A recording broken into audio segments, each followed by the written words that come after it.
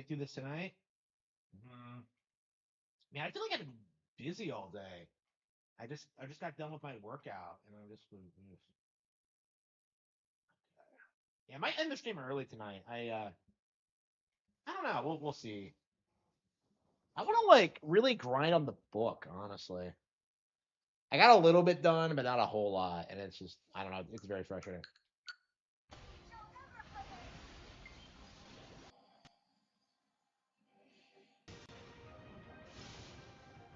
Hello, hello.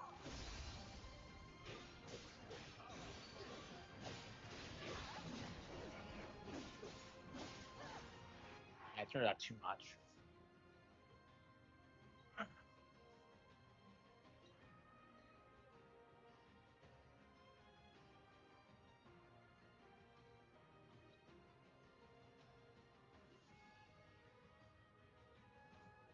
Yeah, I was watching a movie, so the volume was way higher than it usually is. Okay. Hello. Here we are with some Age of Imprisonment. Hopefully, this is the last stream of it, and we can move on to anything else. Uh,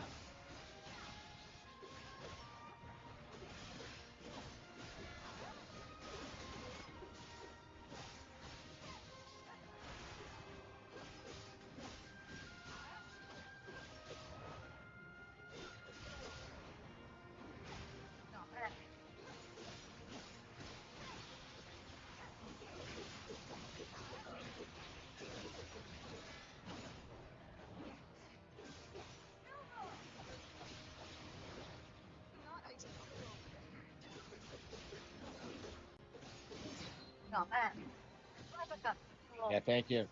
Yeah, I'm very curious what's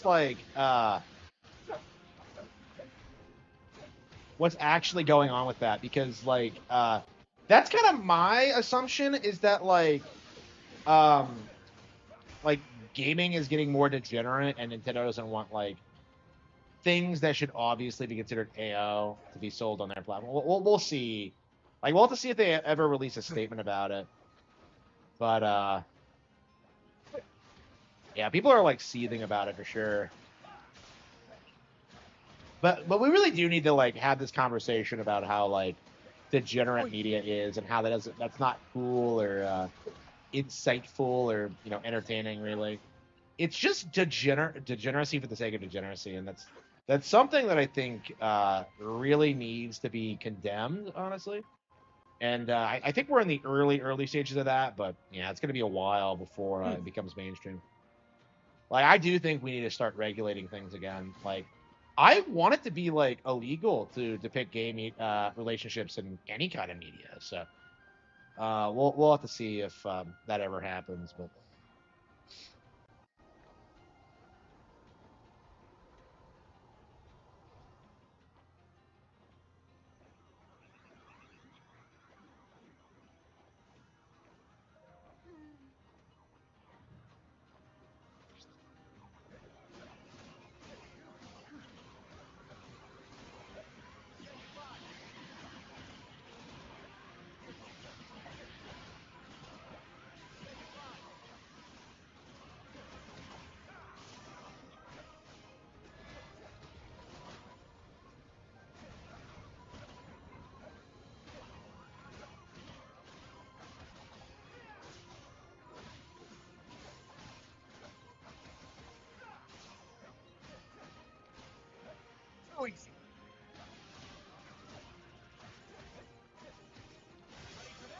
yeah, every time people talk about Dispatch the way they used to talk about Invincible and The Boys, right? It's the same exact demographic of people. It's just oh man, it's the greatest superhero story ever because it's so mature and adult. It's yeah, it's not that good. You can just tell just by seeing people talk about it. Uh, it's very frustrating how people hype this shit up, honestly.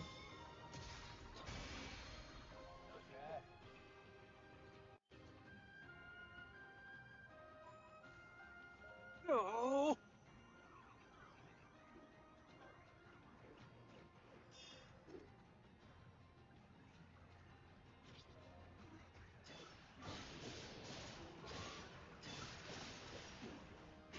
Ganondorf has been playable in Hyrule Warriors since the first one, has he?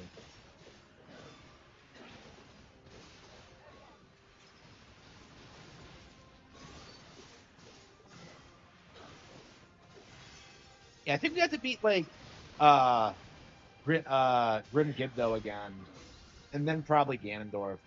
And I think we'll be through. Like we probably would have finished this last night, but my stream died on me again. I actually got like an email from Streamlabs today about it. We're trying to figure out what's going on. I think it's the multi-stream because that's actually why I'm not multi-streaming right now. Is because I believe the multi-stream is like taking down my live streams. But listen, we'll see.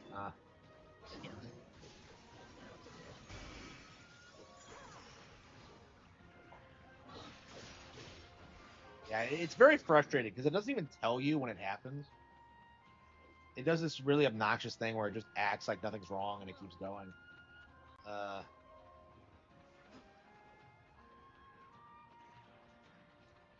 I don't know. They need some kind of failsafe for that, honestly. Like you should be able to just like reboot it and like get the stream back up and running again within a couple of minutes. It's just like it's not that hard to do. It just like knocks it off immediately, doesn't tell you, and like I don't know. They need some kind of system for that.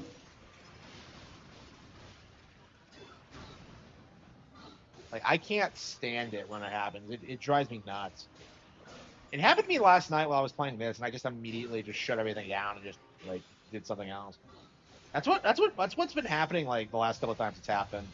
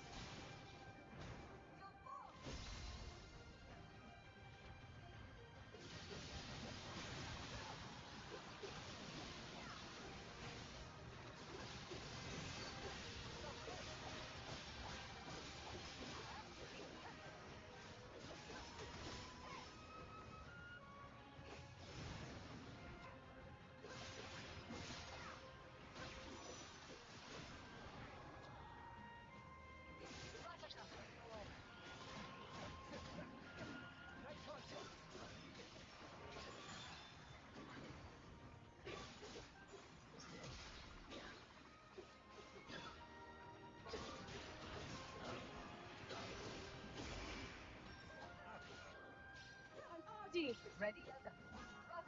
You owe me for this.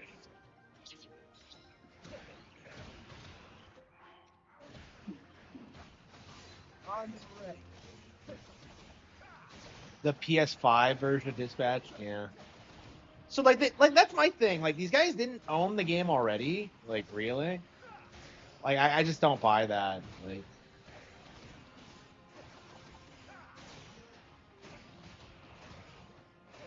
Like Dispatch is pretty exclusively the kind of shit that like PlayStation and PC players would hype up for like the month of release and then just completely forget about it. It's like it's the very definition of generic. The fact that they're pretending that there was this huge audience of people on Switch 2 who wanted it uncensored is just hilarious. But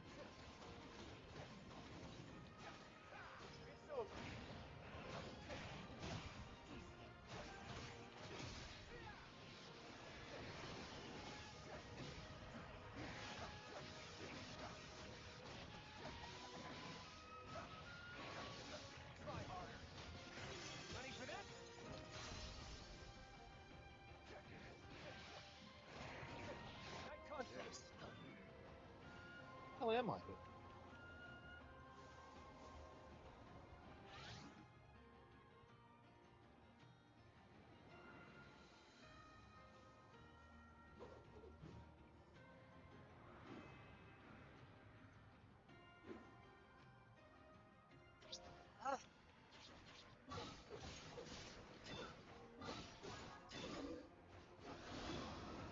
High guard, yeah.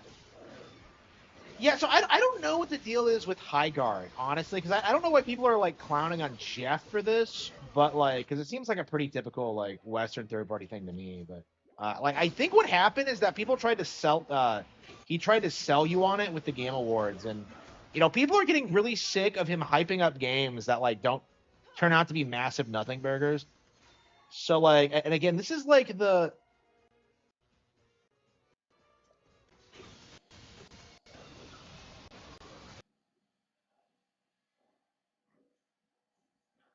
wait, when the hell did this happen? Wait,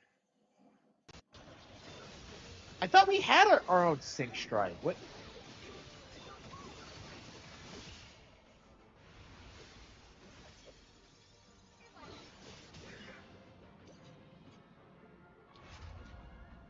I know, right? Like, what we were expecting was gonna happen. Jeff should be replaced. That'll be very interesting to see what happens to the Game Awards after Jeff, because like Jeff, it's Jeff's family money that's keeping it afloat. Like, I think people don't realize how unsustainable the Game Awards actually is. Like, it loses money every year. Like, he's trying to make it a thing to be, so he can like kind of control the gaming industry, and it's just not working out. Like, there's way too many alternative shows for one thing. Like, David Pitchford showed up at like the New York ones, and it's like, well, nobody cares about any of these shows, but like, I don't think there ever will be like a definitive Game Award show like there is for the Oscars, right? Because the Oscars is only relevant because that was the one that like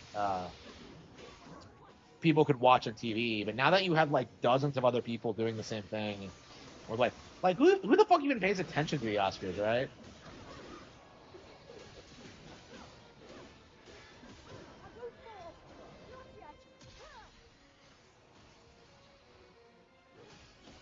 Oh, they got muscle. Okay, here we go.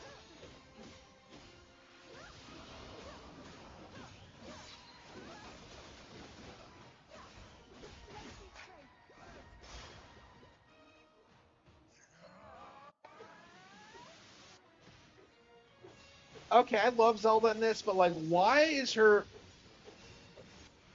this sync strike her just waving around the stick like a stupid like a torch or something? It's just weird.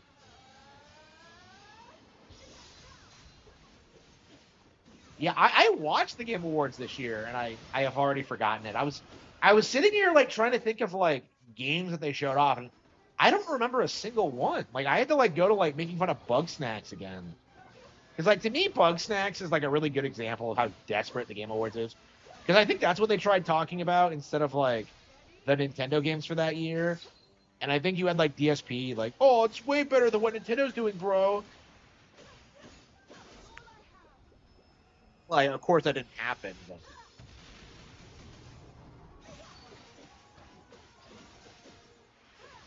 I don't know, man. Like, you're not gonna see shit from any of those games. Like that weird one where like you're a dog herding sheep. Like that's not gonna be a thing.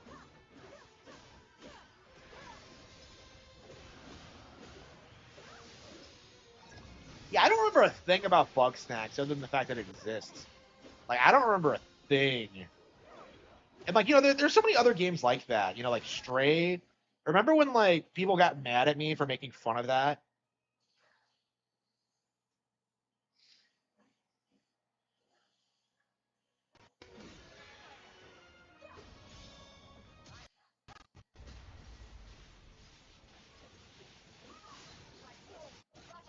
You will night construct.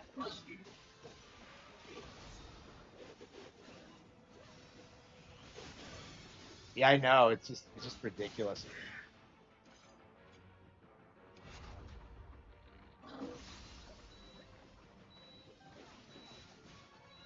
No, they did that stereotypical thing that like everyone does, where it's like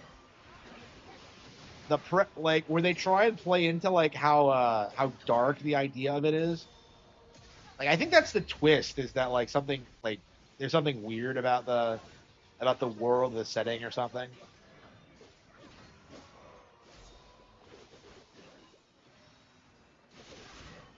I know, yeah.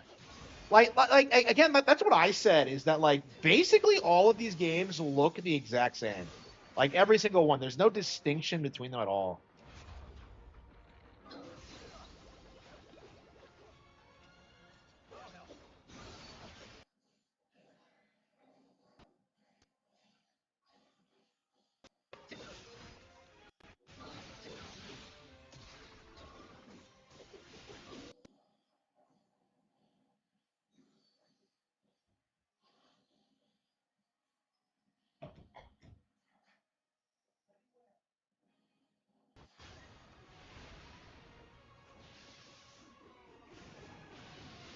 What the hell is this? I have fans on my hands?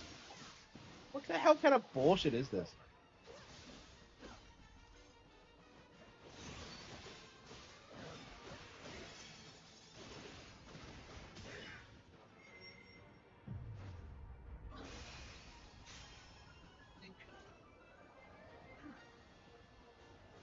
The final confrontation awaits us. Did we not actually beat Grim though? I swear we did. I swear we hadn't beaten her yet. Yes.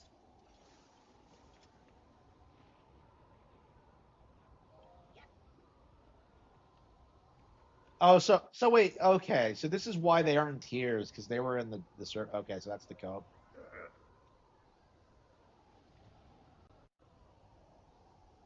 I mean, they had to write around the fact that the construct in Calamo didn't exist in tiers. So.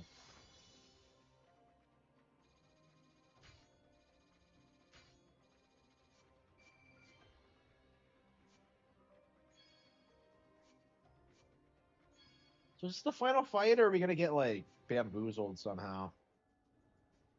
No, this seems to be the actual fight. Yeah, this is the confrontation at the end. What I don't get is why Ganondorf like just sat on his ass and did nothing. Like I don't understand like why there was such a gap between Sonya dying and like what the hell did we accomplish in between that? Like I just don't. I don't know. The power I have granted.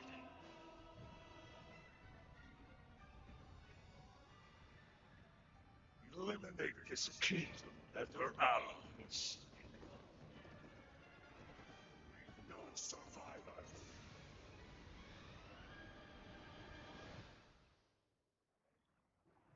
Looks like Ganondorf went after him, just like they were hoping.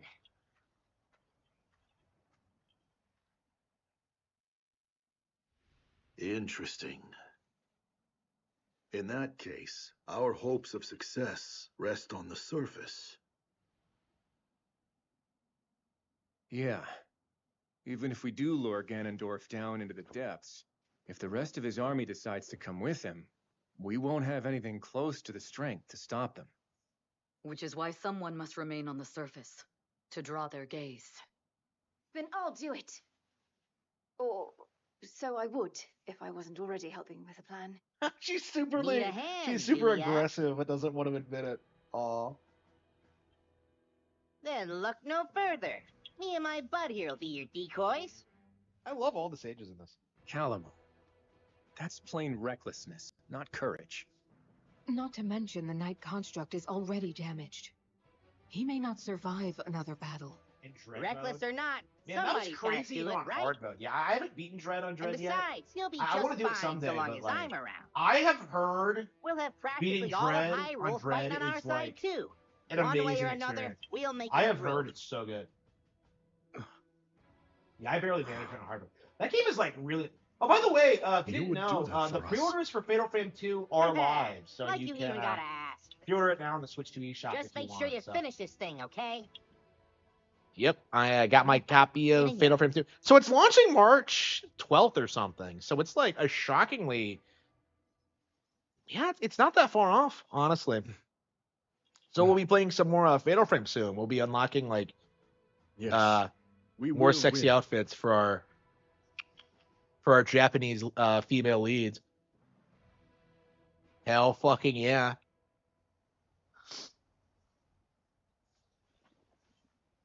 It's our turn, bud. Let's give these monsters a show they'll never forget. For our friends in the depths, and for Hyrule. All the endings for Zero Mission. Yeah, I've never gotten all the endings for like Zero Mission or Fusion. I actually don't know. Like, I don't know.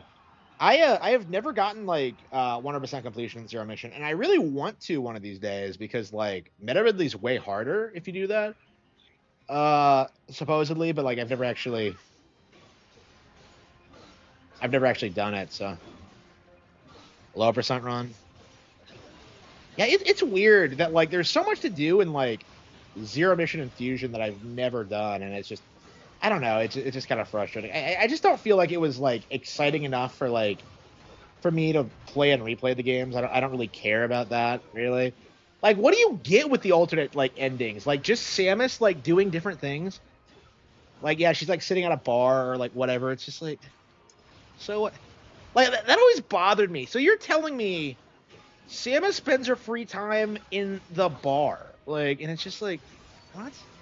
Like, I have a hard time believing that.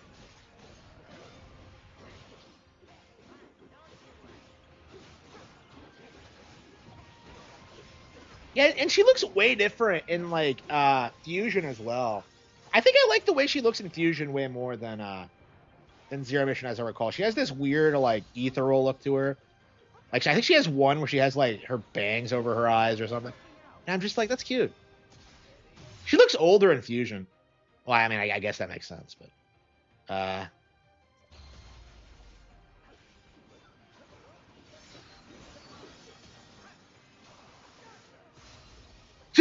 They're remastering Rule of Rose? No fucking way. Are you serious? Oh, fuck that bullshit. I wonder why they're doing that.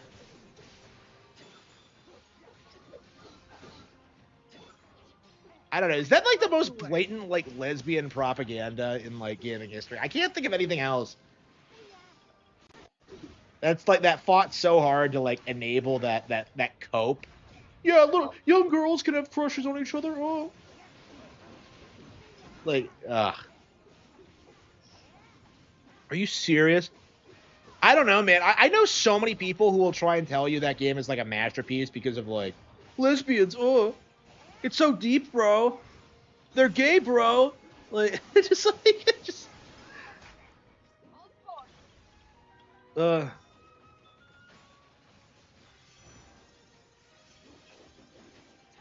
I don't know, man. So Blooper Team's bringing, like, what the fuck is with Blooper Team? They suck. Like, why are they getting attached to all these projects? It's a psyop, like Blooper Team? Like, who's a psyop? Like, the lesbian thing is definitely a psyop. Because, like, fictional lesbians act nothing like LARPing lesbians. I say LARPing because, like, real lesbians don't exist. So they're all, like, LARPing. Yeah, but, like, it's bizarre how, like, they try and gaslight you into thinking they're, like, cute or, like, it's... or whatever, and it's just, like, it's nothing like that.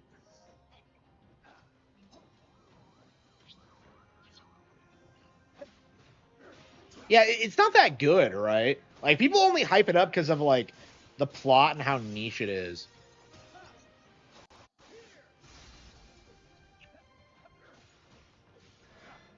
I love how, like, I think the game ends with her ending up in London in, like, the 40s. And if you know anything about London in the 40s, like, it gets bombed to shit by Hitler. So fucking Hitler and the boys just ruin her day after the horror game is over. It's just, are you serious? Like, come on.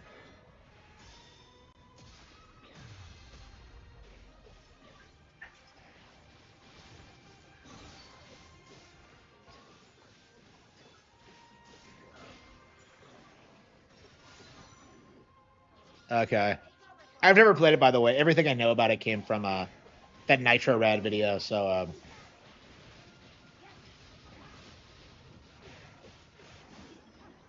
yeah, I haven't played a ton of horror games, so it's like I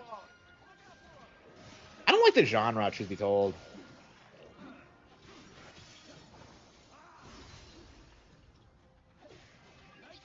But yeah, the fetishizing lesbian thing, it needs to stop. It's not just like fetishizing them sexually either. It's like trying to make it seem like it's some like practical life choice or like a real thing that can work or like that happens. It just isn't really. Here goes. The Demon King's army. So like, wait, you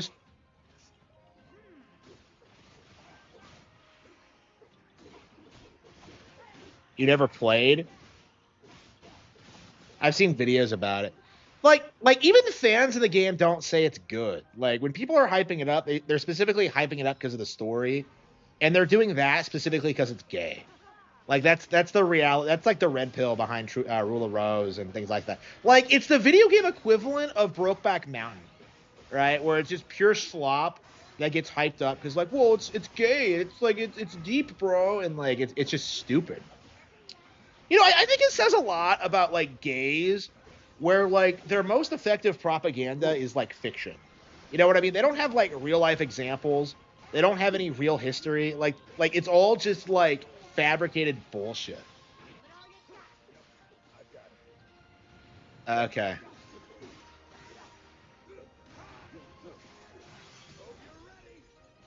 So you actually get to use the side characters on the surface. Wow.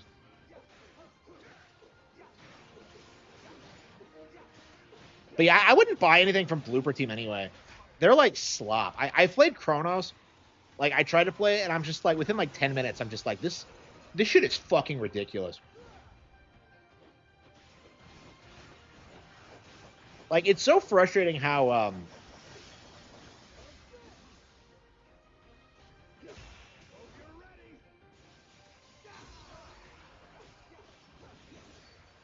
the community tried to push this meme that like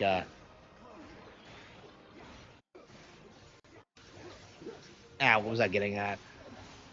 I lost it. Shit. Yeah, I completely forgot what I was talking about.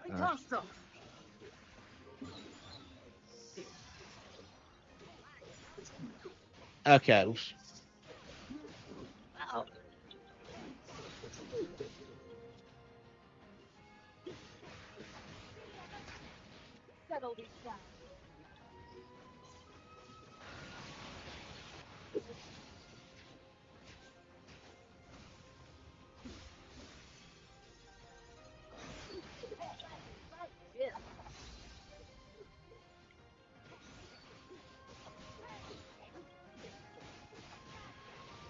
But yeah, playing Chronos: The New Dawn. Like, I never want to play anything from Blooper Team again. Like, I genuinely don't think the company has like anything of value to offer to the world, and I'm very tired of hearing about them. They're like a modern like I don't know. They're like the new FNAF. I don't know what it is about horror fans, but they just like they get excited whenever they see like anything remotely horror related, and it's just like it's not going to be good. Like it's never good. Like I just don't understand like the horror audience really. Like they consume whatever slop comes out.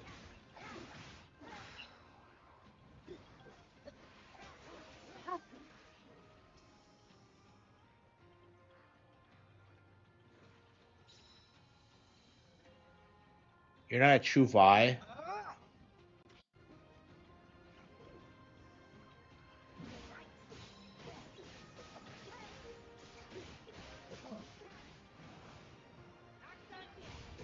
Chronos? Who refused to touch Chronos? Like yeah, again, like Chronos would have shown off at that Nintendo Direct. People hyped it up as some big deal, and like when it actually came out, nobody gave a fuck. It was kind of like Dispatch last year.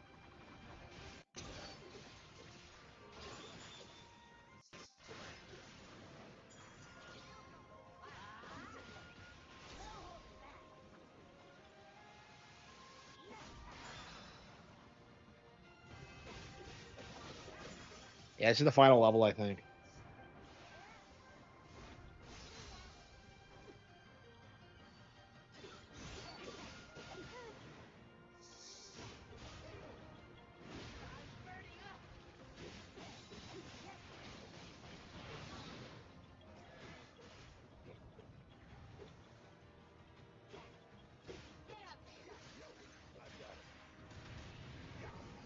Wait, is this an actual mech? Where the hell are we? Wait, this is the biggest horde I think I've seen in any fucking Warriors game. Like, what am I even fighting? Okay.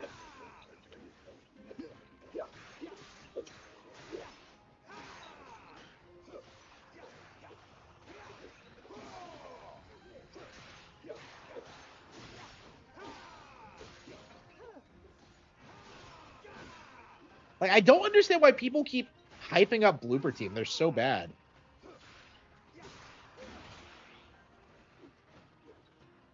Give it your all.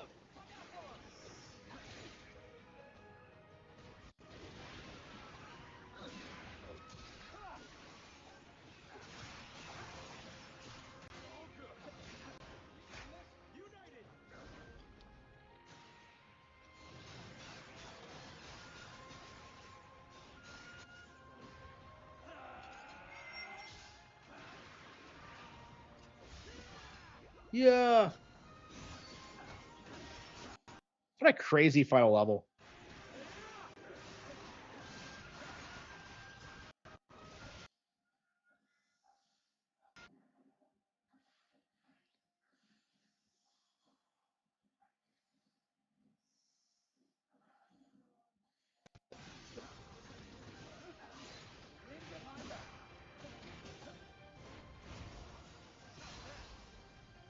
Yes, there's plenty of games coming out like after in February, like Dragon Quest Seven. We're getting like Yakuza. We're getting like Fatal Frame 2. I'm so excited. Like, how can I not be excited about the future?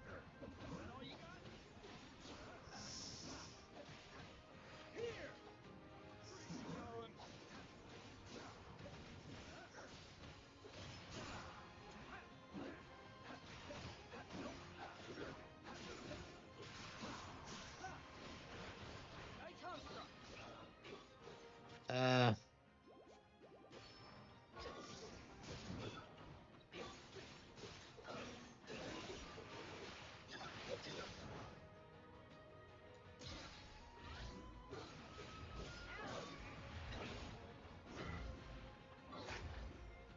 it's always the Construct and Calamo. Half of those games are old. No, they're not actually. What are you talking about? Mario Tennis is brand new. The Fatal Frame 2 remake is brand new. Like Monster Hunter Stories 3. Like, there's plenty of games coming out that are new. Like, what are you talking about? Those are all old games. Like, what are you talking about? That's not true. Yeah, the Mario Wonder DLC. Yeah, like we're pretty much like good until April, I think. And even April has like Pragmata, so I don't know. It's just like I'm just so done with the whole like Switch 2 has no games cope. It's always just like this game is old or like I don't care about this or it's for kids or whatever. It's just a giant cope and it always has been. Fatal Frame is a remake. Yeah, it's a new game. Like, oh, it's a remake. Yeah, have you played the last remake? Like, this is nothing like that.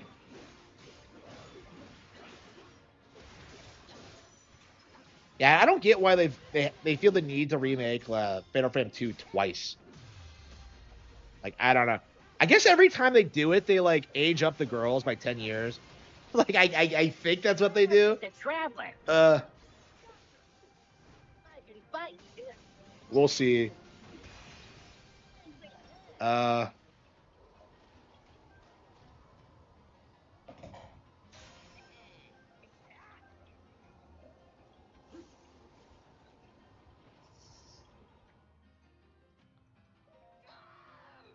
okay, so we have to fight Grim Gibdo. Okay. Combo!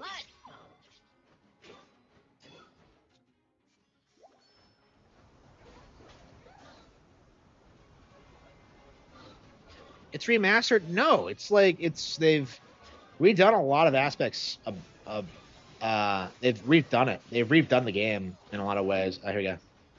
Like Resident Evil 2 remake is not the same thing as like the original, right? They made like story changes and like pacing issues. Like you know, it's different. So yeah, it's a new game in that sense. Okay. Yeah, Poke. Oh yeah, Poke Pia is coming out March 5th. Yeah, yeah, that's a week before Fatal Frame 2 actually. Of course. I don't know. I feel like you're not going to see anybody talk about Fatal Frame 2. You know what? Fatal Frame has like, it's so much better than like what Blooper Team is doing, and I don't know. I'm just very frustrated.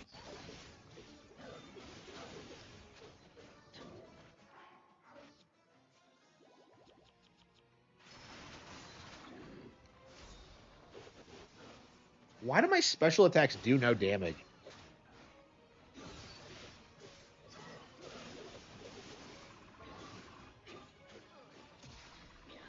Helping out.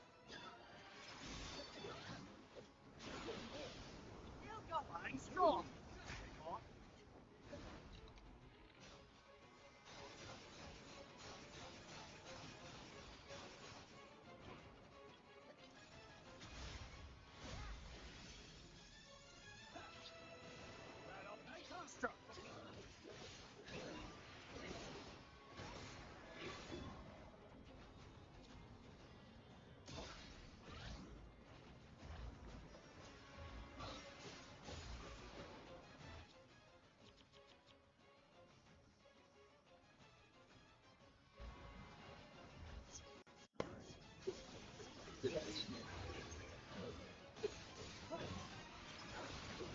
was the last time I ate? It's been a while, hasn't it?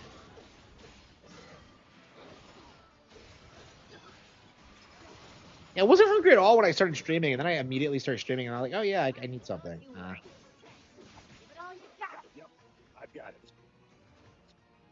Take the aim. Yeah. Yeah, like these bosses take way too many hits. I don't understand why.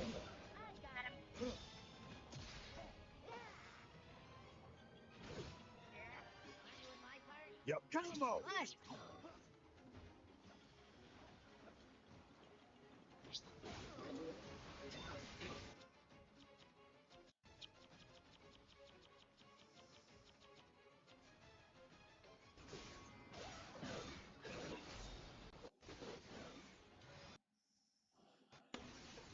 Have anybody that's at full health?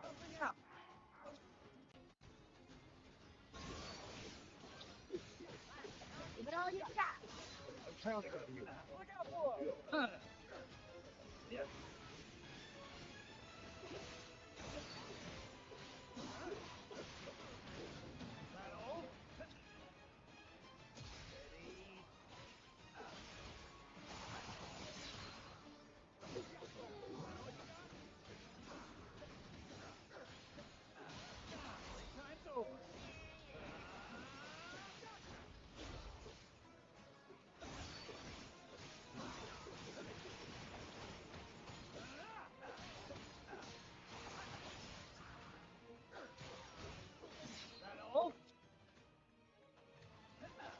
Construct. Of course.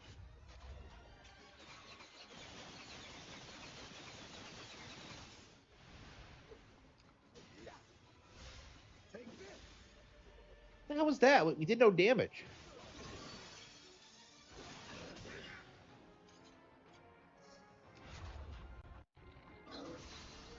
Okay.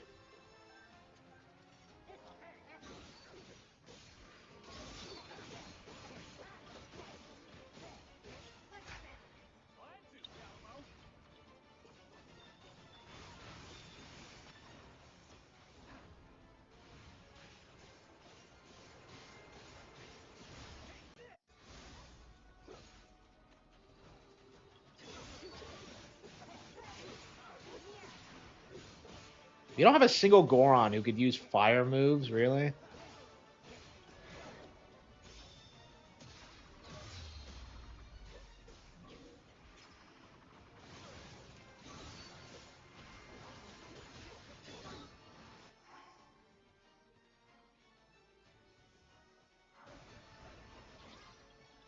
Don't you worry.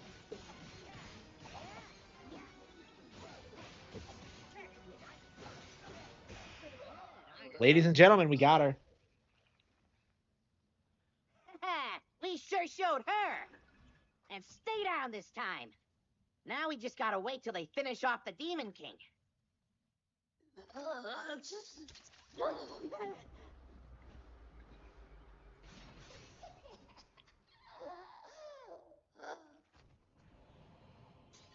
Oh, she got my construct. Oh no.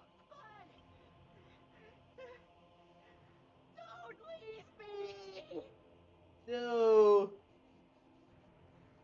And I hate Calamo's voice actor. He sucks.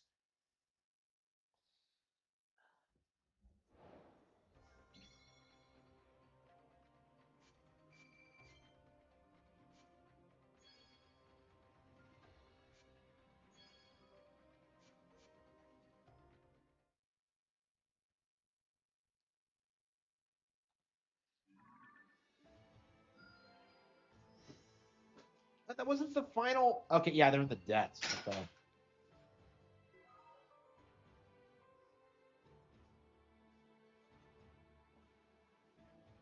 Why even have the depths and the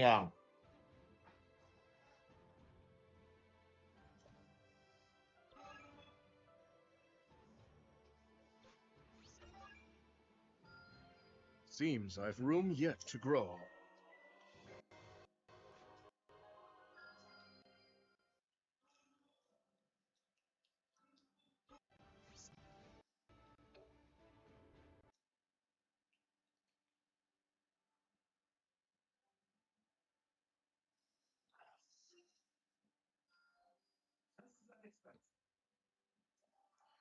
If you back in the day, people used to say Fatal Frame was super scary, and I don't really see why. Just what I was hoping for. They actually make car parts in Japan. For the future of these lands. Consider me impressed.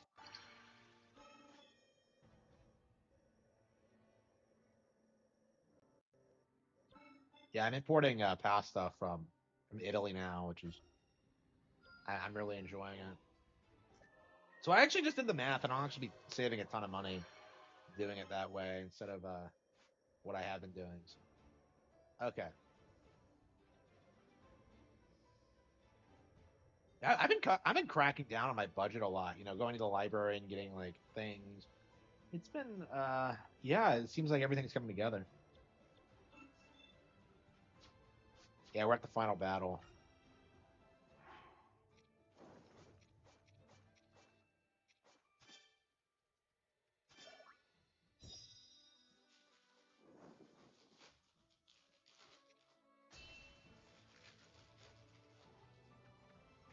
Let's move out.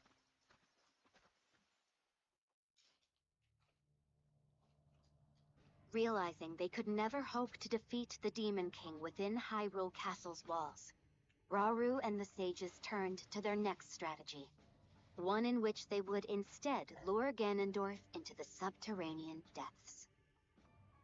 Trusting the Night Construct and the armies of Hyrule to handle the monsters on the surface, Rauru led the sages. With his gaze steady and resolve steeled,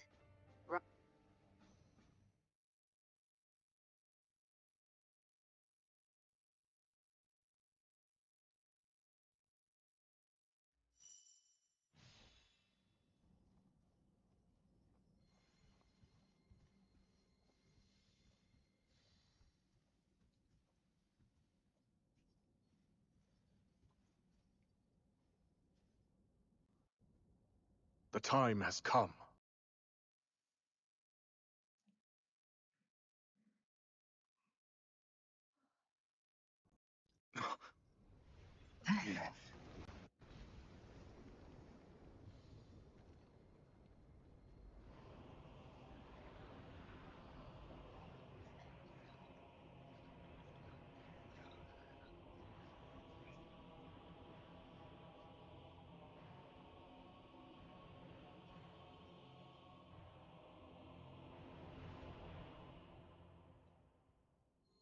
Your end is nigh, Ganondorf.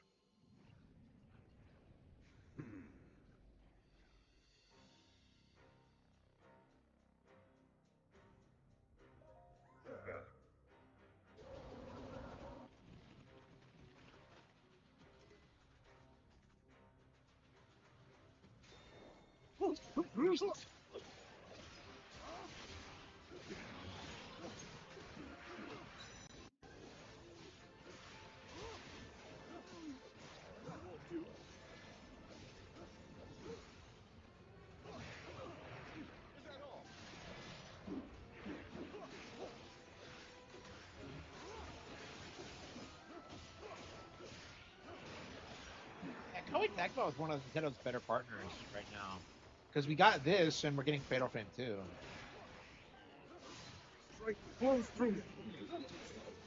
And who's publishing this? Because like I think Nintendo still owns the first remake. I'm not sure if that's still true for the second one. I don't think so. It's coming to other platforms actually. So the remake is still, I believe it's the only Fatal Frame game that's still Nintendo exclusive actually. Oh, that and the 3DS one that nobody likes.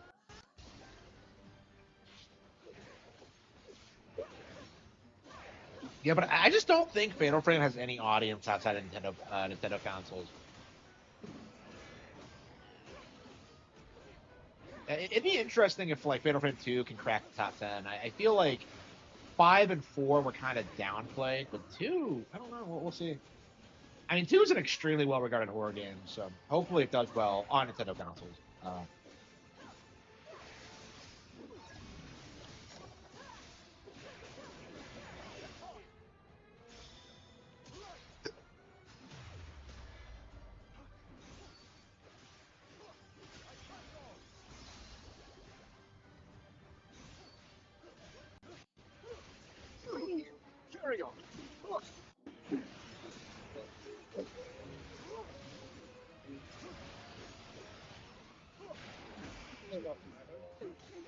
There's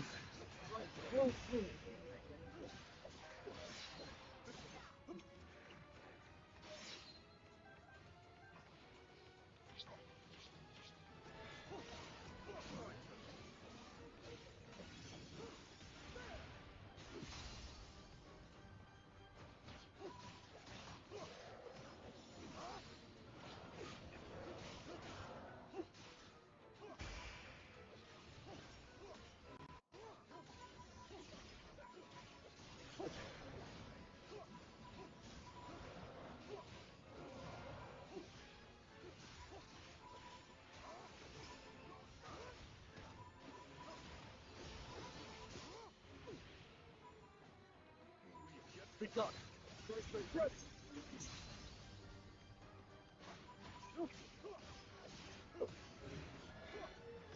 Will do.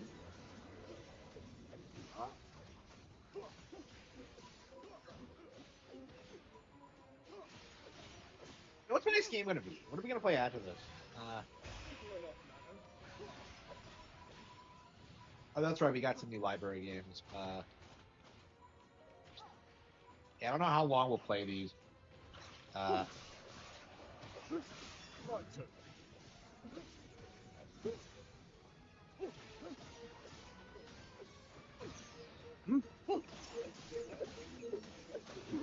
Now then.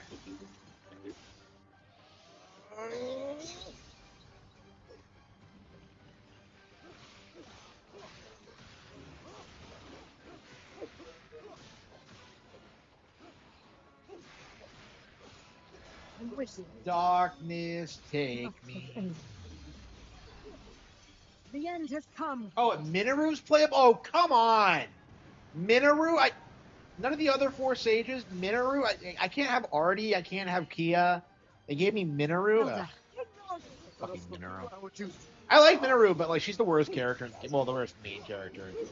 Like I hate her whole gimmick of using Zonai devices. It's like, bro, she had a cool moveset in Tears of the Kingdom. They should have just expanded on that. Is that all?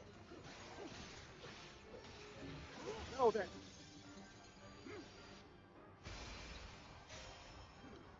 A simple enough matter.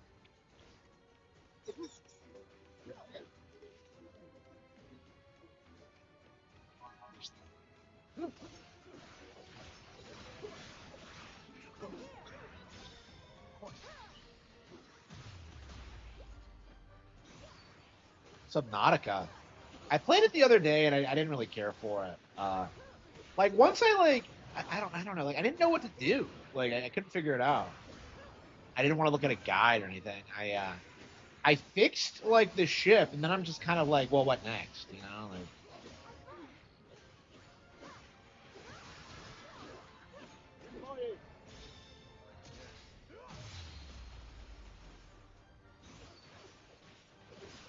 Now then.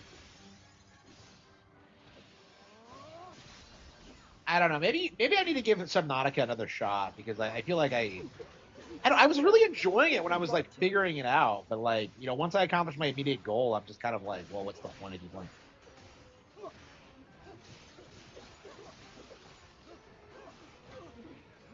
Crossworlds Online, really?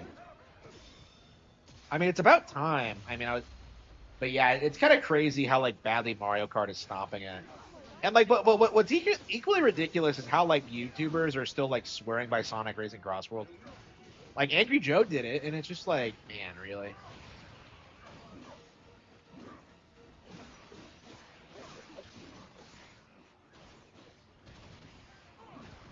How is the Switch 2 version? How is the Switch version worse? Like, what is the Switch do? Like? I didn't see like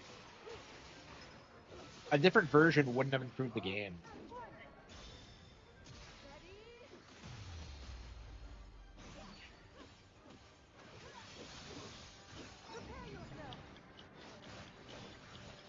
Oh yeah, yeah. So I got my grandma a copy of like Sherlock Holmes for Christmas. It only got there like a couple of weeks after, but like whatever.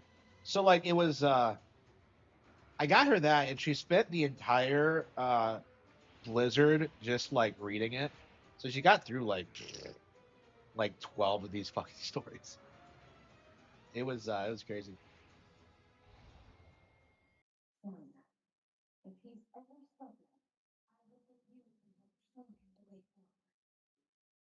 Sandbox games. Yeah, like wait, what? Meet your end. Wait, but we've been doing this the entire game.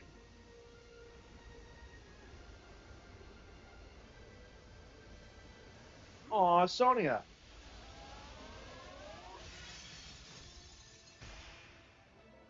I hate how Zelda is like she has a better relationship with Rauru and Sonya than she does with like her actual father. It really is like they're her parents at this point. It's crazy.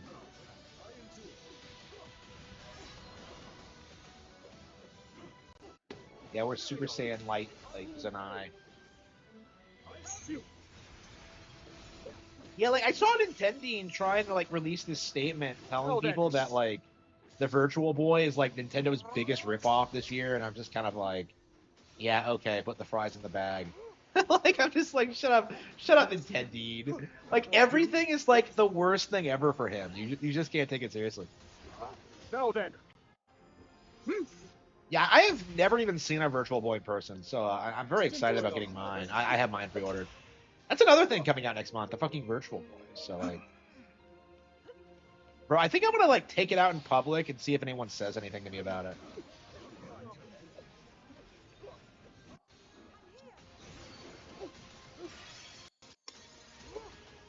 Now then.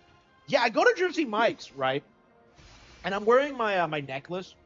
Okay, so what you have to understand about the necklace, nobody ever says anything to me about it at all. Like nobody cares, right?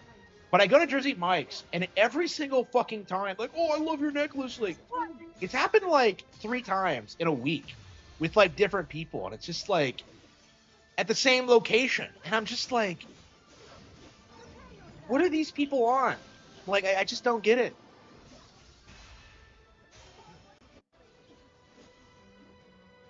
Like, it always confuses me, like when people can compliment you on Berserk stuff. Like a lot of times they don't know what it is.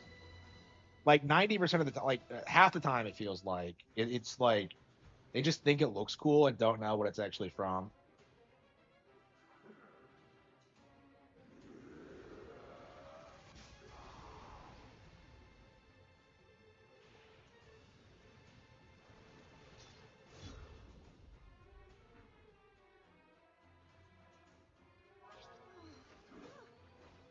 Wow, so Zelda actually fights Ganon in this without Link. Oh, she has Raru, but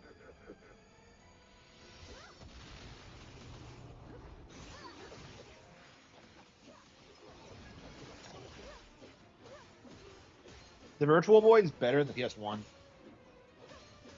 Well, I've never played it, but like, I don't know. I think it's definitely a lot better than people give it credit for. Because like, you look at that thing and it's like it has really good sprite work and like a lot of good games. And I don't know. We'll see.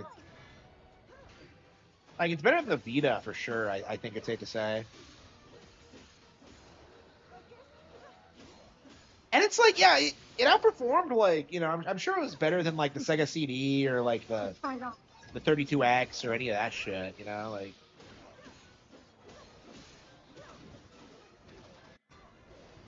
Yeah, I was looking into getting a Virtual Boy a while ago because I didn't think they'd actually re-release any of this stuff, and they cost like $200. I don't know how long they last. I don't know.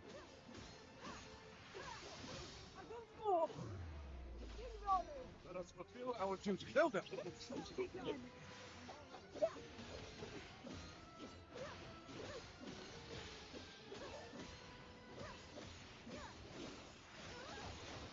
I think I finally figured out why I never saw Sailor Moon growing up. Someone like was talking about on Twitter about how like it aired at 5:30 in the morning, and I'm just kind of like, how the fuck did anybody watch that? I don't know. Like maybe like other people's houses are different, but like I could not go in my parents' room and like watch things. Well, at that point. Because like they wouldn't set up like a TV anywhere else for some reason.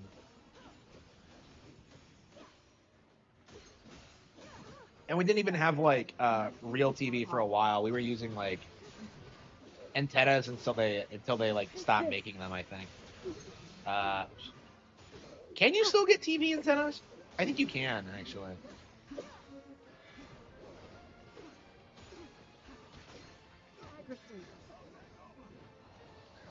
Yeah, I think there is technically like free TV that you can get through like antennas. But I don't know, like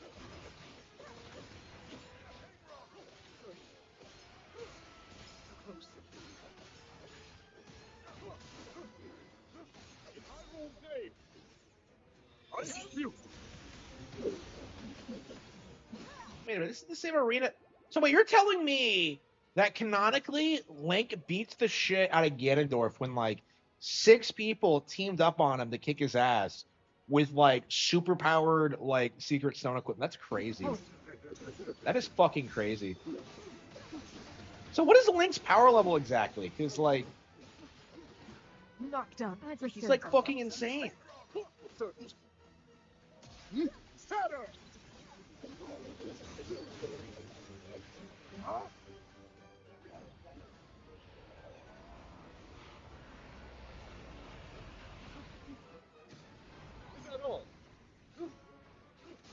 In English? Yeah. So that's something I don't think I've ever heard anyone talk about is like the Japanese titles. Because like I was thinking about this like when we saw the Shadow of Innsmouth, like I'm just like I don't remember anyone ever talking about that one. But yeah, it never came over here. So like AVGN never covered it. Let us fulfill our duty.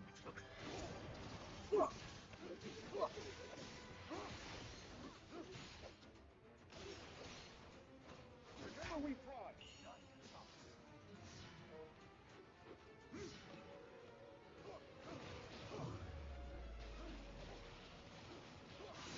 Strength flows through me. Now then.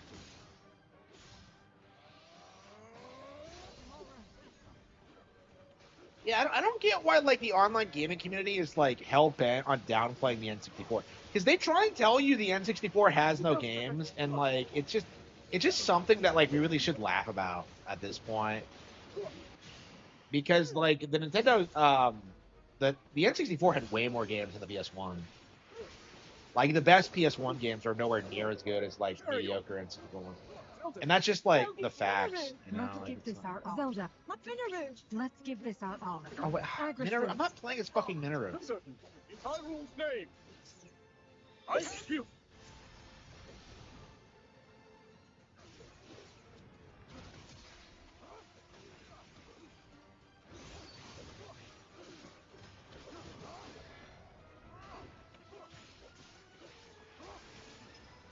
What's our next game gonna be? What's our next game gonna be? Carry on. Carry on.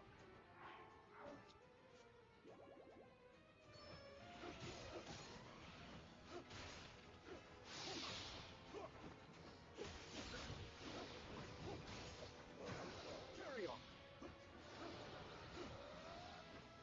That won't do.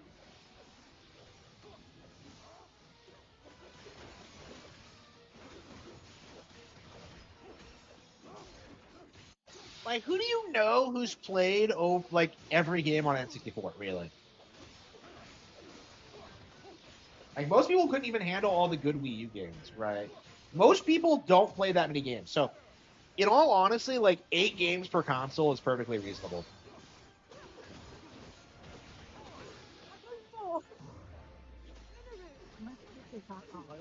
Am I really gonna finish it with Minoru of all people?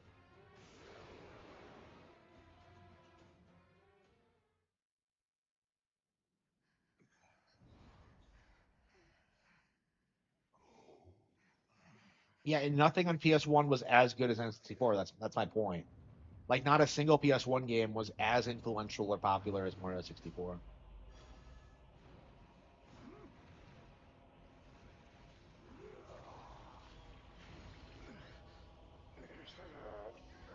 Like, a lot of those games were propped up by ports, essentially.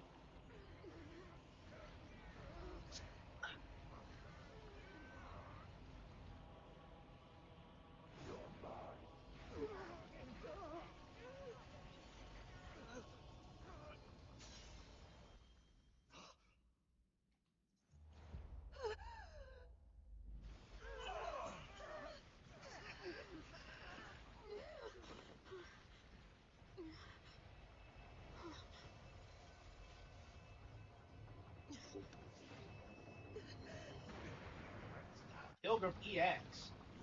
Come the fuck on. Really? What are they all announcing? Scott Pilgrim, Yakuza 3.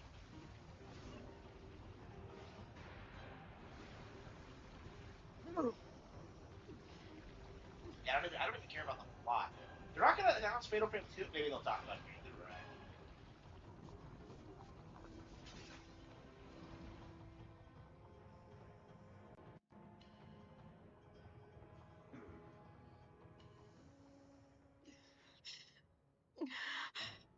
Right. Oh, Minoru got fucked. Did we actually see this in the... Wow. Fuck. I don't know if we actually saw this in Tears. Oh, why didn't we bring all of our guys? So does Minoru should have died here?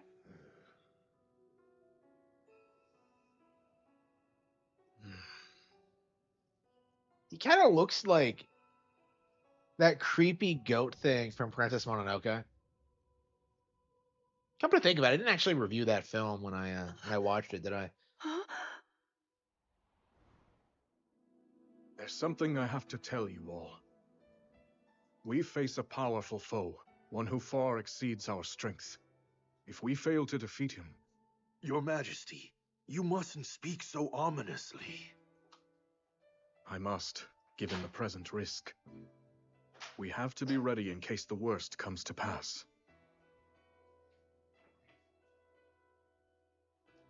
Should that happen, I have one final tactic. But I'll need you to distract him if we want any hope of seeing it through. I'll be counting on you, all of you, to do what must be done.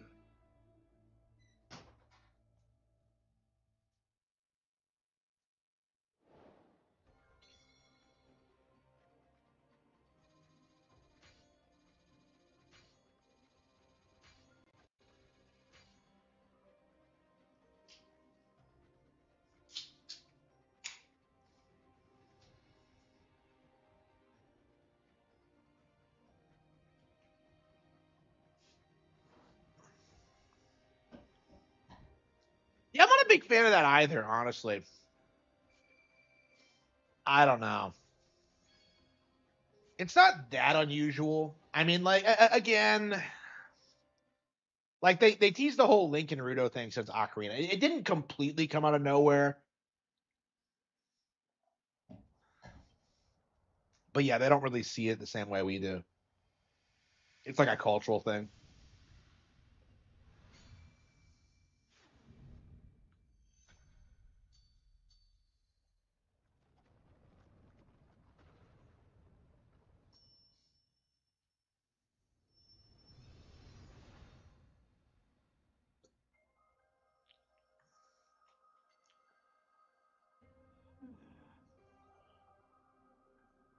What? So the shard just happened to fall inside the construct. It's just really contrived, in my opinion. You bring me here? Where do you think you're going, huh? I'm a big fan. I like tactics. It's really grindy, though.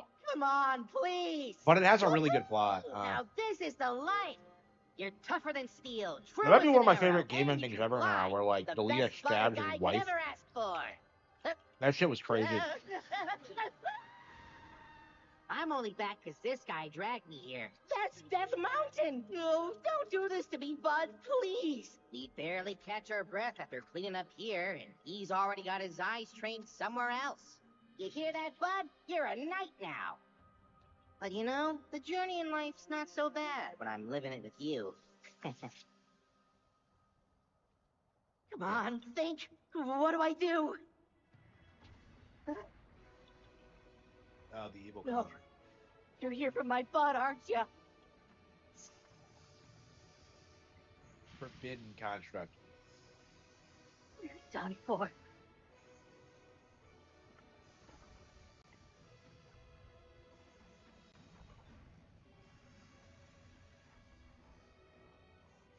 I mean, yeah, I mean, it's definitely not perfect. Like, I definitely feel they introduce characters out of nowhere and drop them just as quickly, but like I think on the whole it's great, honestly. It does have problems. But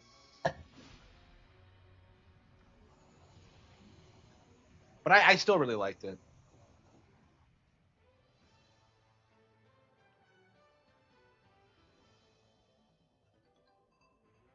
What?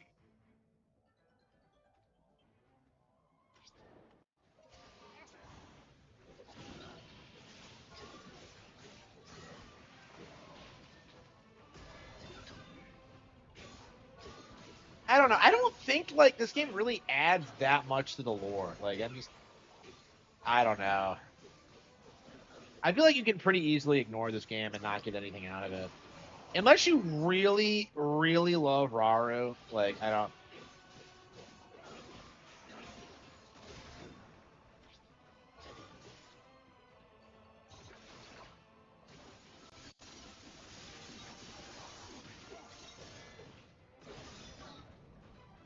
Like, why is my entire health bar getting, like, diminished?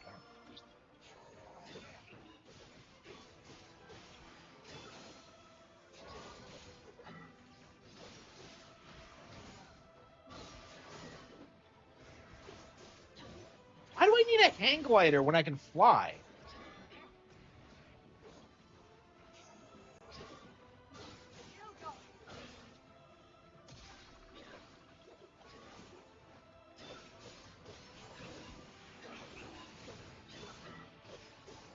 If in re-release for other consoles.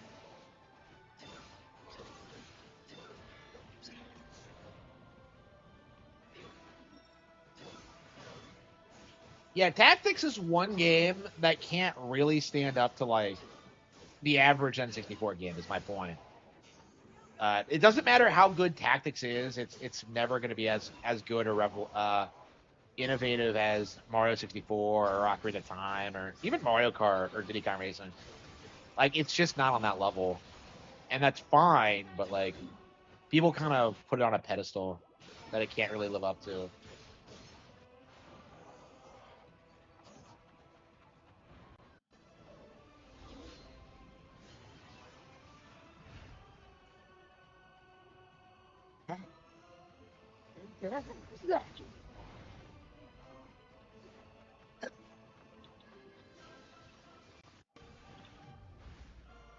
Really? Ah! Yeah. I love Tactics Story. Yeah. But it doesn't matter how good it is. It's just not going to be as good of a game as what Nintendo does.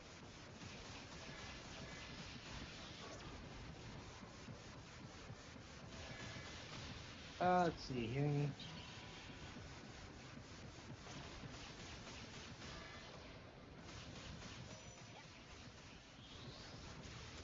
Oh, you can do a barrel roll? Amazing. Really taking 3D Zelda back to its roots. Back when Link would fight R-Wings back in the beta of Ocarina of Time.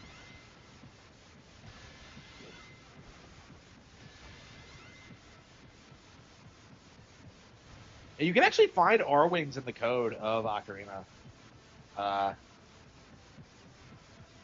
Because they use them to, like, play test Bulbagaia's flight patterns.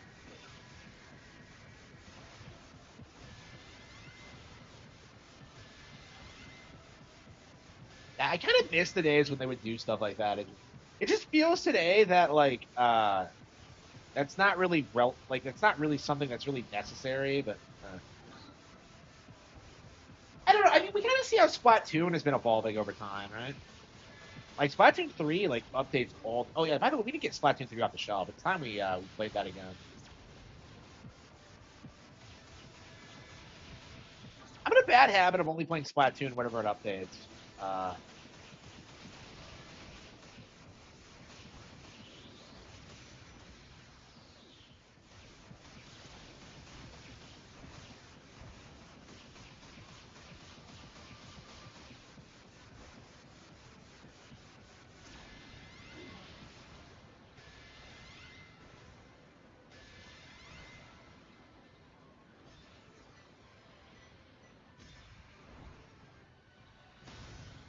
think fat off. I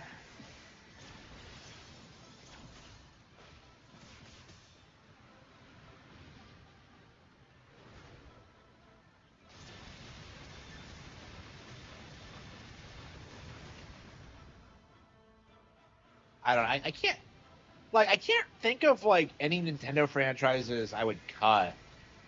Like I don't know.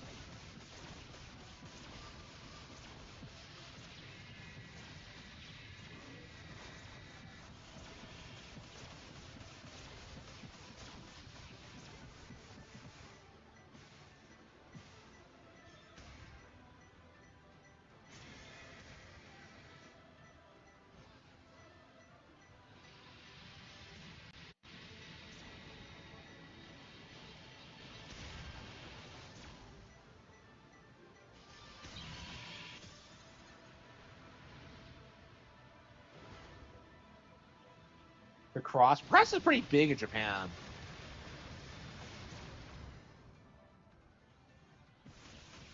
Yeah, I'm not too keen on it either.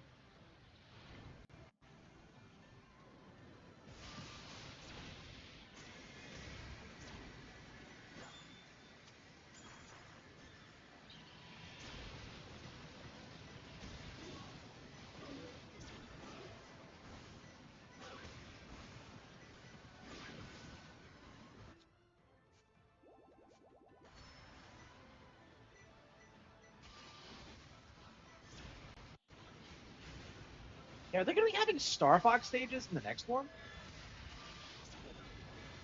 And imagine how much people are gonna see about that. There were people like freaking out over Bonanza looking too much like Wario World, which they're not even remotely similar, but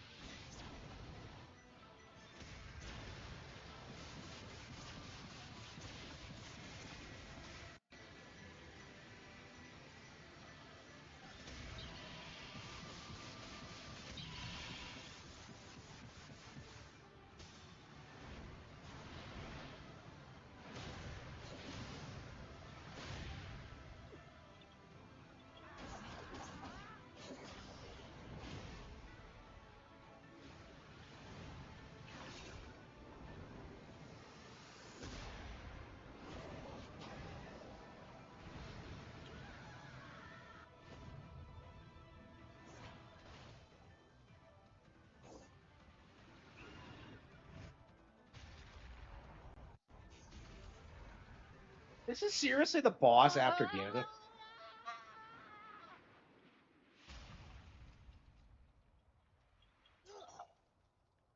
Like I don't understand like what the construct. They created the construct so like they can have a Link character in this, even though that conflicts with the lore. But it's like I don't know.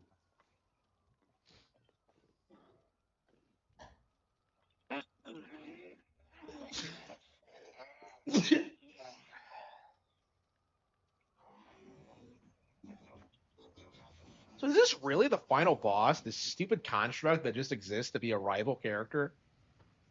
Like my Vegeta, my Shadow, like that Let's Valis finish rival this, girl. bud. You and me together. Oh, it's like Jesse and Scram. Ah.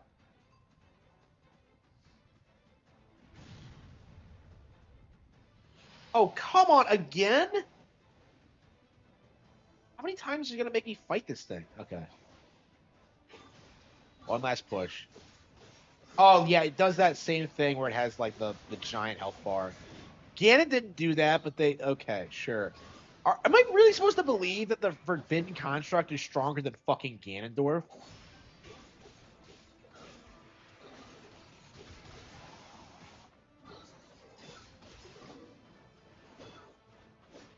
I don't know. This thing feels like a bigger antagonist than Ganondorf was. We fought it more often.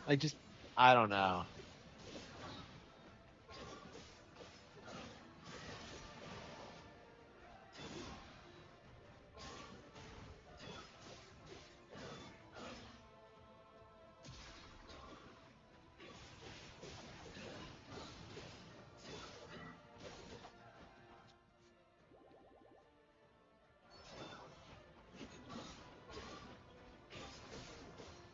Ah, shit. Like, shit.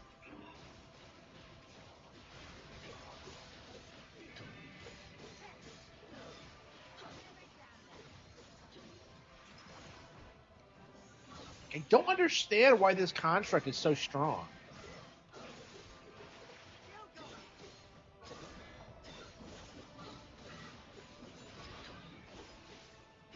Yeah, I've heard nothing but bad things about Origins. Actually, I've never played it myself, but we'll see. Raring to go.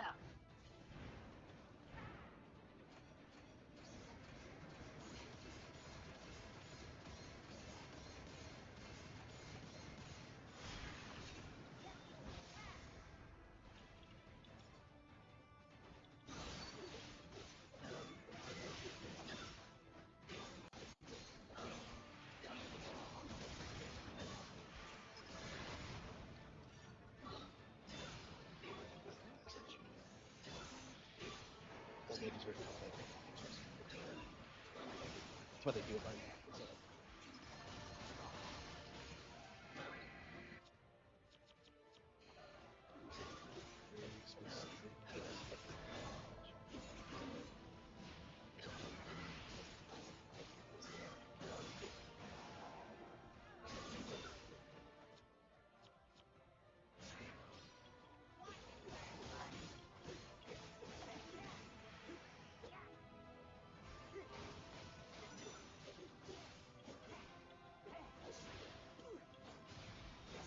Why do I take so much damage every time that he scratches me?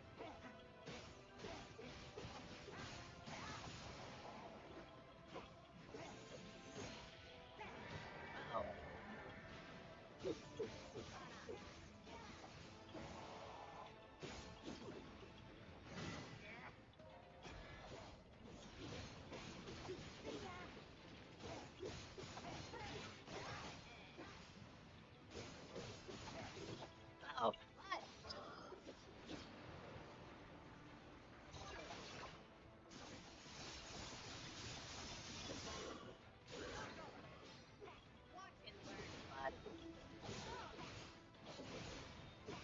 Can I be able to win?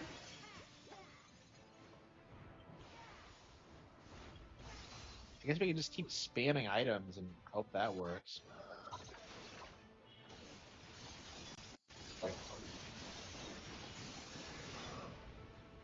Like, oh, but I got back up.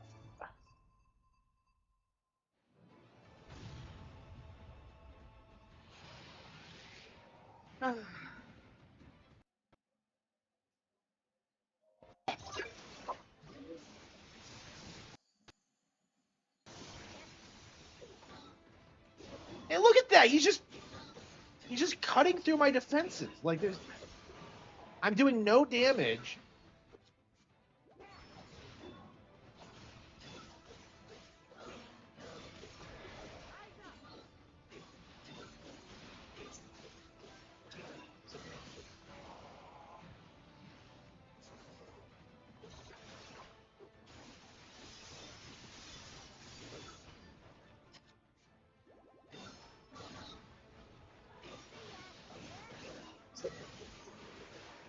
I'm so tired how I'm not doing any damage at all. Can I reset the match?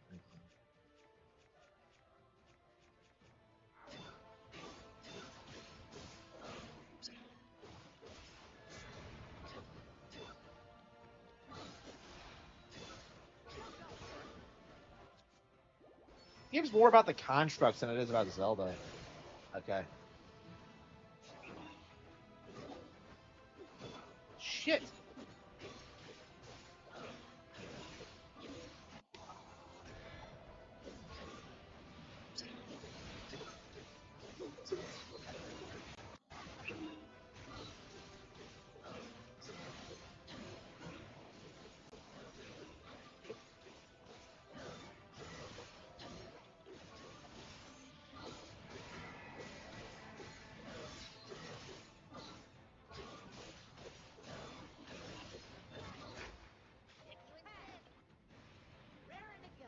I guess we just keep hitting him until we can, like, yeah,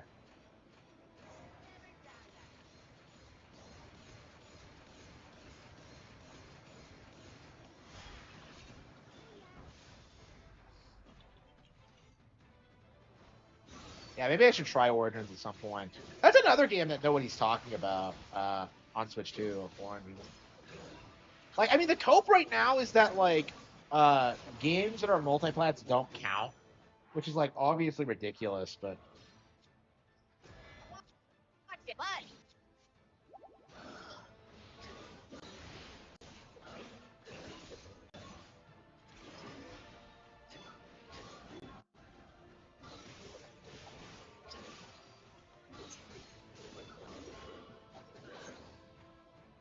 I can't seem to beat him. Like, I can't take the hits. Okay.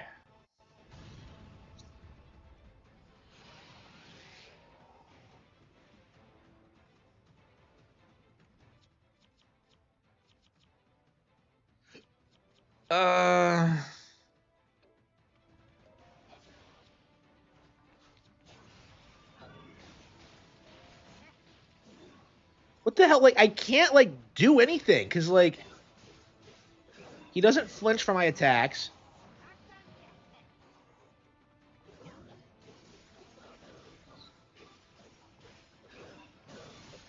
Yeah, I guess we'll just light attack him and just try to chip him down.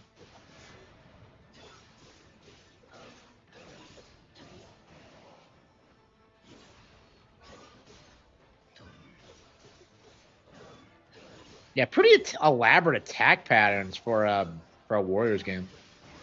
Usually it's not to just mash a button, but...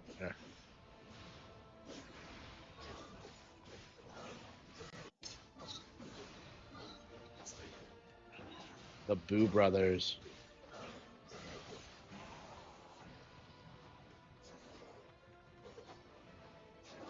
Mother...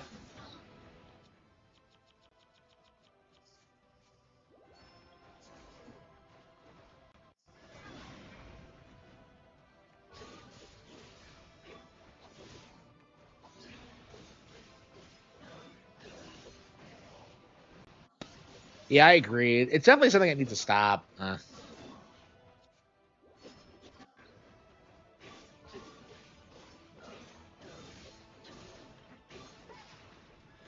mean, people kind of do it for a status symbol. It's to prove that they're real gamers. Like, I hate Nintendo, so that's like my claim to fame. That's what legitimizes me as a gamer. Is if I hate Nintendo. A lot of people think that way.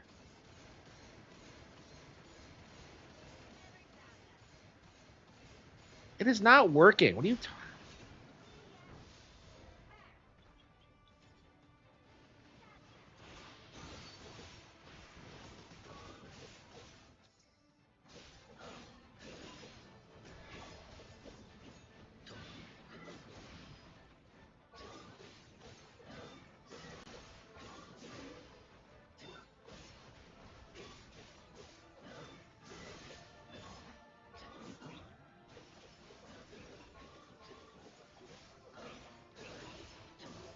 What analogy? I don't know what you're talking about.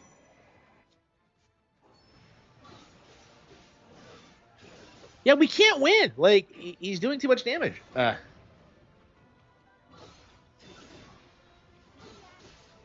I think we have to go back to the map screen for now and, like, grind a bit. Damn, that is disappointing. Yeah, there's nothing I can do, I don't think.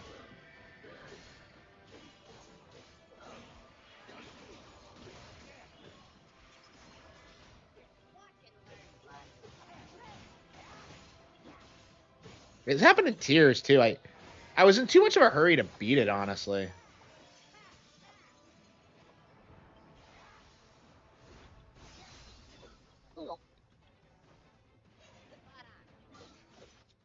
Havana, oh la la.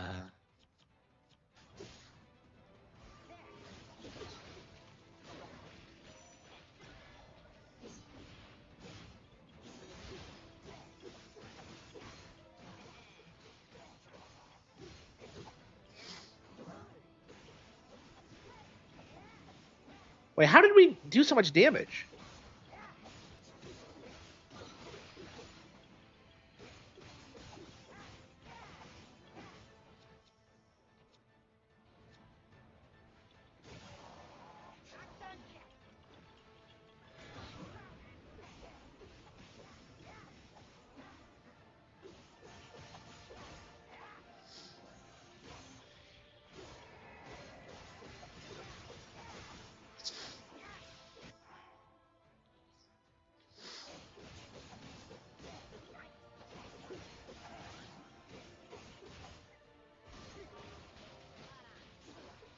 And whenever I bring out the flame emitter, I just...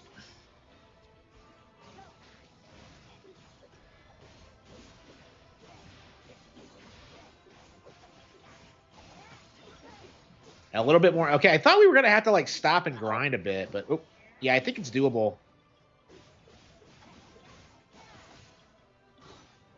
Yeah, basically just dodge whenever he tries doing anything. Oh.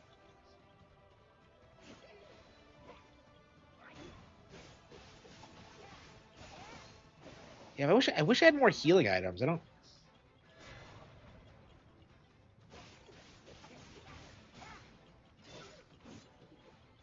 Oh shit.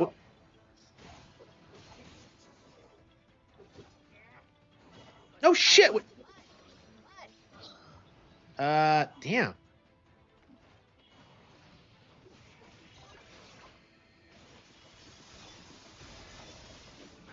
Shit. Yeah, we can definitely do it. I didn't think we could for a bit there, but it does look like we can. Yeah, like the main thing, it takes way too many fucking hits. And like, why don't I have my healing items? Why am I by myself? Why do I keep getting chip damage? Is another thing. Like, you know, all my skills for the construct are trash. I guess I could see if I have any different ones.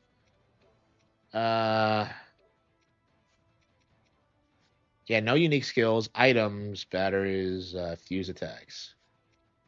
Yeah, they're not fast enough.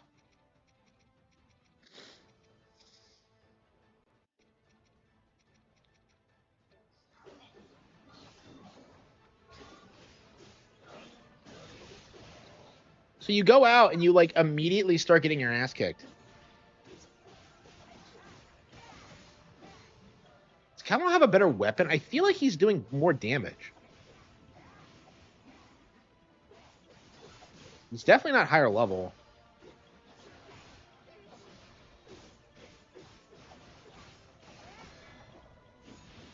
Yeah, I feel like Calamo is doing better. I feel like he can take more hits and he does more damage.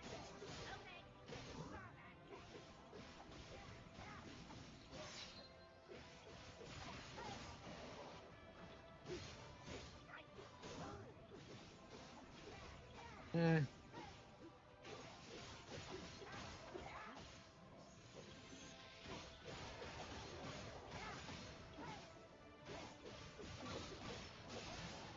Okay.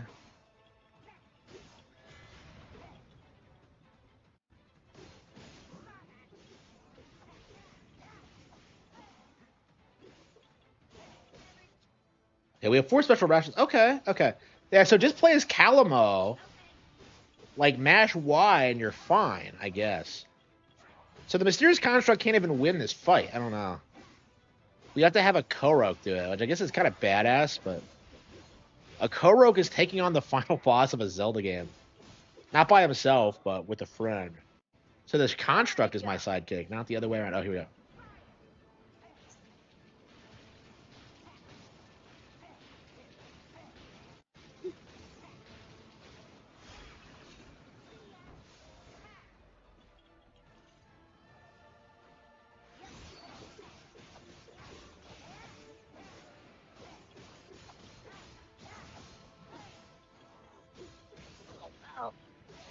Oops.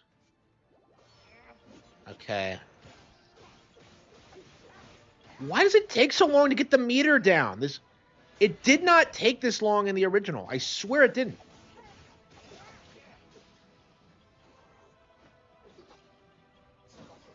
Yeah, he just whipped it out again.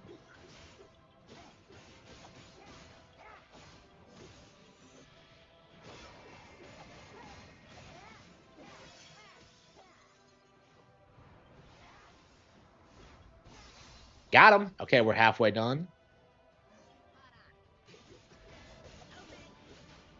It's gonna be all over and done with. Why don't we have help though? We had like all these other guys on the field with us, and now we're always by ourselves. I don't know. I'm fine with the mysterious contract as a concept, but like he definitely should have gotten in the way of like the other characters and their development. Like why is he like fighting the final boss? I don't.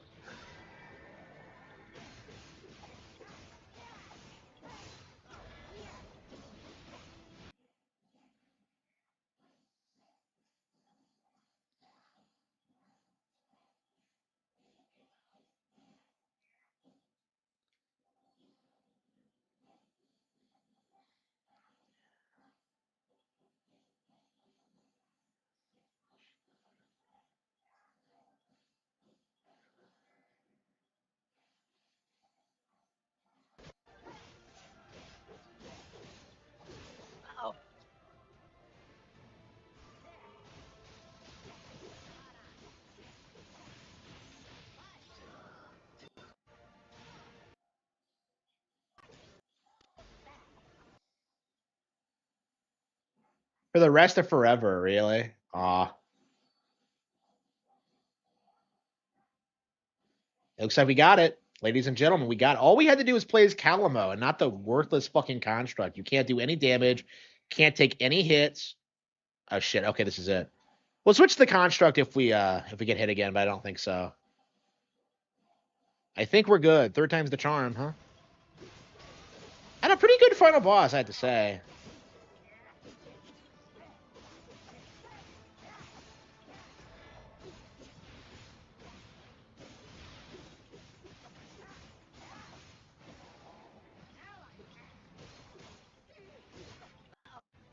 Shit.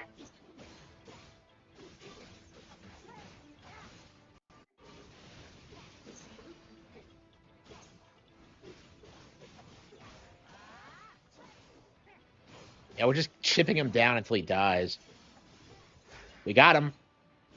Oh, come on. The mysterious construct is now doing something. Okay. What a beast. Man, they both kicked his ass. Wow.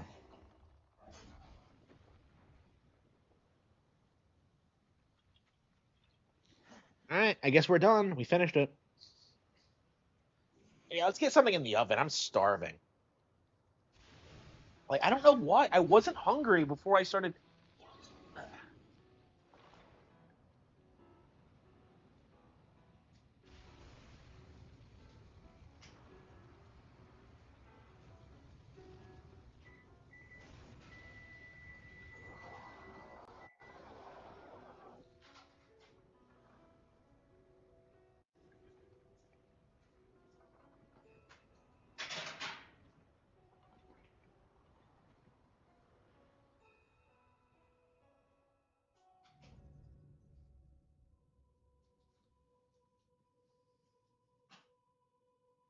That's right. I was working out before I went live.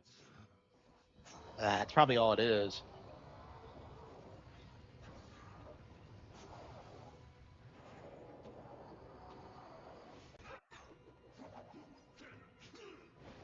Ding ding. I've seen this before. And now, that pride will be your downfall, Ganondorf.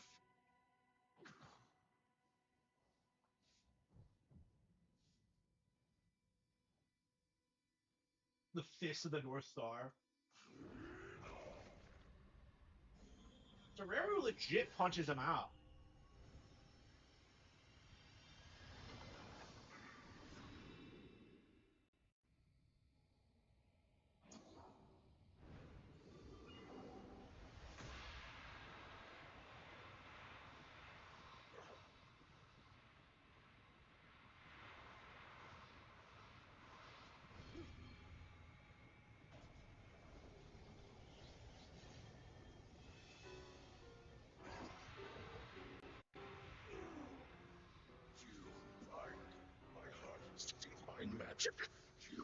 to hold me here.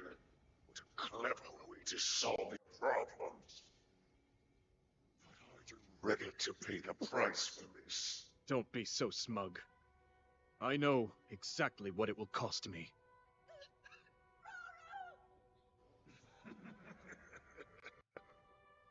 Thousands of years will pass in the blink of an eye. You only delay the inevitable. You're wrong. Years from now, someone will appear with the sword that seals the darkness. A swordsman with the power to He does have a defeat you, third eye. Link. That kind of resembles the Sheikah eye, doesn't it? This name. This name. No. Oh no.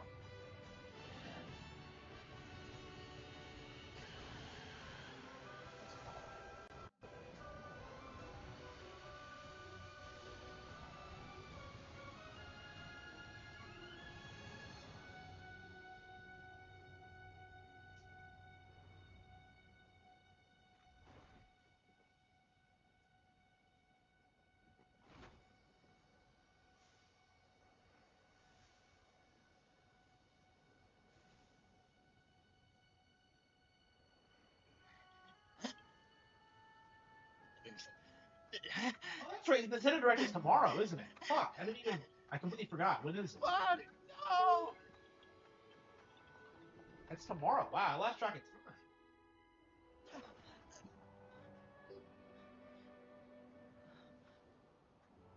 10 hours. Shit, it's pretty early. Damn. I don't know. Maybe I can...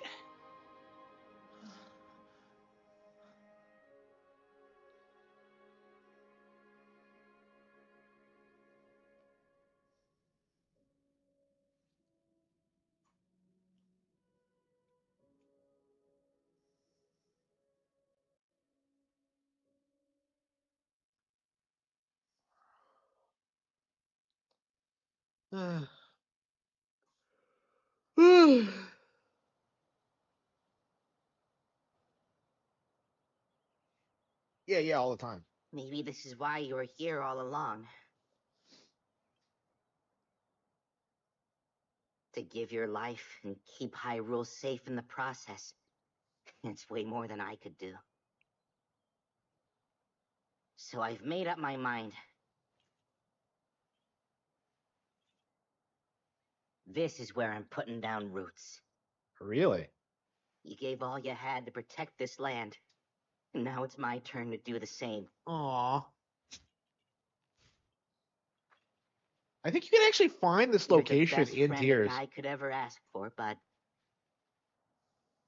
So yeah, it's time we end our journey together. the narrative was that like going into this was that like Kalamo would grow up to be the Deku tree, but like apparently he's a completely different tree. And I wonder if we can actually find this location in Tears. I think so, actually.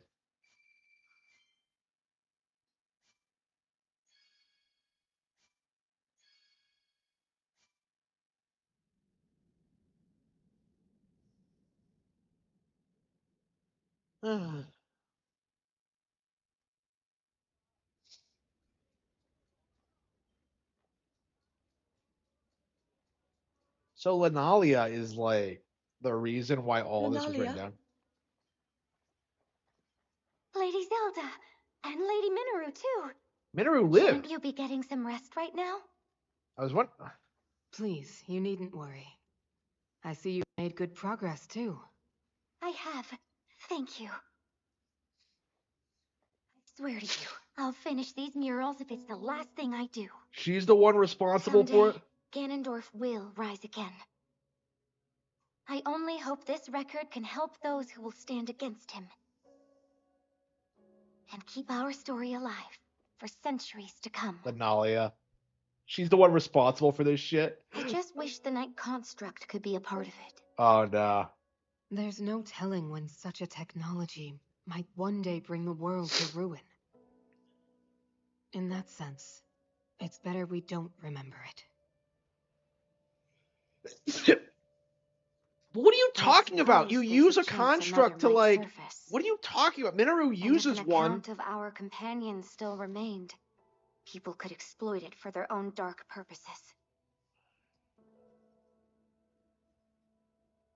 Even so, it's as if our friends were removed from history, like they never existed.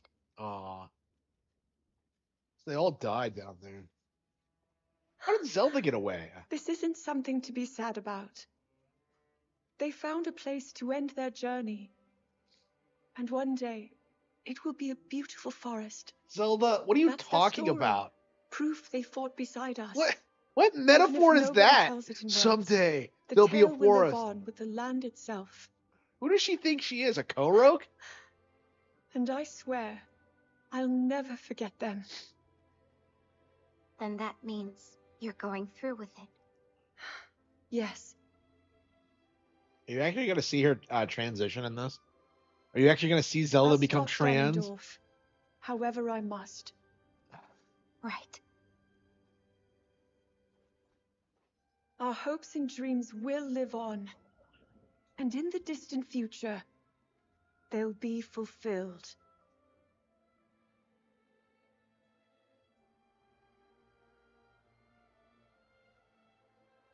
Oh no. Okay.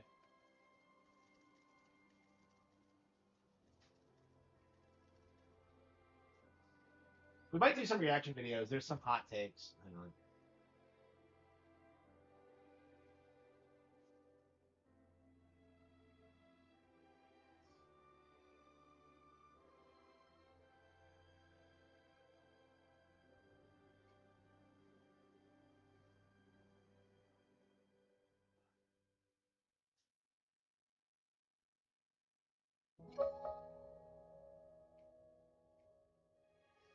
Okay, there's the credits. Okay, so that's Age of Imprisonment. Not bad.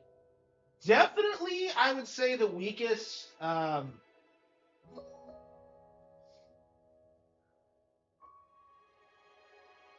would say the weakest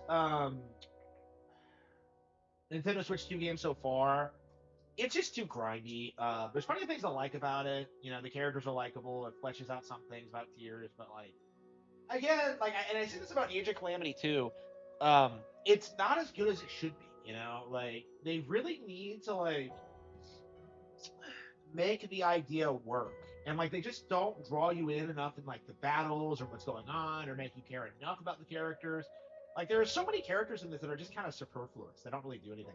Like I remember seeing Koem and Kote in the original, and I was just like fired up about it. Like, oh, it's Koem and Kote. You know, we haven't seen them in years. And then like they don't do anything in this game. Like I think you fight them once and then they fuck off. So it's like you're telling me that Koem and Kote are in this, and then they just don't do anything with it. You know, Sonya's not playable. I mean, that makes sense because of story reasons. But it's Breaking news: a shooting.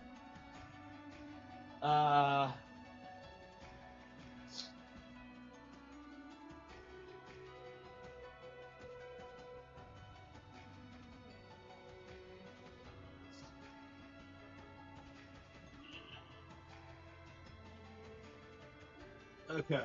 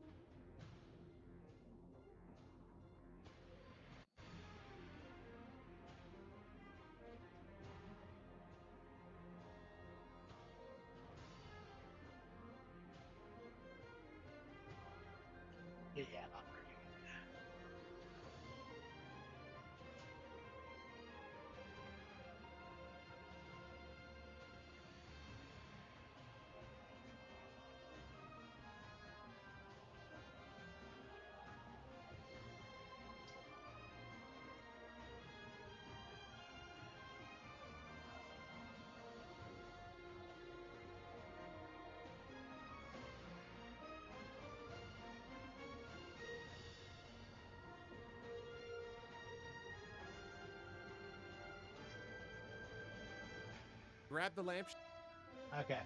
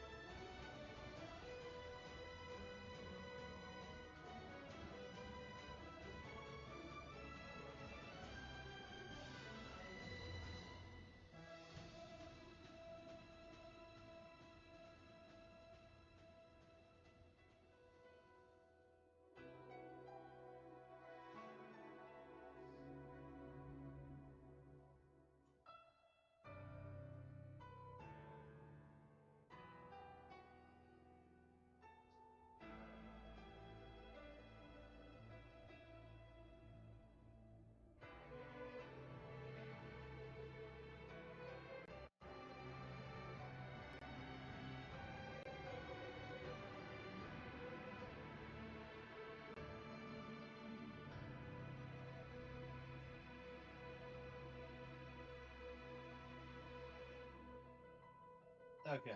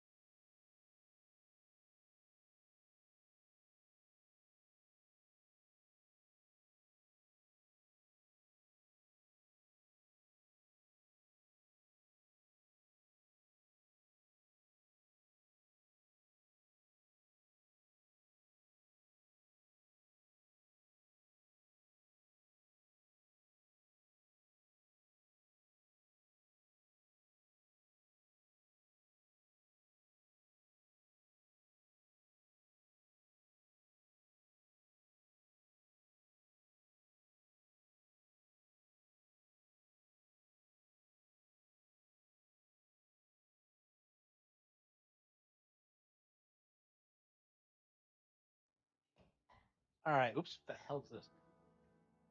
All right. All right. Hang on. What's gonna happen when we boot it up again? Surely there's some kind of post game. How long did this take? There's still parts of Hyrule under like the evil darkness. Like, what are we gonna do after this?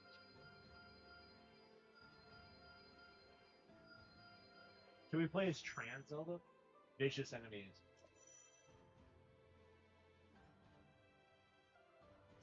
For a special reward. I don't know. I don't know about that. What is it?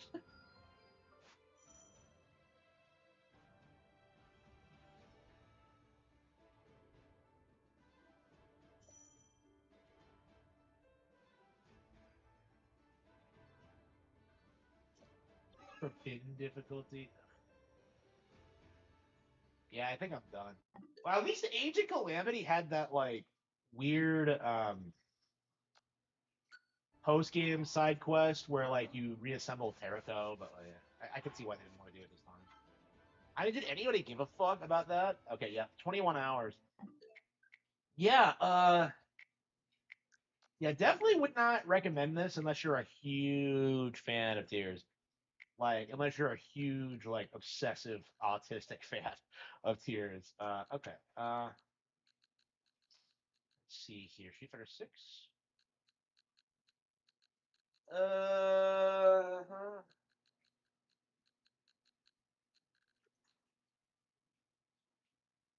Or Yeast Origins? Yeah, Yeast Origins is fucking Kino.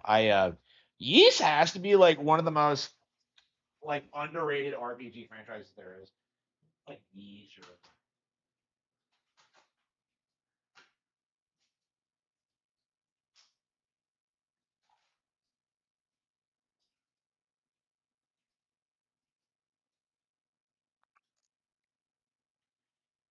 so yeah, check this out. I managed to get a hold of a of Power World before there was Power World. If you don't remember, this was the end that people said was going to destroy Pokemon before like Sword and Shield came out or something. So this is the Power World of like 5 years ago, basically. Uh, and it's really interesting looking back on it now because not a single person remembers this. But yeah, what we saw with this was basically a beta test for how we would eventually see Power World.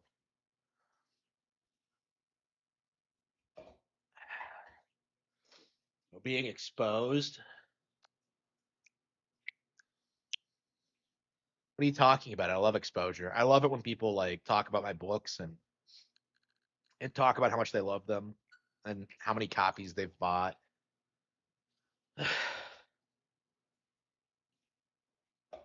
Exposure is huge for me, right? Like my channel's growing constantly because of that exposure. You know, it's just like I love being exposed.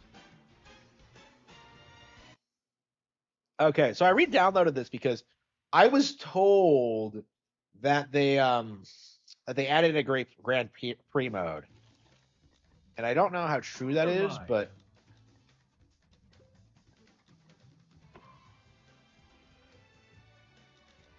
I thought they added a Grand Prix.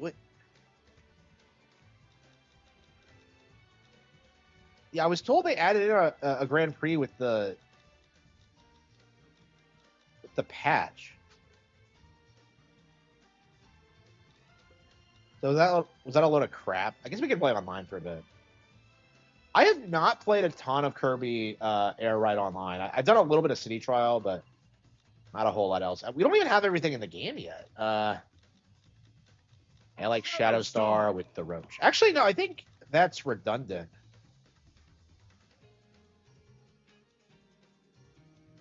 Whatever. Roach. The Roach. Yeah, I think the meta is like Rick and like Magalore or whatever.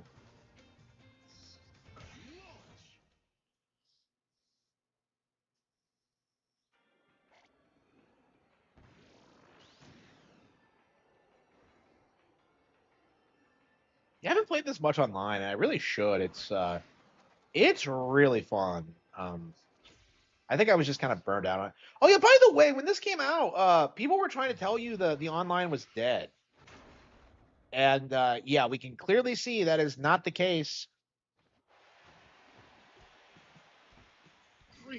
I mean, they tried the same trick with like Mario Kart World too. Like the online's dead 2 weeks in. I'm just like, no. What are you talking about? It's just like if you can find matches, it's not dead. Like it's just like the most basic fucking thing. And it's wait, where's my hat? Where'd my hat go? Oh, I had power. Okay. Yeah, my thing with this, one of the reasons I didn't want to play online, like it felt like the people playing were tryhards, and I could not win. I couldn't even get close to win. Like this isn't as balanced as Mario Kart World, so it feels like it's a lot more skill based. So yeah, if you like study the ins and outs of the game, you're gonna win.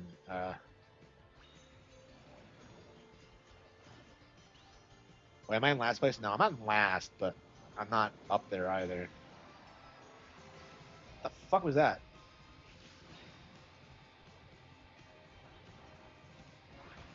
What the hell?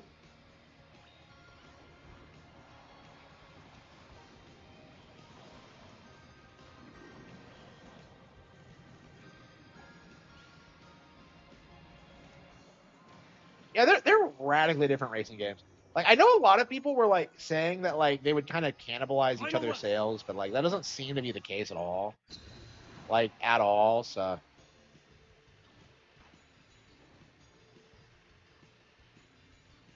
yeah, Air Raiders is gonna get like it gets more and more intense the more you play it, and like the better you get.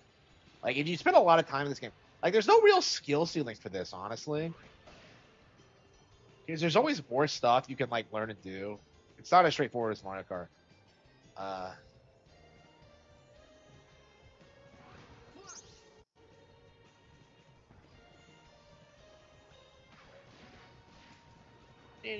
Okay.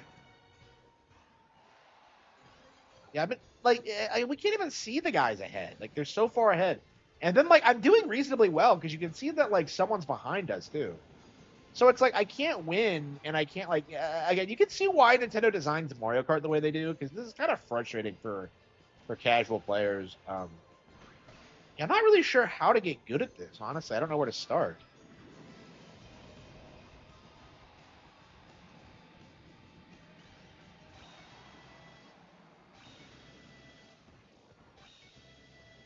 Yeah, so they were there pretty quickly.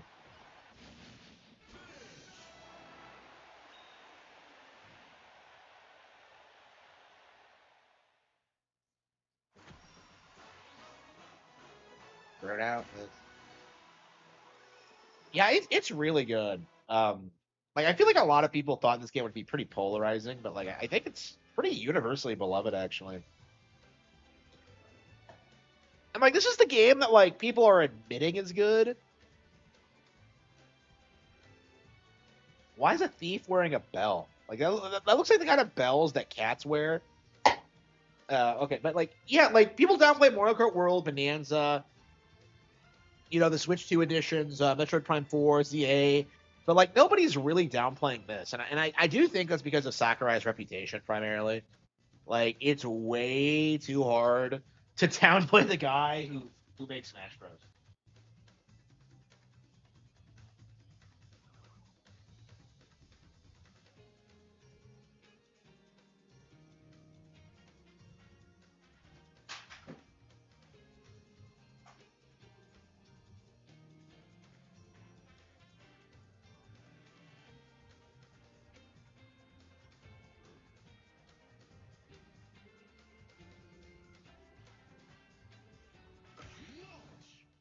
Yeah, we'll probably play one more race. I thought we were getting like Grand Prix, honestly. Like, I don't know. I think I'm ready to get back into Air Riders. I took a bit of a break from it because I was playing like nothing else for like for a bit. Yeah, I don't know. Coming back to it again, it's shocking how good it actually is. You know what I mean? Because like I felt like for a while there that I was getting kind of tired of it, but I think I was just playing too much of it, which is something that like I think we need to talk about more in the community. Because, like, you have guys blasting through, like, 100-hour games in a weekend, and then, like, complaining that they're, like, bored of it, and it's just like, no, you just burned yourself out. Like, you don't really see people talk about that, like, when it comes to, like, they always just say they're bored or that there's nothing to play, but, like, there's, like, plenty of stuff to play. They're just ignoring everything. Okay, it seems like these guys are more at my skill level. I'm at second place. Okay. So I guess that was the problem, is that, like, I wasn't being ranked accordingly. Probably because I hadn't done enough races. Okay, so yeah, I mean, I don't like how soccer I tried to pretend the ranking system was anything different than what it was. Like, what do you mean it doesn't rank you based on skill? It obviously does. Oh, a communication error. Fuck. They're good 100-hour games, just not Nintendo ones. Yeah, sure. Nice try, but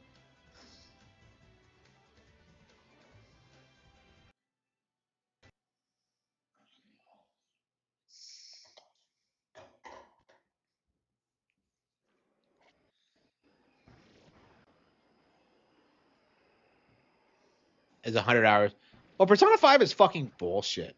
Like, less happens in, like, 100 hours of Persona 5 than, like, 10 hours of Luigi's Mansion 3. It's fucking insane.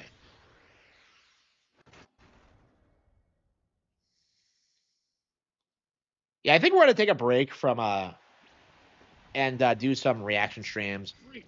And then we'll probably go into Temtem and, like, probably play some Utopia.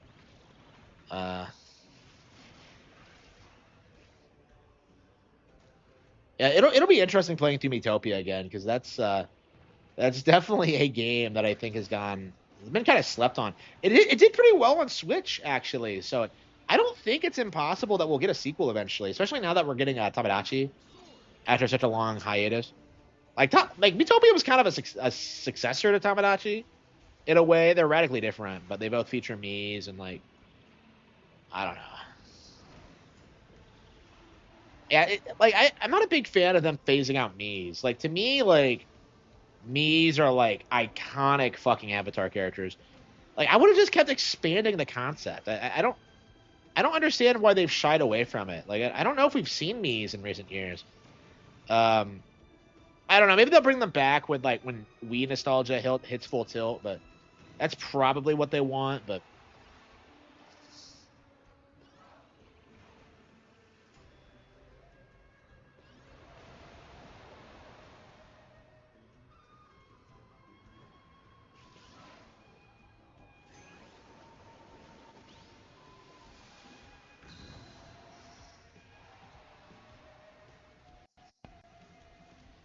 Final one. this game is really fun, but boy, is it hard. Like, I have no idea what I'm doing wrong.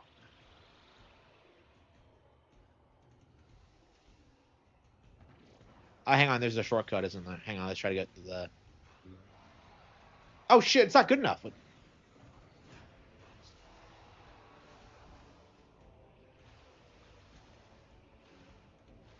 It took me forever to figure out how that shortcut works. I don't believe I had to look it up, but... Yeah, Street Pass was fucking Kino. Like, I don't know. Like, it just feels like a lot of Wii era stuff is in the back burner right now. Like, they haven't, like... You know, people keep talking about how they've never re-released Melee, but, like, they've also never re-released Brawl. And, like, Brawl's really interesting, because at the time, people kind of said it was shit and wrote it off, but, like, it's genuinely a really popular game in its own right. Like, I really like Brawl for what it is. Like, it's probably the worst Smash game, but, like, well, I mean, the original might be worse. I have never cared for the original. It's weird playing the original today, because it just feels so clunky compared to what you get, like, later on, but the campaign. Like, I mean, that's the thing, is that, like, I think a lot of people didn't like Subspace. Like, why am I consistently getting fourth? I think a lot of people did not like Subspace when it debuted, because it felt like not all that well thought out. It felt kind of contrived. There's no dialogue. Like, you have like a lot of characters that get a lot of focus and not so much for others. It's like I really loved it for what it is, but like there was no denying that, like, for me personally, I much preferred the arcade game for mode for Melee. Like, for me, I really liked the secrets and like all the things you could uncover, and just um just going through all these crazy, like, we've never had anything like that since, like, we get all these creative, like, takes on like classic Nintendo areas. You go to the bottom of the well, you go to Warp Star, you go to, like, you have these cool, like, cutscenes. Like, for me, I would have wanted a better arcade mode and not so much like a full-on campaign. Like, that's kind of my mindset on it. There's a reason we've never gotten another one, is that, like, people just feel like it didn't add a lot to the experience. People are complaining about Superman losing to Homelander. I know, right? Like, Superman fans were, like, talking all this shit about, like, how Homelander isn't crap and how Superman would straighten him out. And then, like, what happens when they fight is that, like, of course Homelander wins.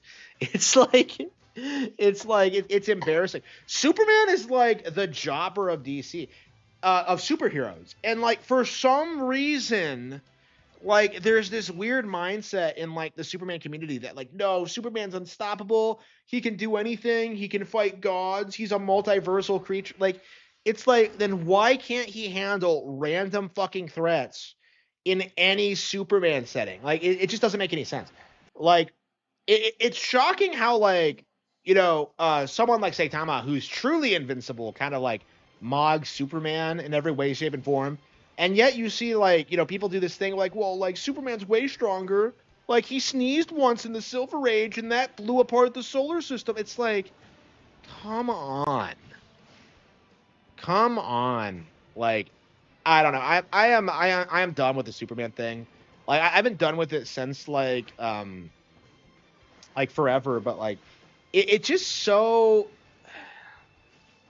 embarrassing, how the community has continued this farce, that, like, Superman's completely untouchable. Like, it needs to stop. And honestly, it's just like, it's probably the biggest myth in, like, all of comic books. Like, the idea that Superman is, like, completely invincible. It doesn't even make sense in, like, the lore. Because in theory, like, Superman the Kryptonian would be just as powerful as other Kryptonians. Like, and it's just so are like, is Supergirl on the same level? Is fucking Zod? No. You don't see anybody arguing that Zod could, like, beat this, and that. It's always like, well, Superman could do it. Like, Superman's just a Kryptonian. So, like, it doesn't make any fucking sense.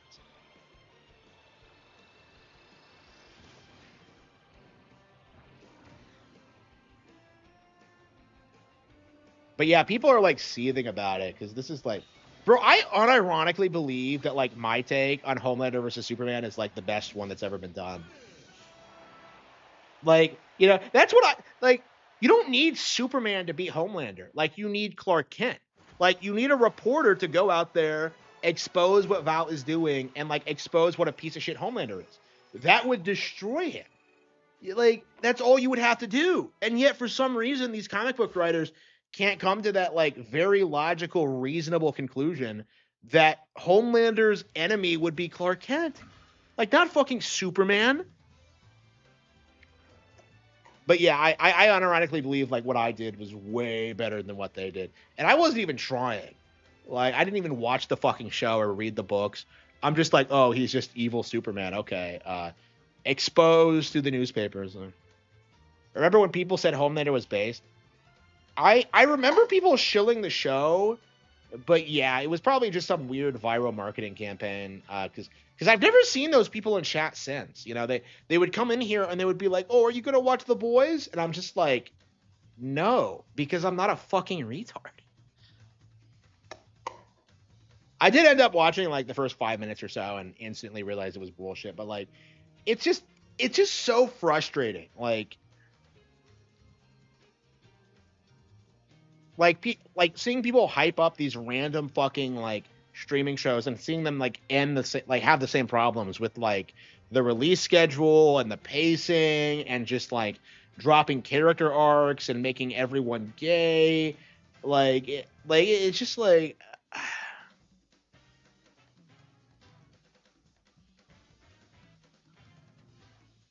I don't like sexual content in anything. I think it kind of cheapens the experience. I think it's like pornographic in nature, and that it draws in people who don't care about the characters of the or the story.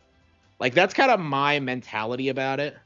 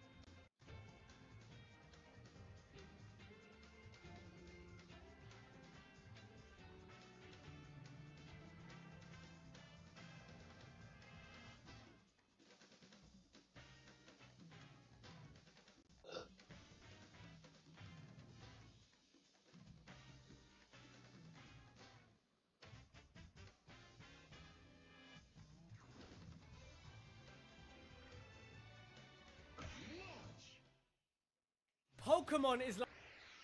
It really feels like nobody gives a shit about the dispatch thing. Brawl was better than MGS4. It was absolutely. Like it's crazy how much people seethed about Brawl when games like MGS4 and like GTA 4 were so much worse. Like Brawl was genuinely good. You could argue it wasn't as good as Melee, but and I do kind of agree with that. But like at the end of the day, it's still a really good game. You cannot say the same for like MGS4 or GTA 4 or Metal Gear, Bioshock. The games that people were worshiping around that time.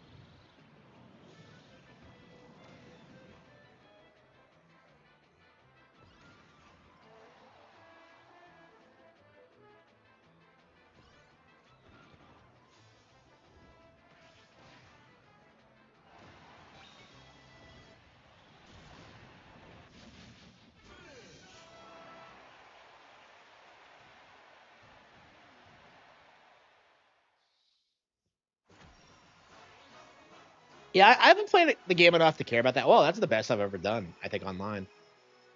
Yeah, I must be getting good rankings or something. Okay, oh,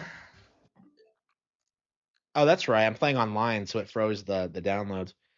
Okay, let's see. I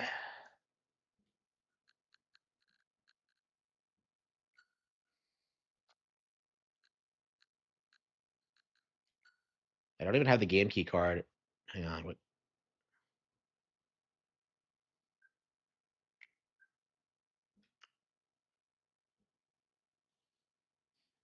It's on my Nintendo Switch 1, so I got to transfer it over. Yeah, people complain about the game key card thing too, but it's perfectly normal. Okay. And it takes like a split second. Okay. Should we play Breath of the Wild? It's been a while. Yeah, we should probably do Pokemon too.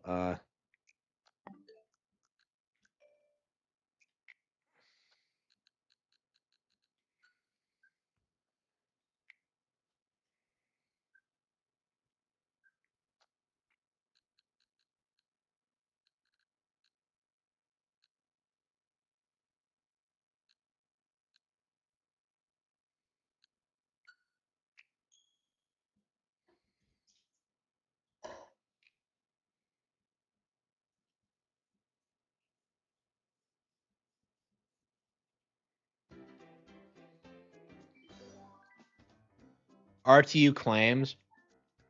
Yeah, RTU doesn't know shit. Bum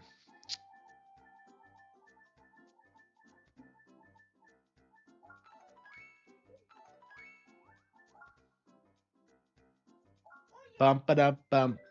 Play.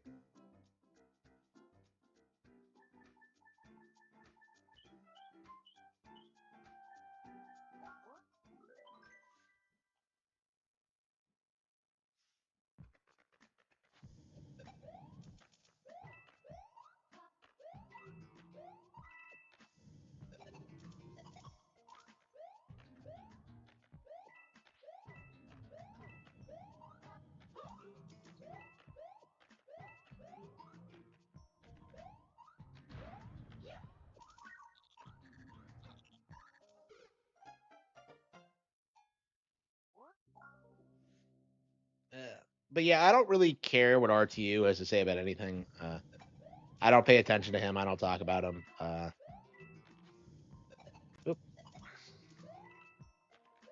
Like I made fun of him because of the Din Din thing, but like other than that, I don't think I've done anything. Oh yeah, and I showed a clip of my my exercise bike screen. So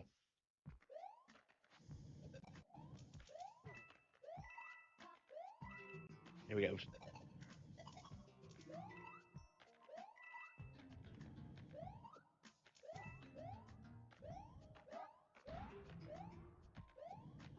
Yeah, so what's actually happening is that like I'm building muscle and it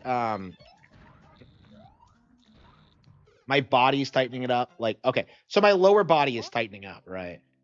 Specifically, but like my stomach hasn't really changed much yet. So I look fatter even though I haven't really lost weight yet.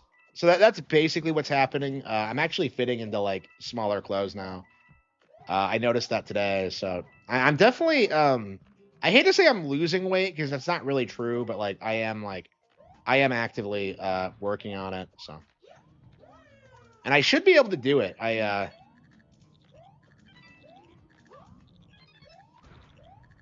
have a pretty good routine going, so I just gotta stick with it really.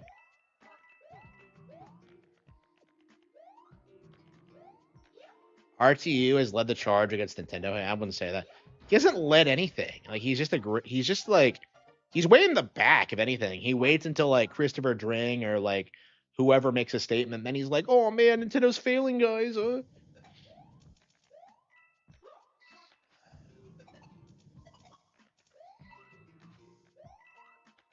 But yeah, I'm like working out as much as I can.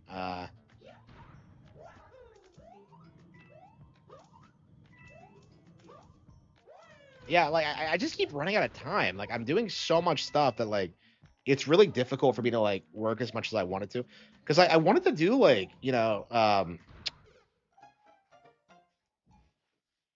20 miles of biking a day, right? And I managed it yesterday, right?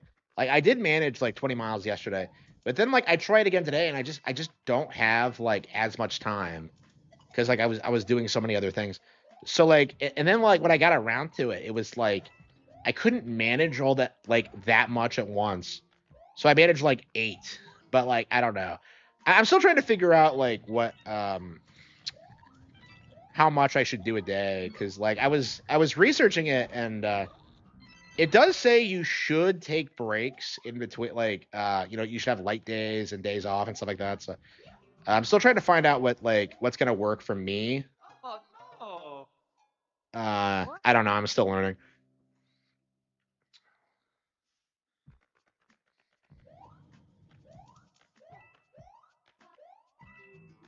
Yeah, I've definitely been improving though, so I'm very happy with that. It's just a matter of like it's gonna take like a year of this before I'm at like a normal size again. And like it's just like I don't know, it's just so frustrating that um like I had to work so much that I couldn't like maintain like a normal body weight. But now that it's over, I've been like I took the steps I needed and yep, looks like things are gonna work out. So let's see. I mean, the main thing I think it's not like anything discipline wise or dietary wise. The main thing is that I have to stay out of the workforce so I can like maintain an actual routine. Like I think that should be like the day to day, like the daily thing. Honestly, is that I should be prioritizing like health and like food first, and then like doing work. But like typically, what happens is that I'm working too much that like I can't do anything. So Time. so that's the issue right now is that like I do need to think about like I do need to balance like everything I'm doing around like not working. It's just kind of a hmm. It's really annoying.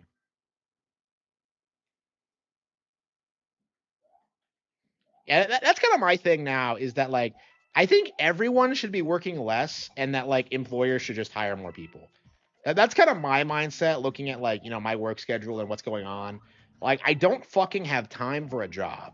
Like I just don't. Like I'm doing way too much. I've always been doing too much for that. And I did it back when I had to, but like the instant like I had any freedom at all, like it's no desire to go back, none. So yeah, they really need to like shape up, I think. And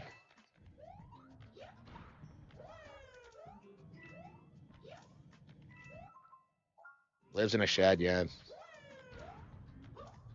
Yeah, like plenty of people don't work. It's like it's a perfectly normal thing.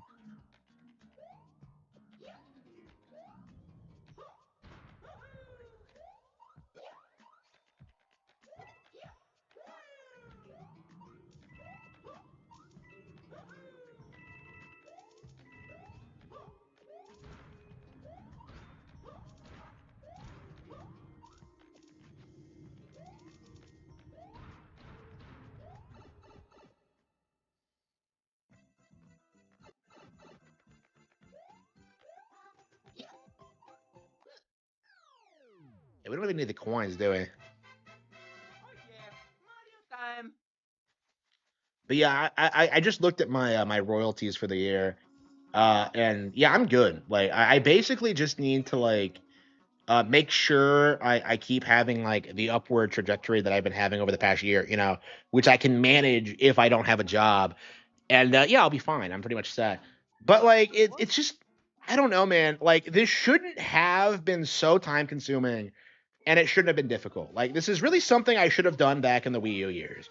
I should have like invested a ton of money into Nintendo. I should have wait, what? Oh, all the Hucket crabs. Okay.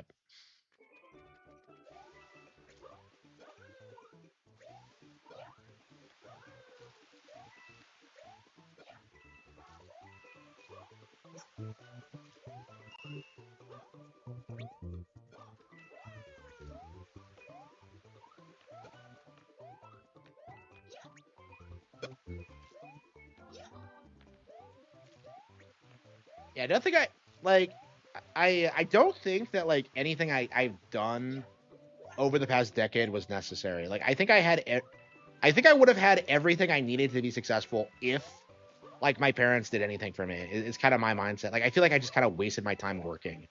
Like the only reason I had to do that was because of them. Like uh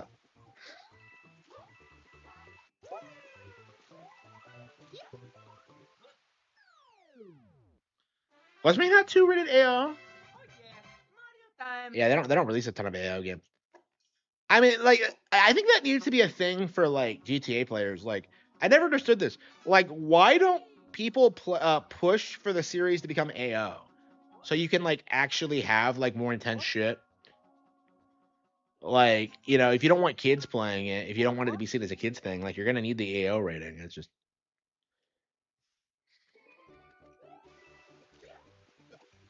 I love how like the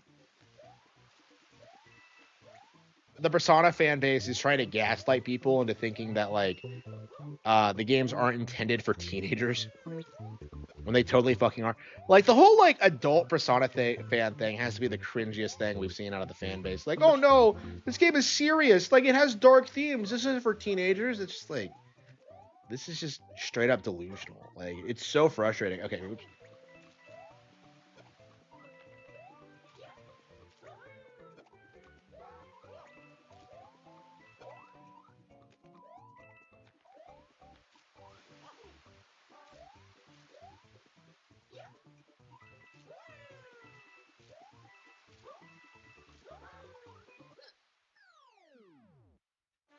Adults don't play the games. Yeah. Time.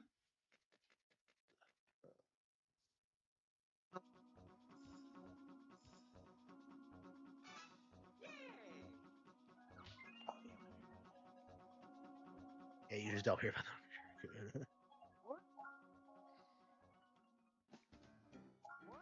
AO.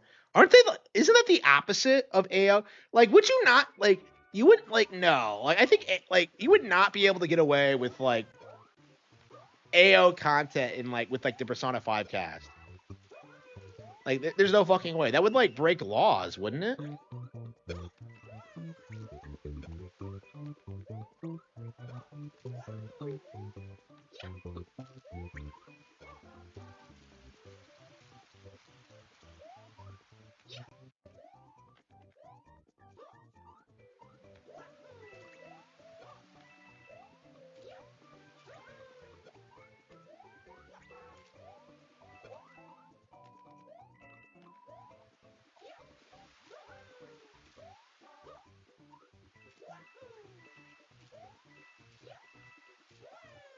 Oh, come on. Persona fans are like Kamoshida. Yeah. Time. No, I think like Yuki Mishima is like the in-game Persona fan. Cause like he acts exactly the way they act. Like he fetishizes Futaba. Like he interacts with her, and the first thing he tells her, like, do you stream games? Like, it's just like, what a fucking spurg. And like Futaba like shuts him down. Like Futaba's a fucking like spurg, and even she hated Mishima. Like it's just like wow.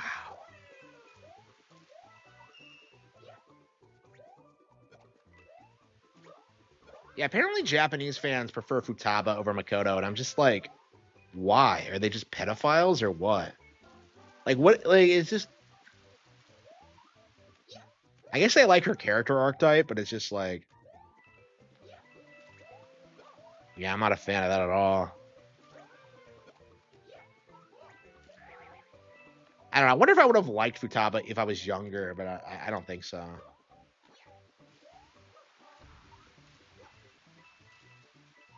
Yeah, I screwed that up.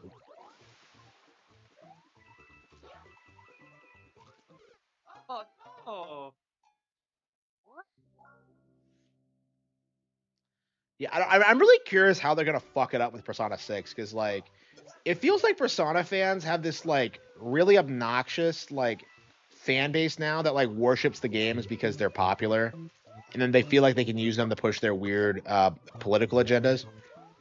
Like it's just like it feels like they're gonna use it to try and push like woke propaganda into Japan. Like I'm sure they're gonna bitch about gay relationships and all that. You know, feminism with the future one, like immigration. I would be shocked if like Persona 6 does not have a black character. Like I would be shocked.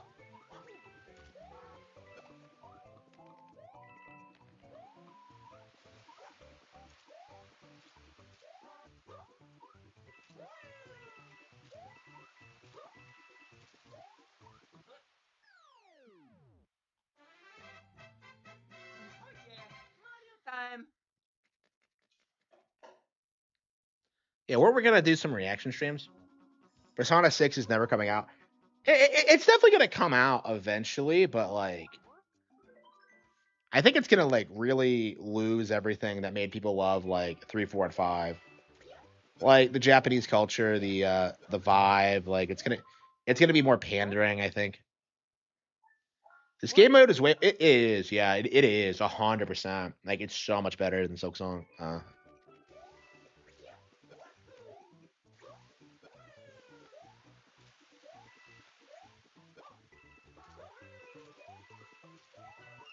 Yeah, Demish like released a video about New Super Mario Bros. 2, and I'm just like, I have not played 2 at all. Like it's just it's weird to me that I've barely played 2 over the years. I think I did like 1 5-hour playthrough, like going through it, and I just never went back to it.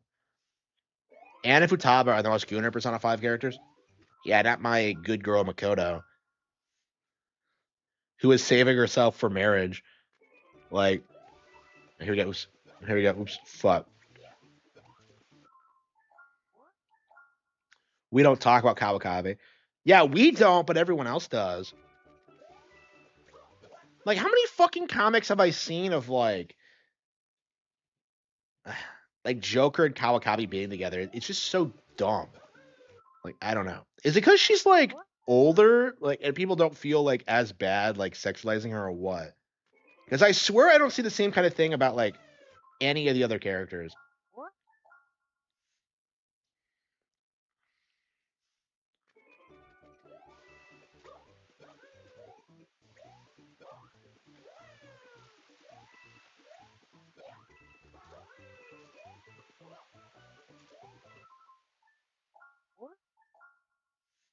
Yeah, we need to go back to Persona 5. I dropped it a while ago and I've never picked it back up, but nobody makes Haru. Haru joins too late. She does nothing. Like she's like the most nothing burger character.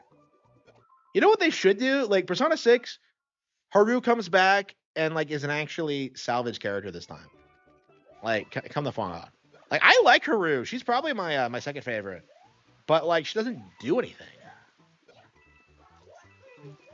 Yeah, wasn't her like I've seen like speculation from fans that her thing originally was that she was supposed to be like low key evil or something, but they had to cut it like for like I just don't get it.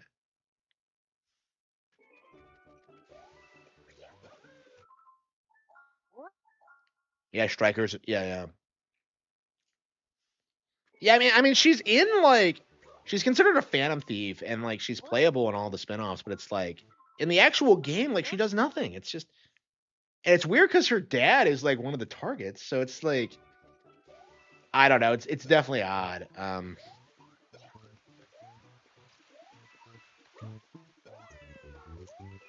Yeah, I would not have done it.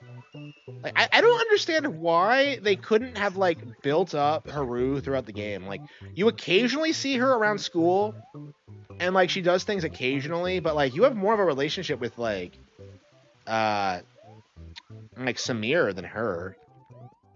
I don't understand how you don't like how no one is able to figure out that like the Kasumi Samir thing. It's just like, are you fucking serious?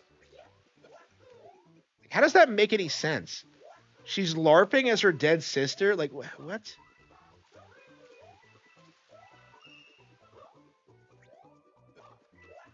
I don't know. I just don't get it.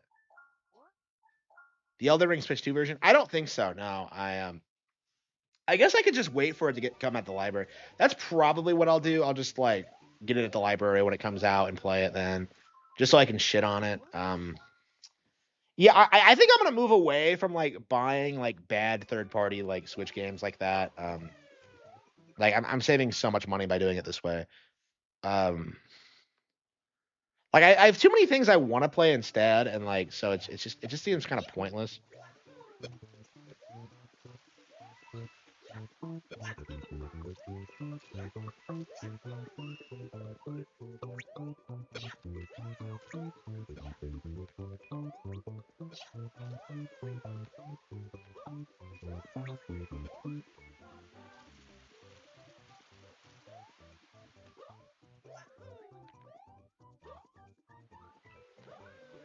I mean, the thing about this game, like, the thing that always bugged me about like the later new Super Mario Bros. Games, like, you kind of lose a sense of like flow because of how the spin works. So instead of like, going through precarious platforms, you have the ability to like slow your descent with a spin, and it's like, I don't know. Like, I liked the way it felt in like New Super Mario Bros. U when you couldn't do that. Steam getting sued by the UK? Yeah, based. Yeah. All my plans are coming to fruition. Yes, I'm behind it.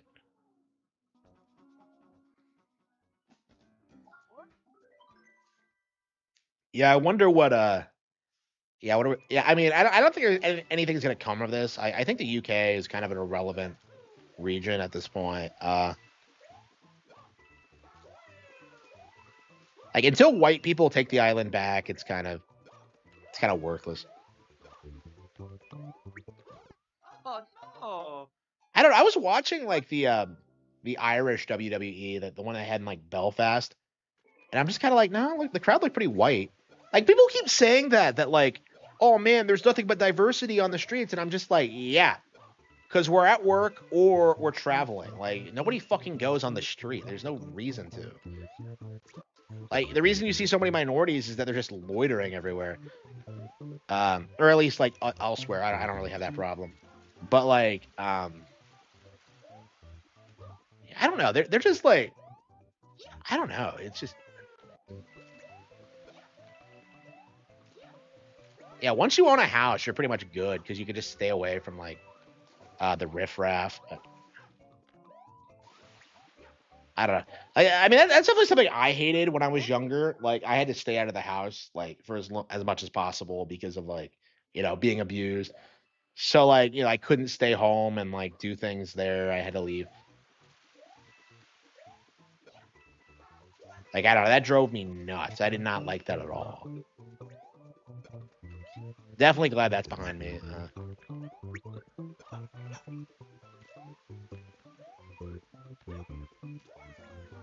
Mario and Sonic at the Olympics? No, I don't remember that. Five Guys, burger and fries. Oh, here we go. Please believe Kotaku lies. I'm a victim. Give me a prize. My bank account was swindled. Yeah, didn't Zoe Quinn, like, didn't she just get fired? And, like, she was, like, asking for help on Twitter or something. Like, please give me a job. And I'm just like, no, bitch.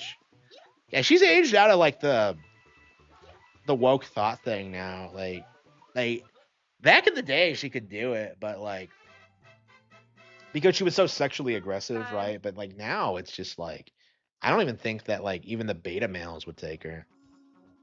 I can't imagine what she looks like now. She looked bad even back in, like 2014, so. I'm a Zoe Quinn fan.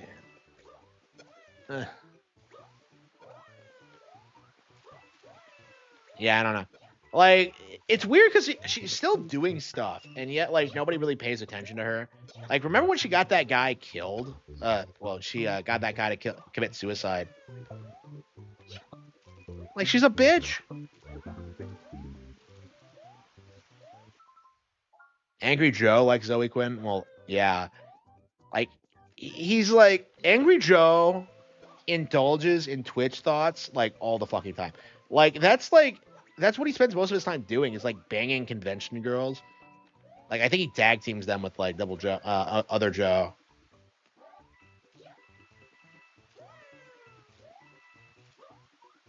Oh shit! Fuck, dude. I was just like, wait, are we gonna make it? Yeah. So Angry Joe is. I imagine he like sees nothing wrong with what Zoe Quinn did, because like he's probably the sort of person that like does that kind of thing all the time, like just banging Twitch thoughts for favors.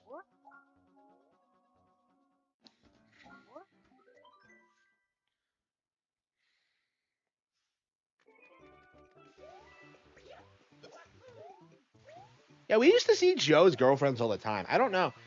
Like, I don't know if it became a problem, because I know with Per Luna, when that fell through, like she kind of denied she was ever like having sex with him. And like they both tried to play it off like it wasn't a thing, and I'm just like, bro, she was in your videos, like you were flirting on Twitter. It's just like, come the fuck on. I don't know. She was like a super thought. I don't know, man. I don't know if I've ever seen a bigger hoe in the space. That's actually like the reason why. I think the only reason why Joe was talking more about Nintendo during that period was because like she's a Nintendo fan. What does she do now? Is she still around?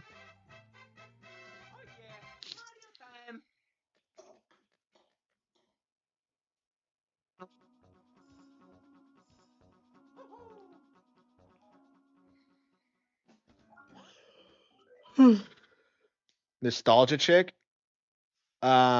She got canceled for like making fun of like how every like Asian inspired piece of media in the West is like basically just a knockoff of Avatar, which was honestly a pretty base take, not gonna lie. Like I thought that was awesome, but like it's not something you're allowed to talk about. So yeah, she got canceled for it, and now she's kind of seething in her LA mansion with her kids. I don't know, maybe she's made a comeback. I don't know. I haven't heard from her. But yeah, like she's like retired now, I suppose. I suppose if she does anything, it's just for like her brand of activism.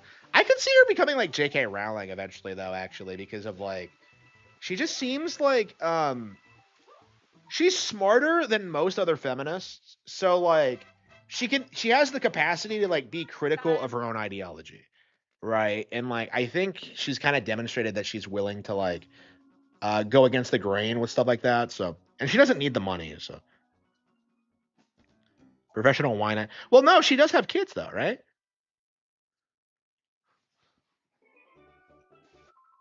Like she got married and had kids specifically so she didn't become the wine aunt stereotype. So, I don't know. It's just I feel like she did it for the wrong reasons, but I don't know. I mean, like she's not like I don't know. She's smart enough to see these things coming a mile away, right? So,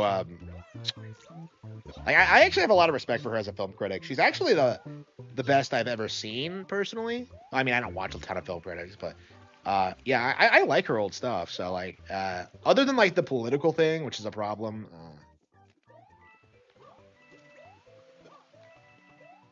Yeah, I don't know. Like, I don't know. Like, I'm curious at what point like you can find nostalgia chick content on YouTube because like traditionally she's been like taking it down through her channels. But like I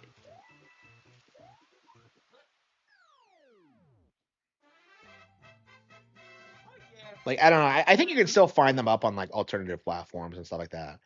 Um, like people will watch them whenever they go up. They're like shockingly well produced for the time. I've always said that it's like the best content that guy with the glasses ever produced. Way better than what Spoonie did, which is something that like I think a lot of people aren't willing to admit. But yeah, I haven't seen like classic nostalgia chicken forever.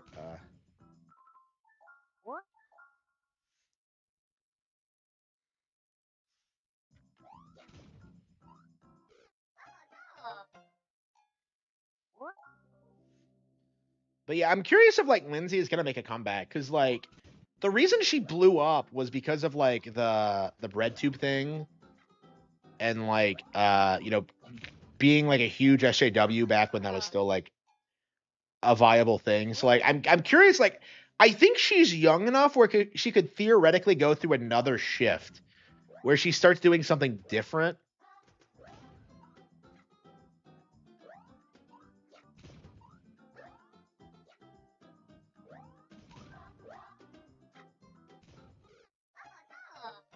Spoonie's a big Donkey fell off. Yeah, Donkey fell off a long time ago. Like Donkey peaked with that stupid JonTron video. The bird is JonTron. Like I don't know. Everything after that has been kind of forced. I don't know, man. That's something I've been struggling with too. Is that like this is the first time this has happened to me. I feel like I'm struggling with the books. Like I feel like I don't have any good ideas, and that like I'm kind of in a rut creatively. I felt that way for a while. I think even since last year, but Last year, I was like finishing up like projects that I'd been working on for a while, and I just like I don't know. I mean, I think it's because it's my primary source of income right now. I'm making way more off of book sales than I am off YouTube, actually. So, I am, I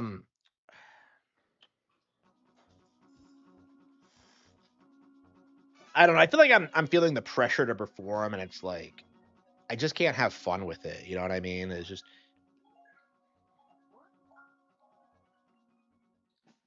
when Donkey went after Nintendo. I mean, he tried to. He was really big. Like he's really big on like shit talking RPGs. He's like one of those guys.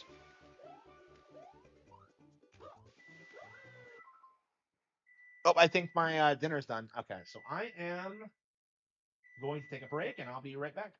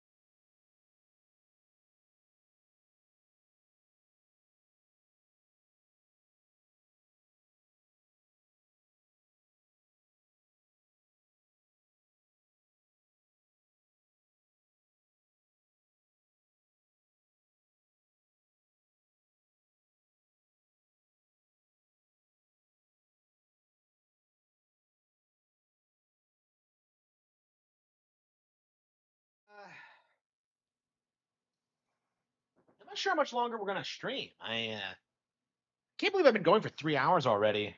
I mean, we beat Age of Imprisonment, which was great, but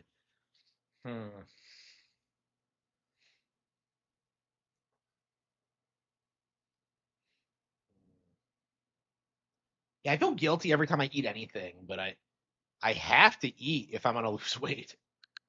Okay. Yeah, I'm working out so much. I need to for recovery purposes, and it just really bothers me. Ugh.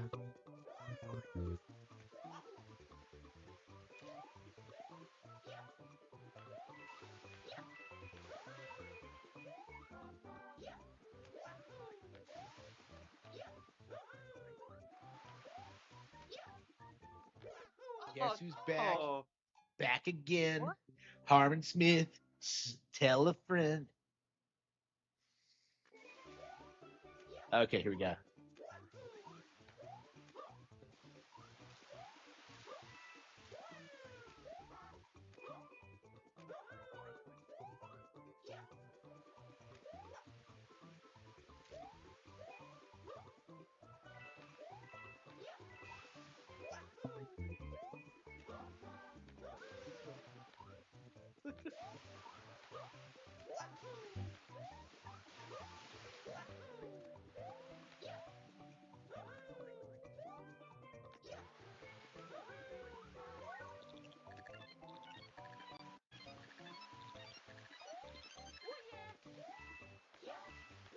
Shit, really? What's my next game? Hyrule Warriors? No, we're talking about. Yeah, I think we're gonna go ahead and play some Temtem. A Wii U 2. I think the Switch basically is the Wii U 2, so yeah, it would be the Switch.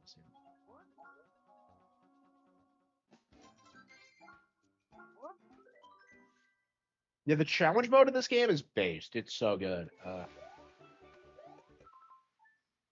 Yeah, I think we're gonna try to play through this. I think this is what we're gonna be doing for 2D Mario for the foreseeable future, up until like the Wonder DLC. I don't see it lasting that long, honestly. I'm sure we'll beat it before the Wonder expansion comes out, but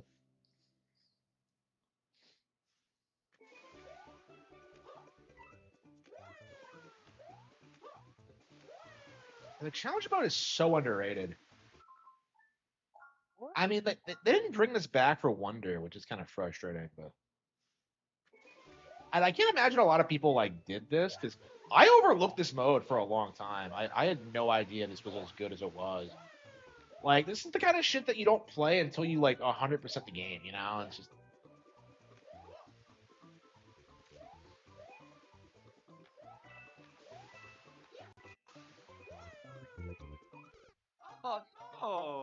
the Steam machine, yes. Yeah, nobody's talking. Yeah, the instant like we started, they started talking about the price point. Like everybody just instantly just like closed their assholes. Like they just don't have the money to shit out on something like that. You know what I mean? It's like, yeah, they were talking like $900, and that was before like all the price hikes. So like, I think that theoretically this thing could be over $1,000. I was actually thinking of getting one because I don't really want to like have a gaming PC again. What I would want is to like be able to play my Steam games on like some other piece of hardware. Like, let me download Steam on my Switch. You know, let me play games on that. Like, I don't know.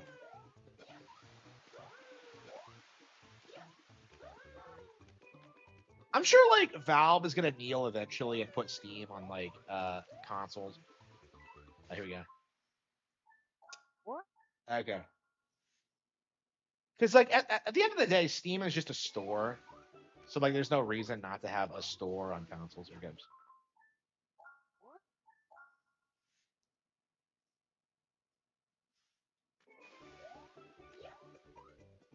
Yeah, the best PC gaming has to offer. Yep, yep.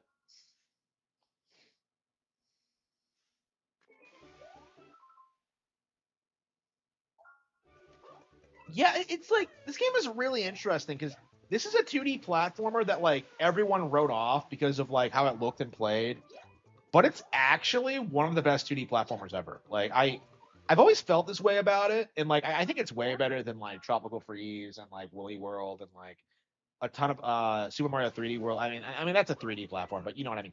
Like this is low key like one of the best 2D platformers they've ever put out. And it's not just because like the game itself is so good. It's because they jam pack so much into it. Like it has multiplayer, it has the challenge mode, it has like a really good DLC campaign.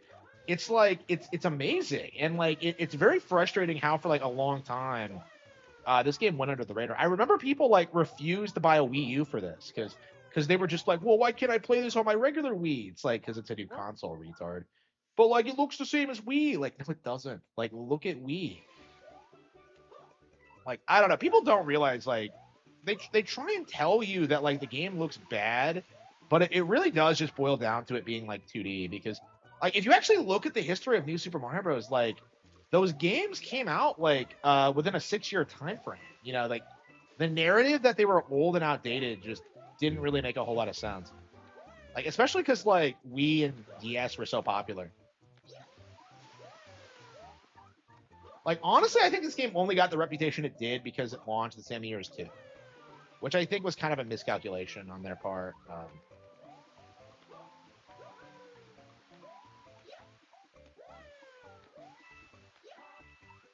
Shit.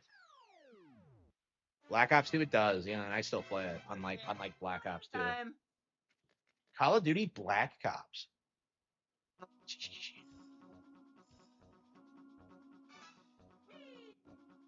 Okay.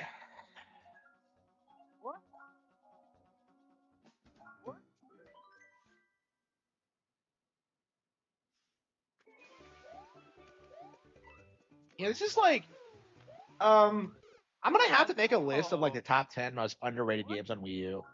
I think this would be up there, honestly. I think over time this has gotten like a following, so like it probably wouldn't be number one or anything, but like I do think this would make the list. Like to me, I think this is a really good example of just how dominant the Wii U was at the time because like there were no 2D platformers on Xbox and PlayStation at all.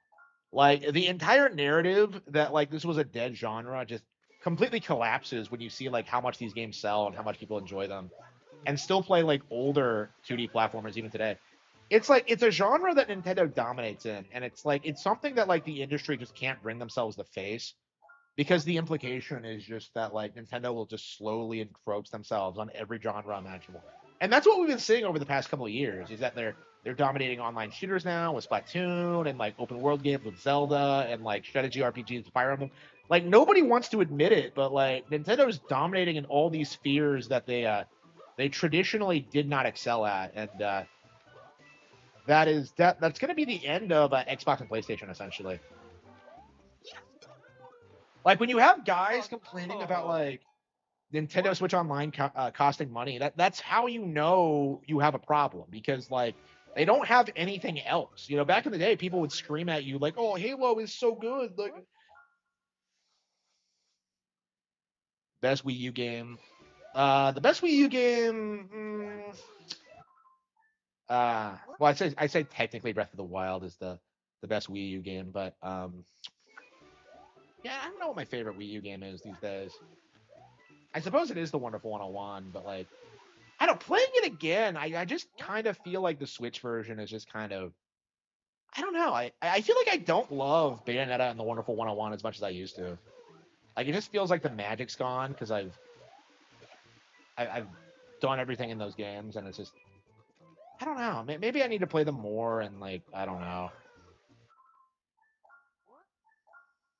They ran out of games to hype up, yeah. Like they're hyping up random bullshit now, you know, like they're talking about High Guard instead of like talking about the Switch 2. You know, like that's how pathetic they are, you know? I'm just like that's my thing. Like you'll notice this about my channel. I don't talk about games like High Guard because like they don't fucking matter. Like I talk about the games that like people prop up to try and downplay Nintendo. And like High Guard is like a really good example of like what happens when that fails. Oh. What?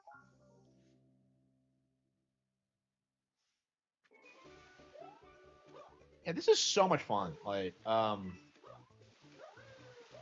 I don't know. Like,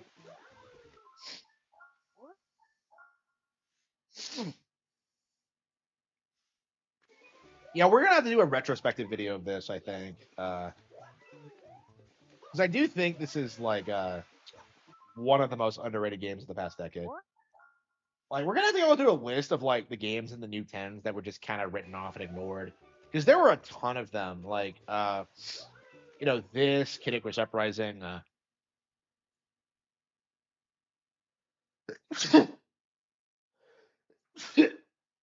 Tamagotchi Life, I think, was a big one. Like people are still trying to tell you that like Tamagotchi Life is a niche game, and I'm just sitting here like laughing my ass off because Devil's Third. Yeah, both of those would be on the list for sure. Yeah. Yeah, what happened to both those games is like criminal.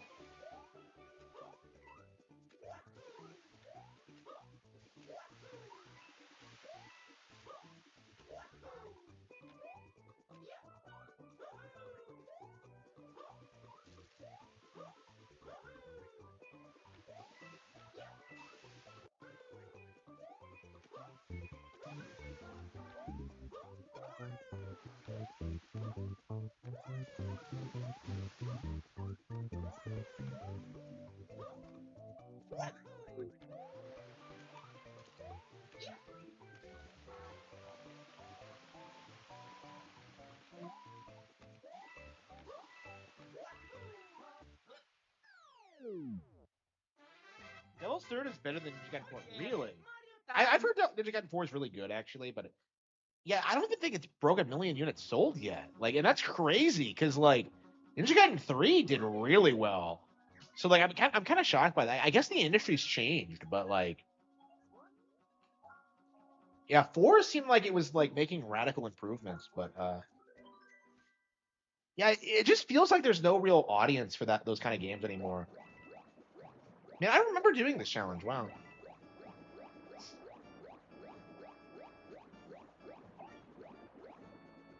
Yeah, like the challenge mode lets you do like speedrunning challenges in game. So it's just so satisfying to do. I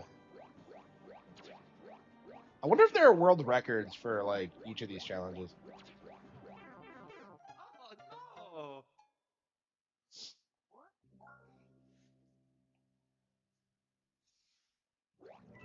I remember this challenge. Wow. Like I very explicitly remember doing this for the first time. Wow. It's crazy. I mean, it's a pretty distinct level. Like you don't get a lot of penguin action in this game. So the fact that you actually can like get the chance to use the penguin in this capacity is really cool. Again, this is what makes the challenge mode so interesting is that you get these kind of situations. Like, what are the chances you would take like the penguin suit through here, but then you do it in challenge mode and then suddenly it's like this huge deal. Okay, I think we're gonna go play Temtem.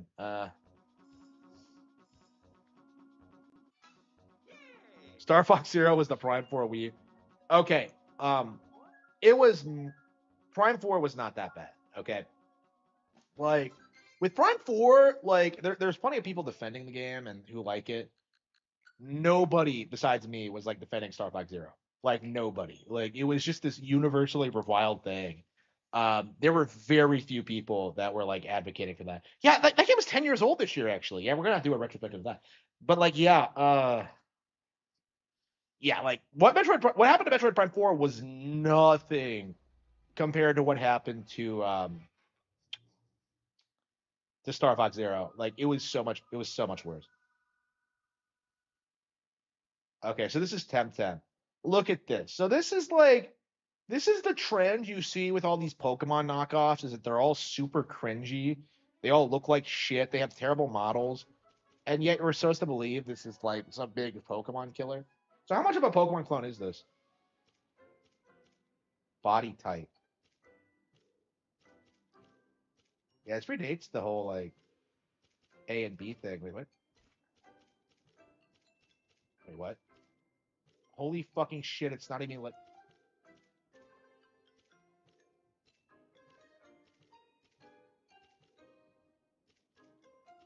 but it's not even letting me wait. But it's not letting me No!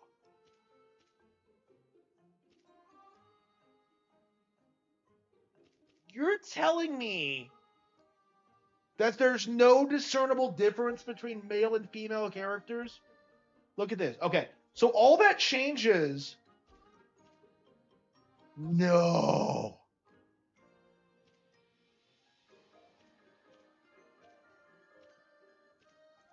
All that changes is like your chest. What the fuck? Your stomach is a little bit smaller if you play as a girl. What the fuck? So this woke bullshit was supposed to destroy Pokemon, and people call Pokemon woke?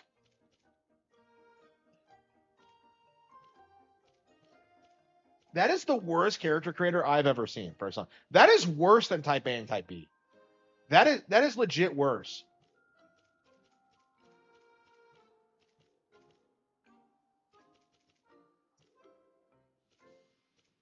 Okay, let's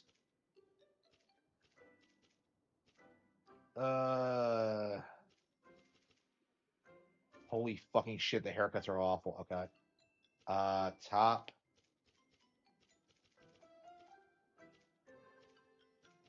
Yeah, the garbage that's on Switch is like unbelievable. This was supposed to be the Pokemon killer. This was supposed to destroy Nintendo. Ash. Wait a minute, wait. No, wait. They have fucking pronouns. Holy fucking shit. This game has pronouns. This was supposed to destroy Pokemon? Ha! Ha! Here! Ha! The character name is already in use? What are you talking about?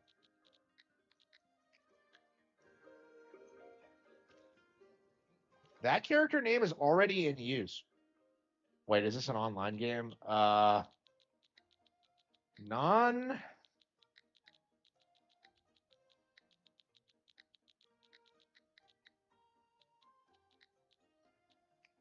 Okay. Holy fucking shit, it's gonna let me do this. Wow, okay. Oh. Wakey.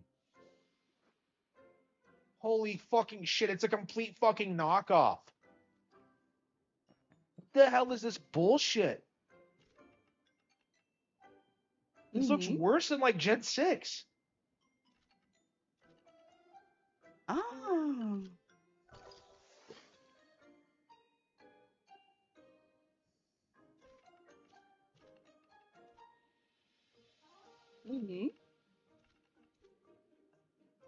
Oh. Yeah, Professors, it's exactly like Pokemon, but with none of the charm, none of the creativity. Like, it's just a cheap knockoff. What the hell is this?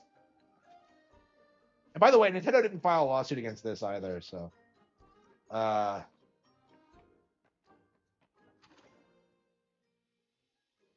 know, right? Well, a loading screen? What? Huh?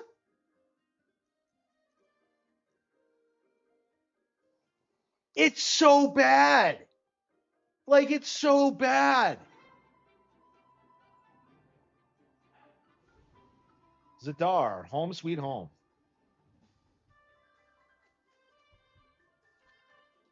It's non-binary, huh? Oh.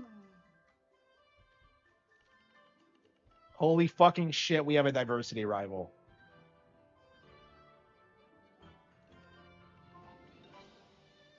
The Academia? Why do they spell it with 2 C's?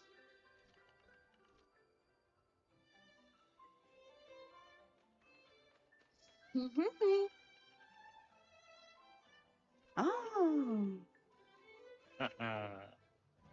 Constantinos. This guy looks like a pedophile. Oh. I didn't pay anything for it. I got it at the library. Oh.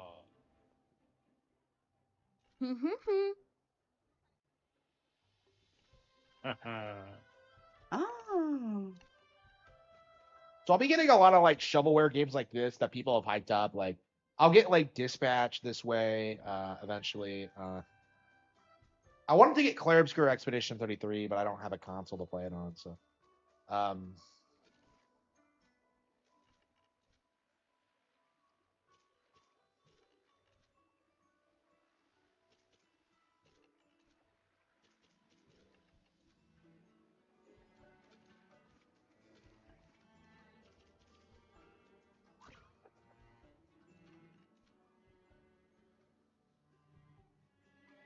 It's exactly like Gen 1 with the tall grass and like the guy stopping you. Holy fucking shit. Angry Joe claimed Dispatch was good. Well, like, I don't trust Angry Joe's opinions on superhero media. Like, if you watch his like top 10 like Superman comics video, it just no, absolutely not. Like, I think he unironically put like Injustice on there. Oh. Like, I don't understand why he loves Superman so much. Okay, so what are the Temtems? Digital Temtem. So they're also ripping off Digimon. Oh.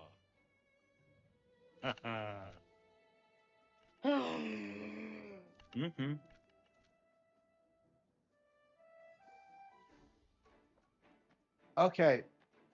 Wait. Okay, so this is the grass type. Oh. Is a crystal Temtem. Christy is a crystal Temtem. Like, these are the caliber of names we come up with. This is like worse than most fake mons. But weak against fire and earth.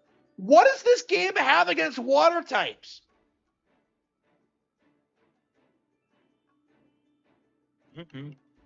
No, fuck you. You know, I don't want any of them. I want a fucking Pokemon. Oh. Like a real child. That Smazy.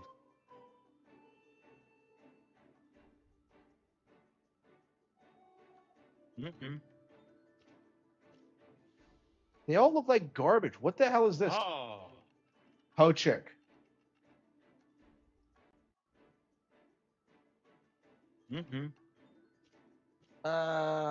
Shit. So Crystal, Earth, and wait, Melee. Oh.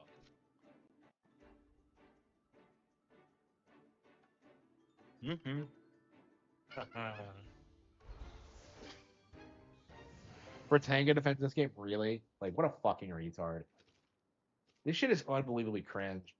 Okay, we'll name it Fratanga.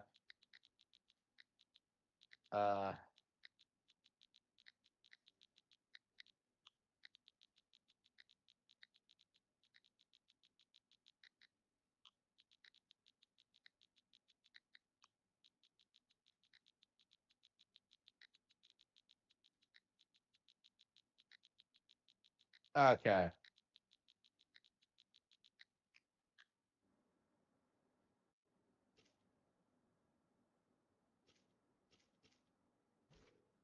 Yeah, Fratanga is like a checking your new temp town.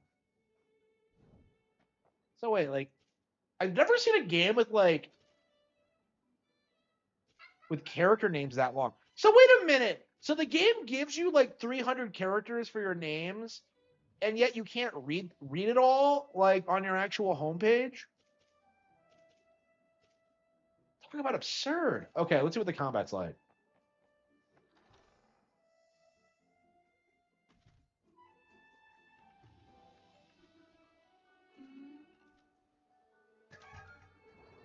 Okay, so our first temp 10 battle. Well, hopefully our last, honestly. Max. What? Cards? I can't believe people seriously tried saying this looked better than Pokemon. Each Temtem had up to 4 different techniques. Wow, doesn't this sound familiar? Okay, kick and martial strike.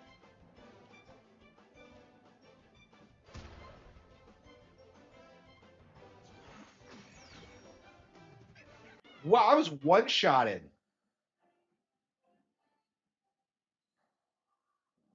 Wow.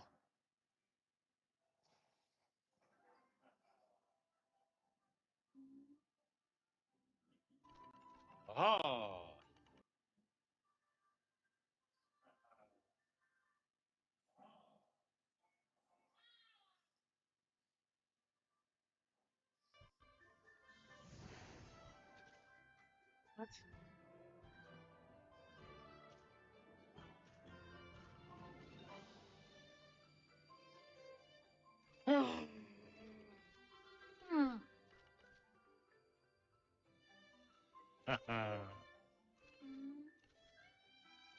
Oh. Mm-hmm. Oh. This is straight up like shovelware tier. It really is. It really puts things into perspective. Puts into perspective how like delusional the Pokemon hate community is. Like this is not competitive with Pokemon. Like you can't even argue and say that it looks better.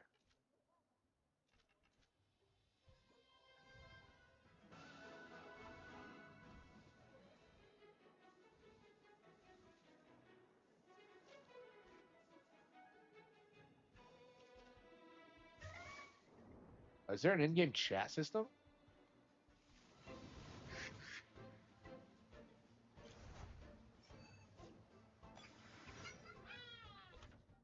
Yes. It's exactly like Pokemon. What the fuck?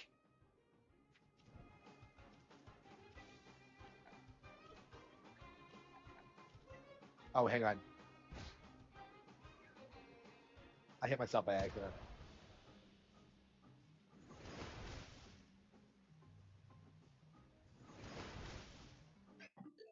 Yeah, I think we've seen enough. This is fucking garbage.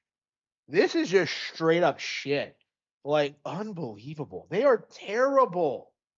Fucking terrible. That might be the worst game I've played in years. Honestly, I can't think of anything I've hated more than this. Okay, we'll take it back tomorrow.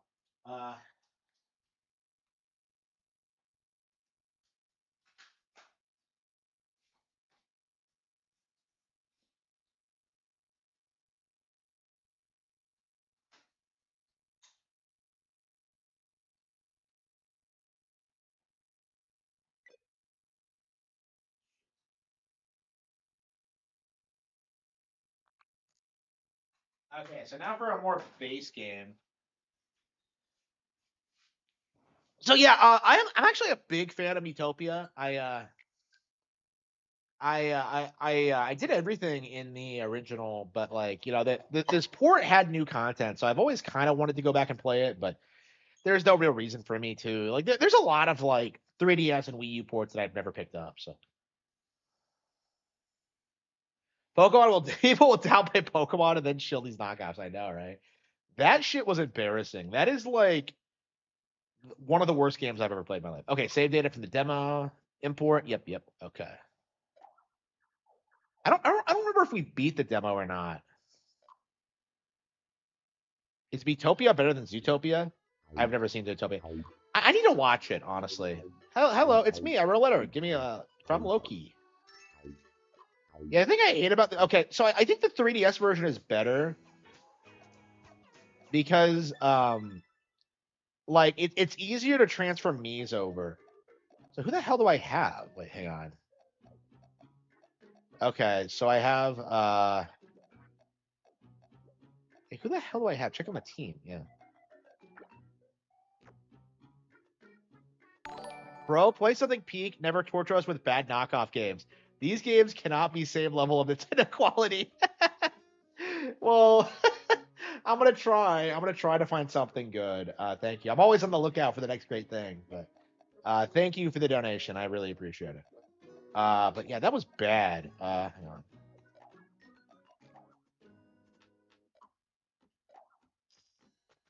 So Miitopia is a really good game. To check out if you're like looking to get into JRPGs. This is probably the like entry level RPG, especially if you're like primarily into life sims, because like this is a really good balance between them. Oh, is that Bayonetta? Okay, I think it's Bayonetta, Ike, and Para from Breath of the Wild. So okay, I don't remember if that's the end of the demo or not. So yeah, this game is like a really chill playthrough. What am I, a thief?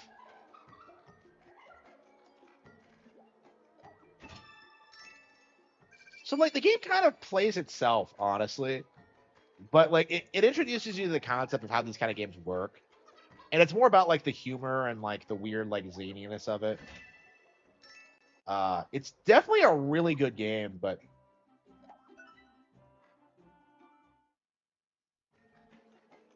yeah, I did I played through all of this on this 3DS. I love this game. Found it in. Yep.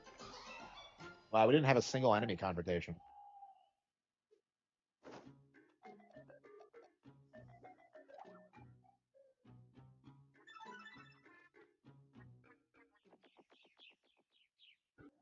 Yeah, I don't know if this game added like new super bosses or whatever. Wait, what? Okay.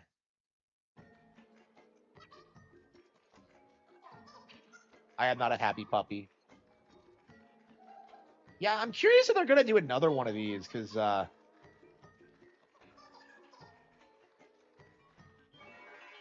it's definitely something I've wanted to see more of. When did this come out? 2018? It's been a while. Like I believe this came out after the Switch did. Oh, Amara's you. Oh, holy fucking shit! I forgot. I thought it was Bayonetta. I'm just like, who is that? No, it's Amara's you. Oh, amazing. So it's Ike, Amara's you, and like Para. Holy shit. That's crazy. But it's so satisfying to see your guys just beat the shit out of the monsters.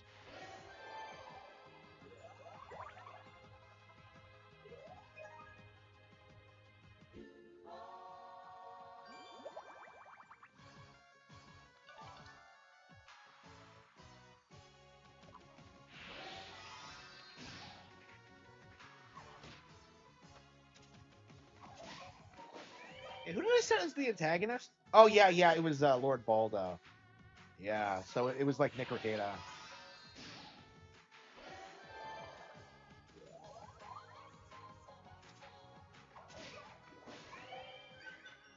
In hindsight, he probably would have been better as the Great Sage because the Great Sage gets possessed and becomes evil. But like, yeah, this game is so Kino. It has a genuinely really good plot.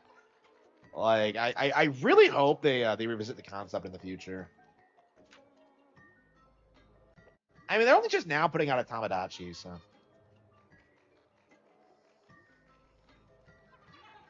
2016, really? Okay, so just before the Switch. Okay. Do you have a war cry that you use in battle? Yes. A war cry?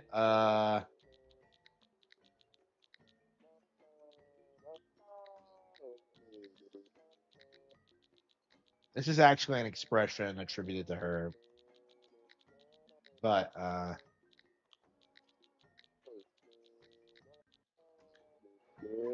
the cat'll have fangs. Yes. That's very you. It is. Hell yeah. We're on a roll.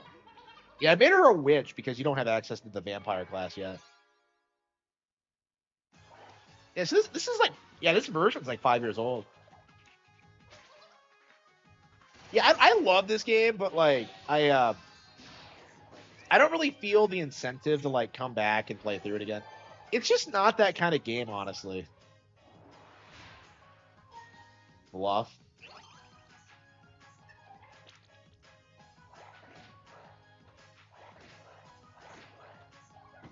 Sorry, peeps.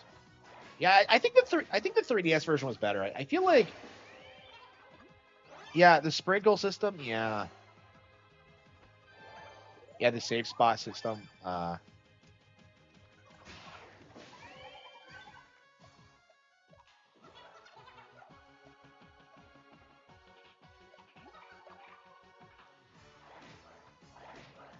Yeah, I think the 3DS is just still the best version.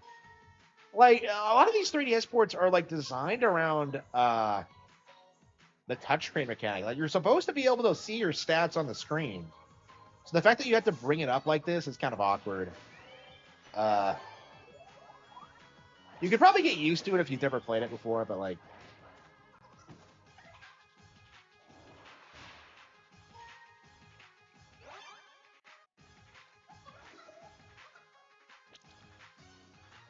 Meat to pepper. Wait, what? What's meat to pepper? I've never heard of that. Oh, the new. The re-release. Yeah. Yeah, like I'm playing through Woolly World right now, and people are talking about a Switch port of that.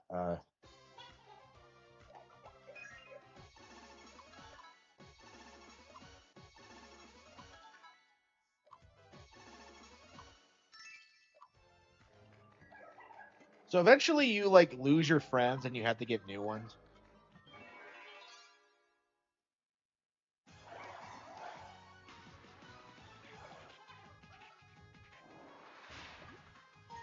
Oh, everyone's at full health. Okay. Yeah, I guess there's no reason to like not have the screen up because you can just kind of see. But like I said, it's kind of awkward. I just don't. I don't think this is the best way they could have done this. I mean, this was probably a cheap port, but like it just. Ugh.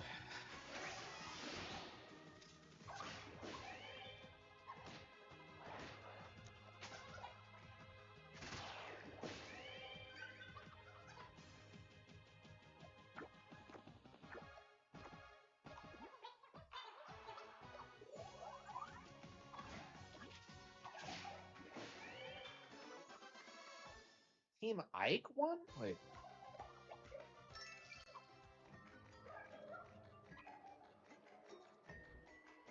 I don't know. This just isn't the kind of game that I think is like really suited to Switch. Like this is a 3DS game at its core.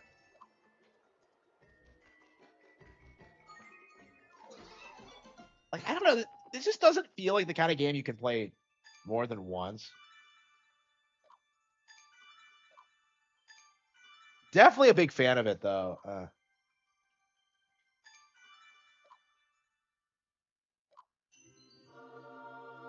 Gift the divine power. HP sprinkles upgrade. Your total HP sprinkles rose from 20 to 25. Oh ho, the people's gratitude has awakened new power within you. Truly, you are a beacon of hope for all of Metopia.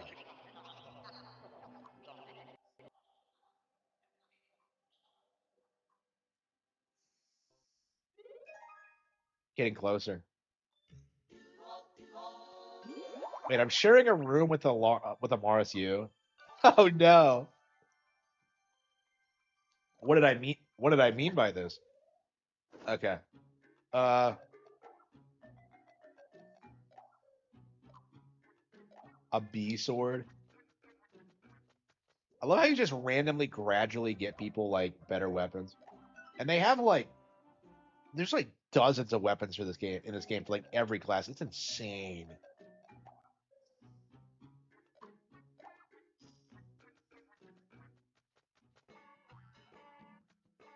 Oh come on.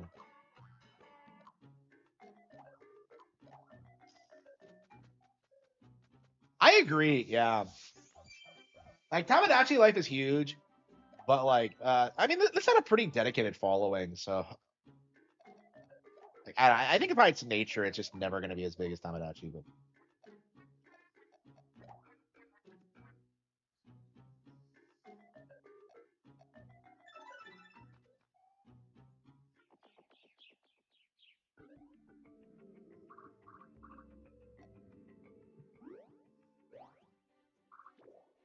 yeah, I don't think we got very far in. What the hell is this?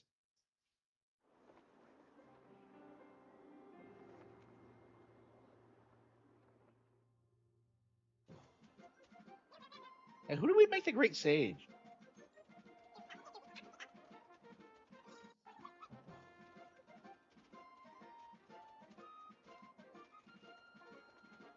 Morris Yu looks like Mickey Mouse in Fantasia, with like the hat and the stars. Very wizardish. Oh no, shit! It's more Baldo.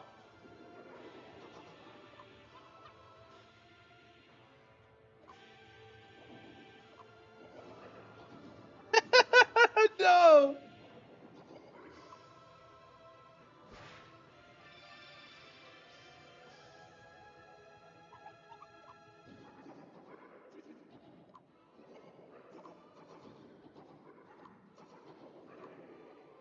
I mean, this is such a great game, and it's a shame that it's one of those that's kind of gone overlooked over the years. I think it's done actually pretty good numbers on Switch. I believe it is a million seller. Nikki! Oh no, not Nikki! Mistreating our girl. Nikki, of course, is like a really popular Nintendo design meme. She was the swap note meme at one point. And that was a thing. Hang on. I'll protect you.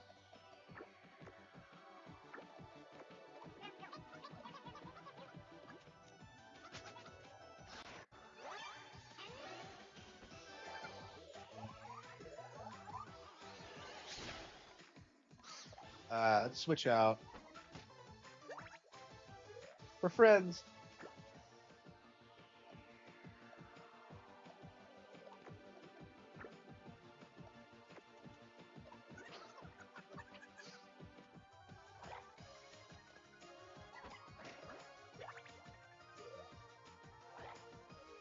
Yeah, so this game is like pretty much automated. I mean, you can like choose actions if you want, but it still feels pretty involved with like the sprinkle system and like the save spots.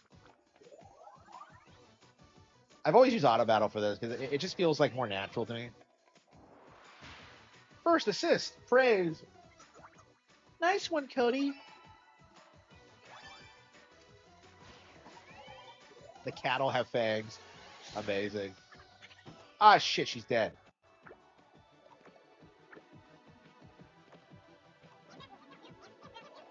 We can bring her back, right? Yeah, we have one life. Okay.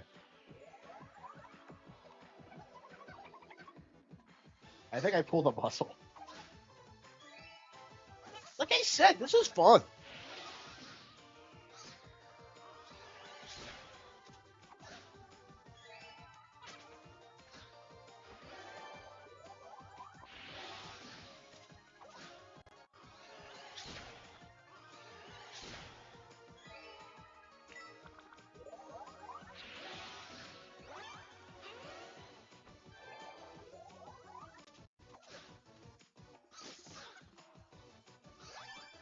Cool.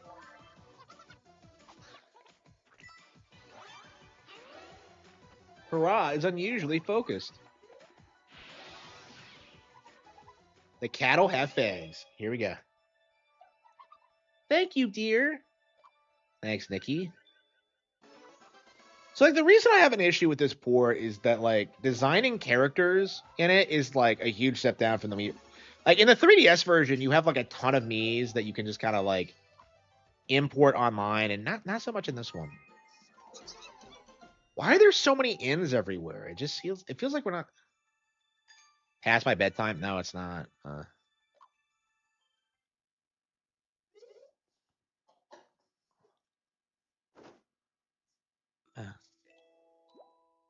Continue playing. Oh yeah, this game is like this is one of the last waves of Nintendo games that like ask you to take breaks. I guess that was an Iwata mandate, honestly. Yeah, I mean, this has never been a game I spent a lot of time playing. Uh,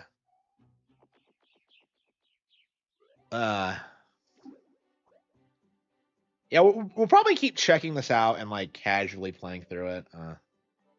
Yeah, so we got Nikki. Okay. When am I coming on Rich's stream? Probably never. Like Rich isn't relevant enough for me to go on his stream. Like, what would that do for me, really? Okay, we saved Nikki. Wait, who's this? Lusamine.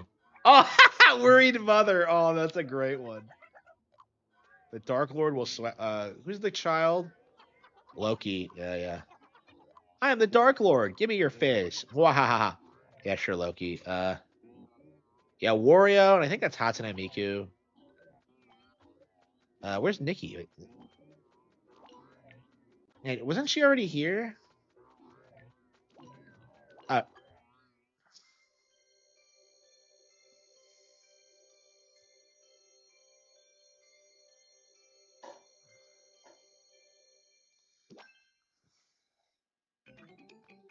Nikki! Joyous day. Cheery Grady Nikki.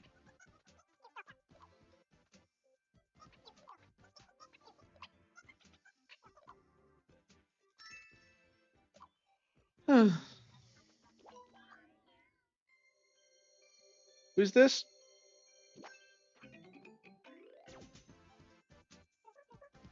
Who is this? Kronk. Okay.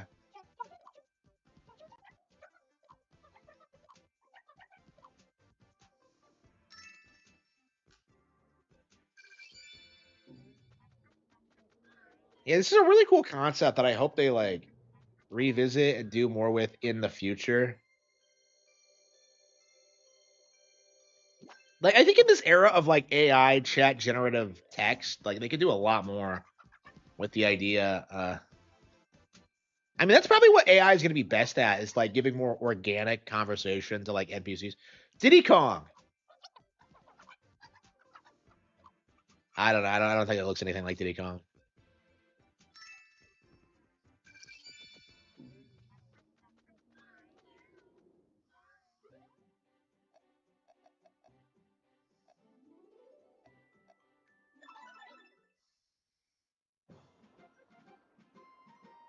It's a basic me, Anki.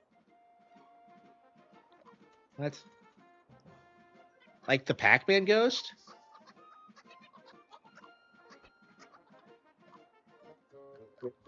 Oh, come on. I guess you're just supposed to wander around until you like, yeah, find every ghost.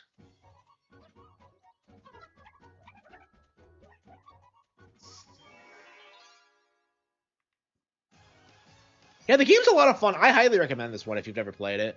This one's Kino. How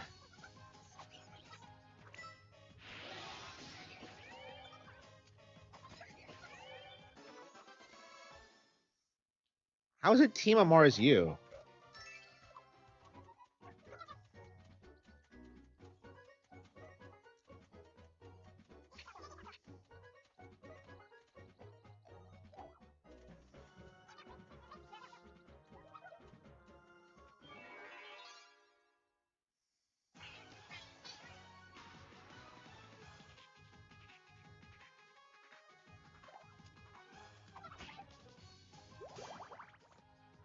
Yeah, I think we're gonna do some reaction content actually.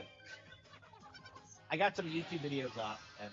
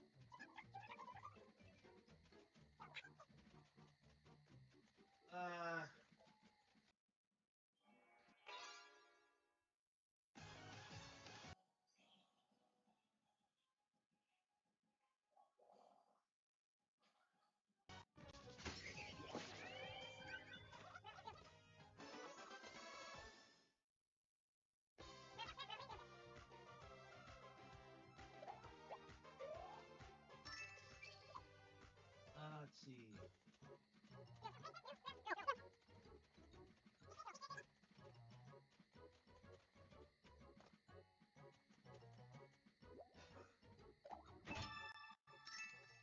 Oh wow, Mighty Number 9 developer Comset shuts down. Wow.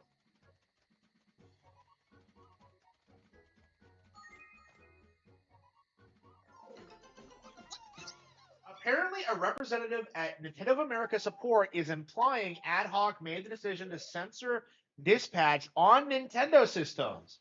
I knew something was off.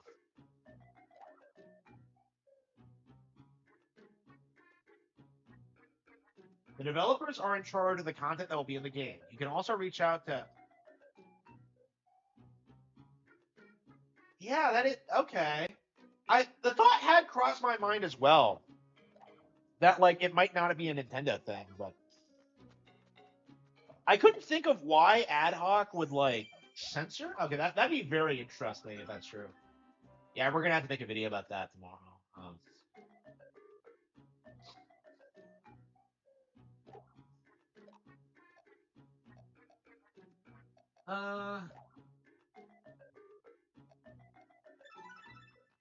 Yeah, I think we'll keep playing until it prompts us to stop again.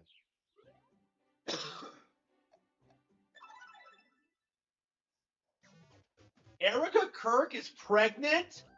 Who's the father?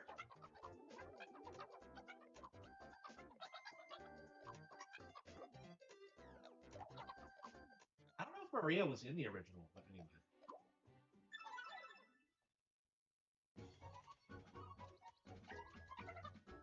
Who's the father?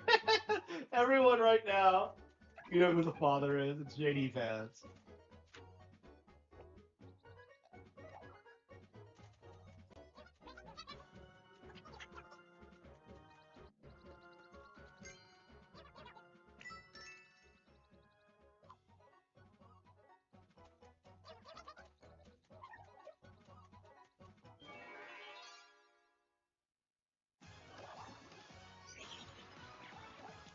Who's the father?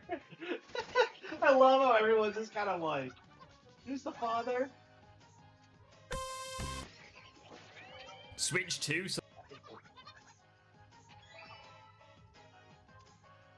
Okay. Grab. Yeah, I think we're gonna switch to reaction content for a bit.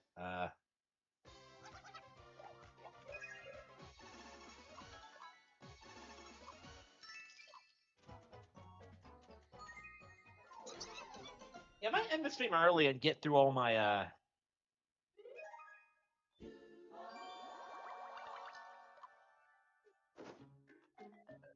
Okay.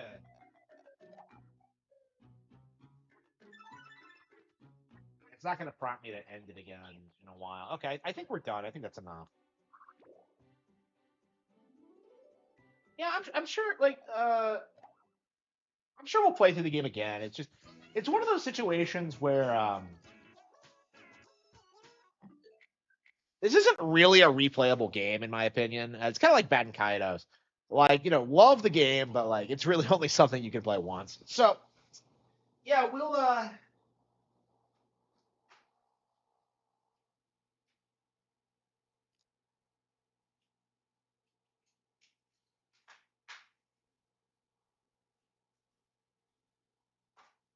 yeah, we'll yeah. So what are we gonna play now? Hyrule Age of Imprisonment. Age of Imprisonment is something I really, really wanted. Yeah, Air Riders. I don't know. We might just be playing like old Nintendo games to the Super Feature. Oh yeah, Trails. That is definitely something I want to do. Yeah, we might go through like Oracle of Ages or something. Yeah, I haven't decided what I'm gonna play next. Honestly, I do think I want to like play through some of these NSO games because I'm way more fired up about like classic gaming right now than anything that's coming out in the near future. So I think we're just gonna do what I've been doing is just get these random games at the library and just kind of like revel at how bad they are. Because I feel like a lot of people don't know how bad like some of the shovelware on Switch actually is. Like for the Wii, like the shovelware thing was like it's shocking because the narrative during the Wii years was that the Wii U was like filled to the brim with shovelware, but in actuality, it was just a meme. It was nowhere near as bad as the PS2, but like the Switch is like honestly, I imagine it's worse because there's just so many people putting out shitty games now. Like Temtem is something that never should have been like allowed to release on the Nintendo eShop. I think like not because it's plagiarism, but because it's just so low quality. And I think there's a bunch of games like that. Like I do think we do need to start talking about like their standards. But anyway, okay, let's go ahead and do some reaction content. The lampshade. Kensuke Tanabe, one of Nintendo's eldest and most storied producers, has announced that he is. What are you talking about? eldest? You're making it sound like he joined Nintendo like before they introduced the NES. Okay, you're talking like he's Koji Kondo or Miyamoto or Tezuka. Like, no, this guy was like someone who was brought on board for like A Link to the Past. Okay, that's like 10 years after the fact. Like, you're putting him on Miyamoto's level. Like, okay, like he's not that big of a deal. Okay, love Tanabe, but leaving the company.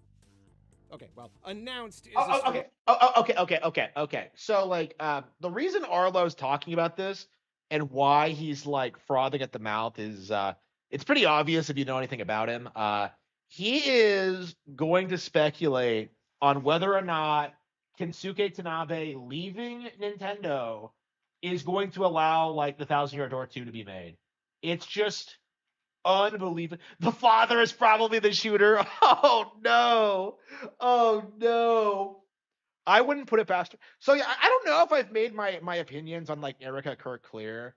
No respect for her, none.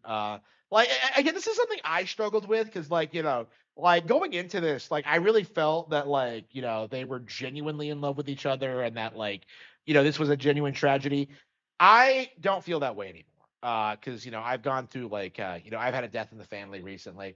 Uh, these aren't the actions of a grieving widow, okay?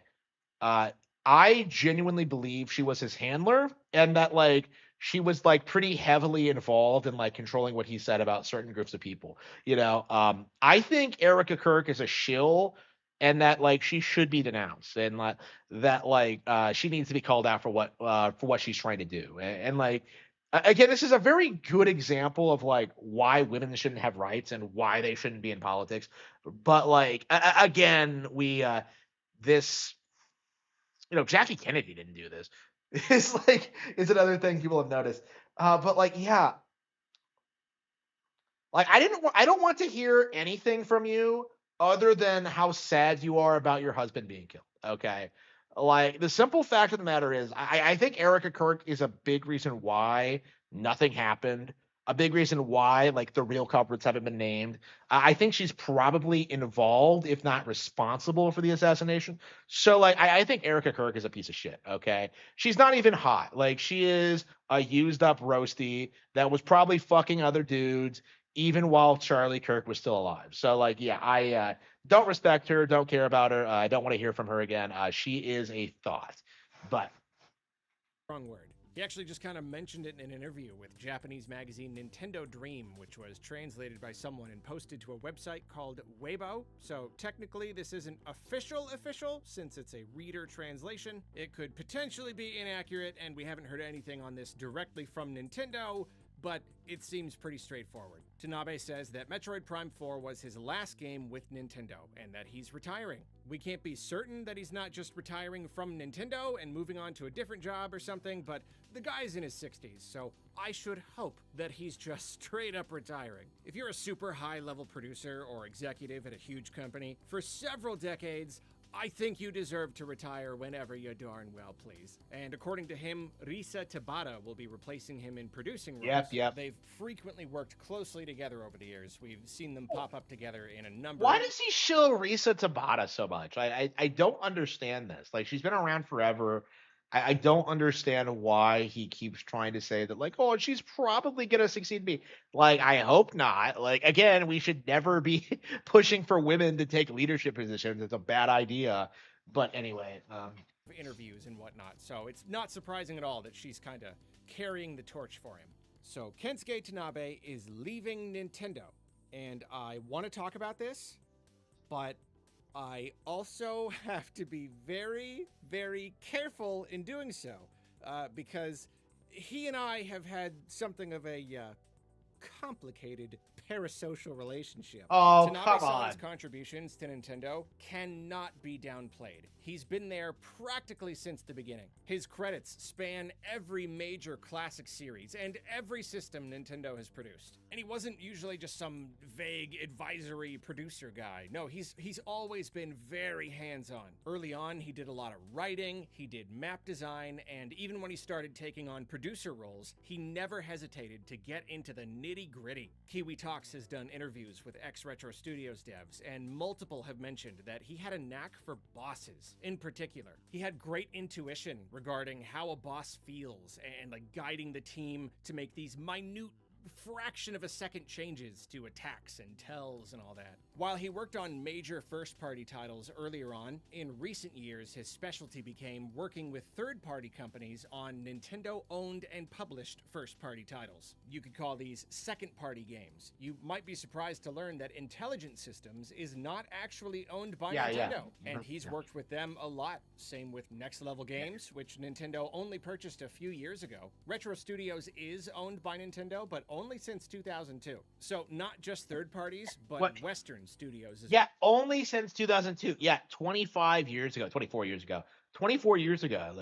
Like come on, Arlo. Well, basically, the studios who make games based on first-party Nintendo IPs, but are kind of separated from Nintendo, either legally or geographically.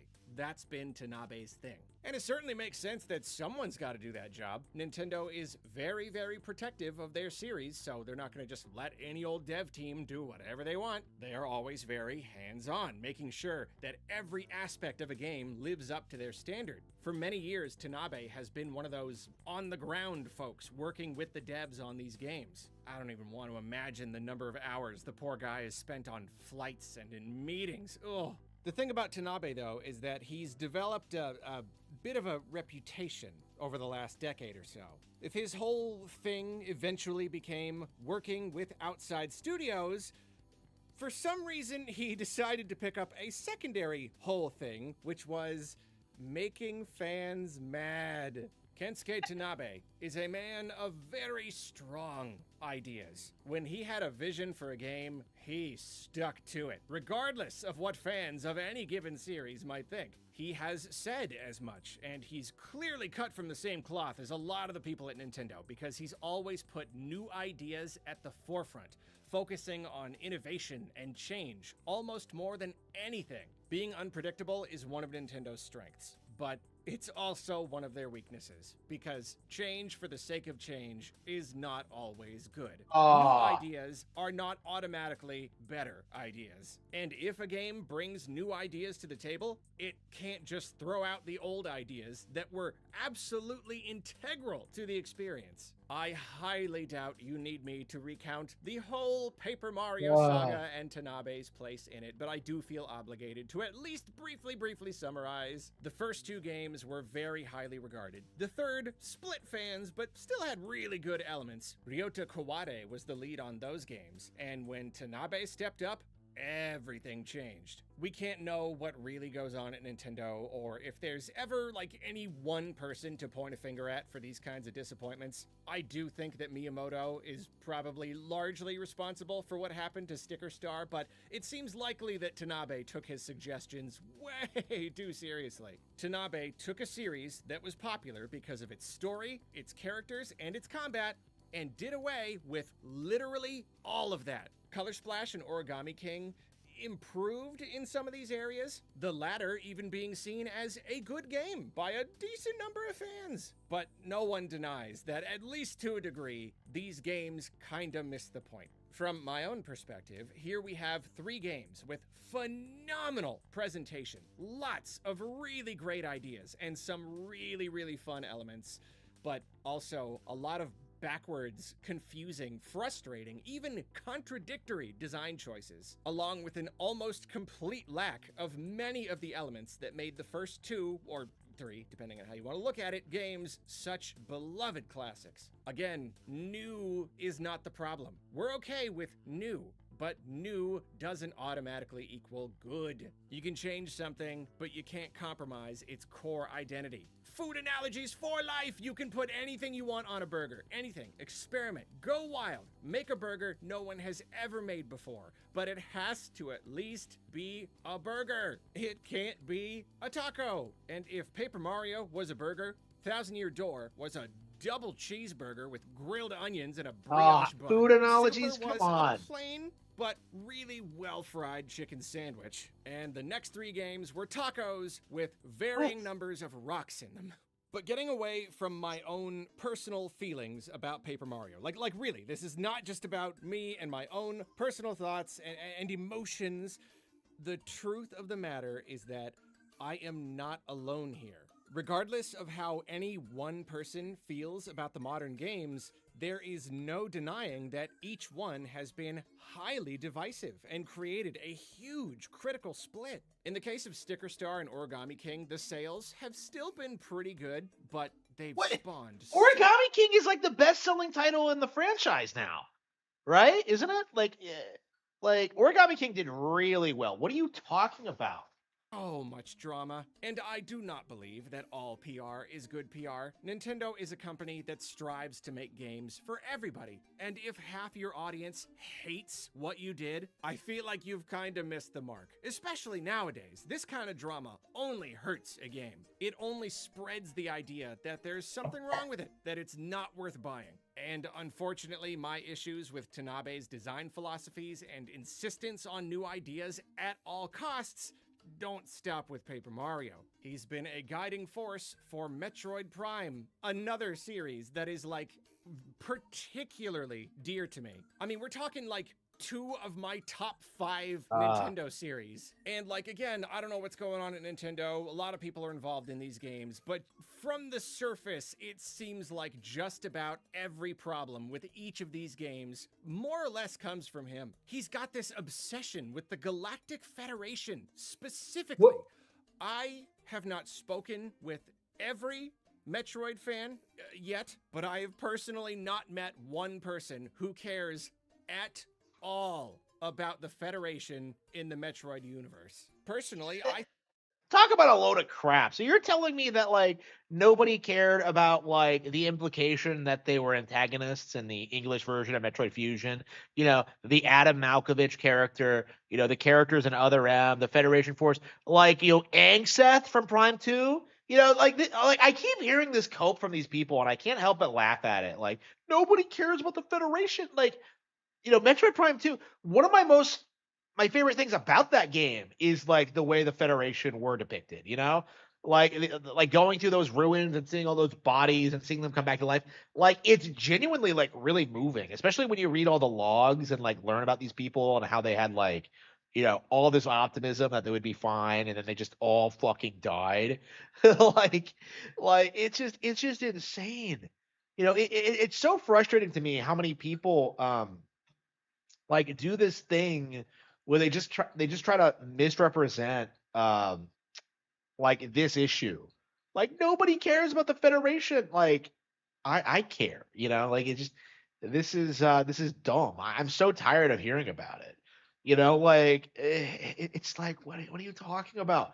Like, the Federation's like, it's who pays Samus's bills. I think they are actually a weakness. This is a fantastical universe of cool aliens. Samus is this awesome rogue bounty hunter with a magic suit. We don't need generic space marines. We don't need Space America, space cops. Like, keep the space cops out of our Metroid games. I was really disappointed to learn about the very existence of the Federation. What? I was crushed to learn that Samus was actually a part of this Federation for a time. And I was annoyed that they just kept coming back in the games. It is almost universally agreed that Metroid Prime 3 is good, but some of its weakest elements stem from its desire to pull in more characters and involve the Federation, which significantly hurts that precious... Absolutely not. What is he talking about?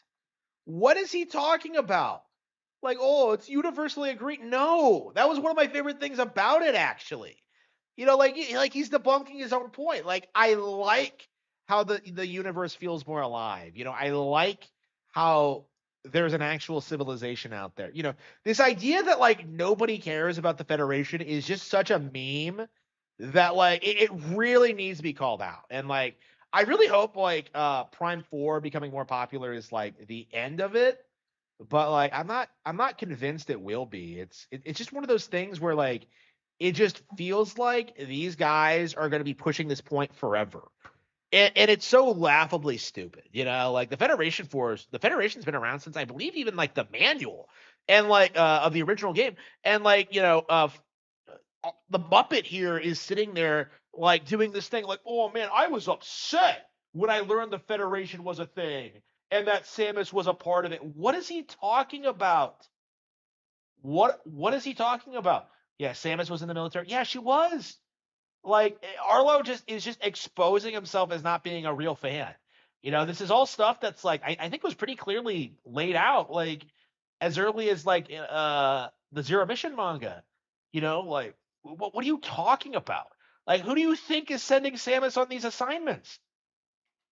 Like it doesn't make any sense. Feeling of isolation. The isolation that's an integral part of the series' identity. Much yeah. of the reason people love Isolation, like, bro. Like, really? The isolation in old Metroid games was due to technical limitations, okay? Like, there have been NPCs in this game since, like, Fusion, okay? Technically you had a traveling companion as early as Metroid 2, okay? The idea that, like, you have to be completely alone at all times for it to be a real Metroid game is, like, retarded, okay? It's just, like, it's insane. Love it. The Federation is the single least interesting part of the Metroid universe, especially nowadays. Space Marines, I mean, they're ubiquitous in practically all sci-fi. It's one of those generic things that 1 trillion games all share. Whenever there are new trailers revealed at the Game Awards, it's always just like guys in these power suits. Even the name, Galactic Federation, it's like they weren't even trying. Federation, that's just Star Trek.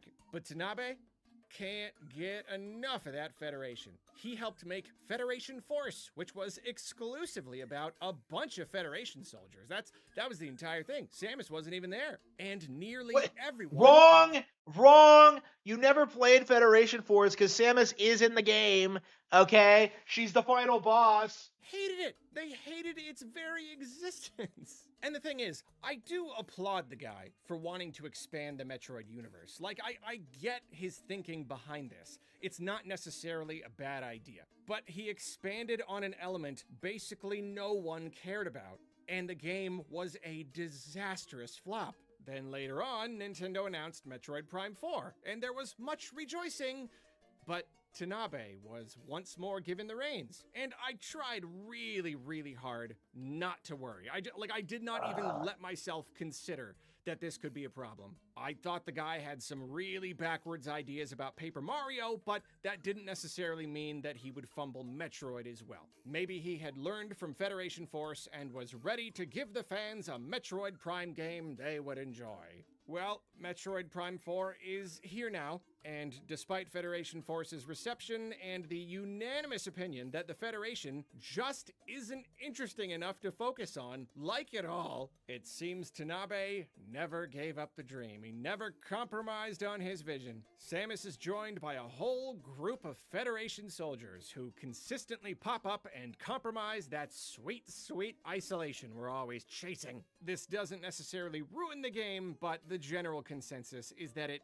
does at least hurt the game. And even worse, Prime 4 suffers from a number of other problems, pretty much all of which boil down to this game keeps trying to do things that are not Metroid and failing at every turn. Nearly all of the game's new ideas are simply not good new ideas. We don't know exactly where all these ideas came from, but we know from experience that Tanabe is very hands-on and demanding of control and kind of obsessed with newness. And if he was the source of these ideas, then he has once again taken a series and compromised its core identity in a way that disappoints a tremendous number of fans. And in this case in particular, the results could be devastating. The official numbers aren't in yet. Maybe I'm wrong, maybe I'll be pleasantly surprised, but I am preparing myself for the possibility that the sales are going to be pretty low. At least low considering how much money Nintendo must have spent on a AAA production like this. How long it took, the opportunity cost of having one of their best studios on the project for such a long dev cycle, and of course, how long we all had to wait for the darn thing. For it to be anything other than a great experience after all this, it's downright disheartening, and the future of the series is once more in question. And I wish that It's what's more in question. No, they've already released statements saying that they're already planning sequels. What are you talking about? Like again, they keep doing this thing like, oh, is the future of Metroid in question? Like, no, it's not. It's fine. What are you talking about? The sales are going to be disappointing. What are you talking about? It's still in the top 10 bestsellers. It's doing reasonably well. Like it's just like, what are you talking about?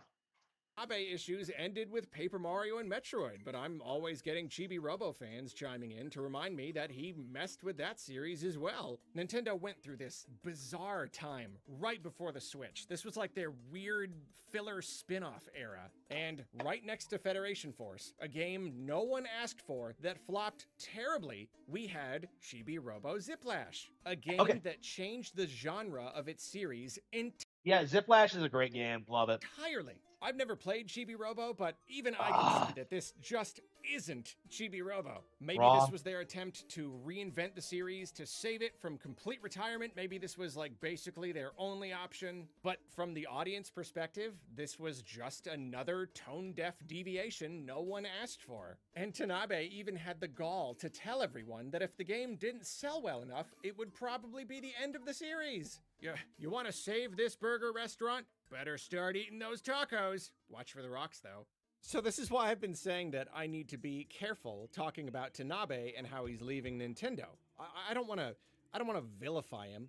I don't want to like. Yeah, sure. That's what you've been doing the leaving. entire video. In this context, holding personal grudges and like painting people as bad guys is childish, to be frank. Prominent figures that do real, actual harm to other human beings, people who seem to completely lack human decency, yeah, it's okay to not like them and to wish they would go away. Still not healthy to let them live rent-free in your head. Hatred really is like getting revenge on someone by drinking poison. It only hurts you. But yeah, if you have to paint anyone as a villain, make it people like this. But making someone out to be some kind of boogeyman because you feel like they messed up the video games you like to play because of creative differences of opinion, basically, it's immature. And I'll completely admit, I've done that in the past. I fell into that trap probably a pretty good amount when I was younger. But I like to think I'm better about it now, and I may not like what Tanabe has done to these series. I may even feel a little bit hurt and certainly frustrated by his complete refusal to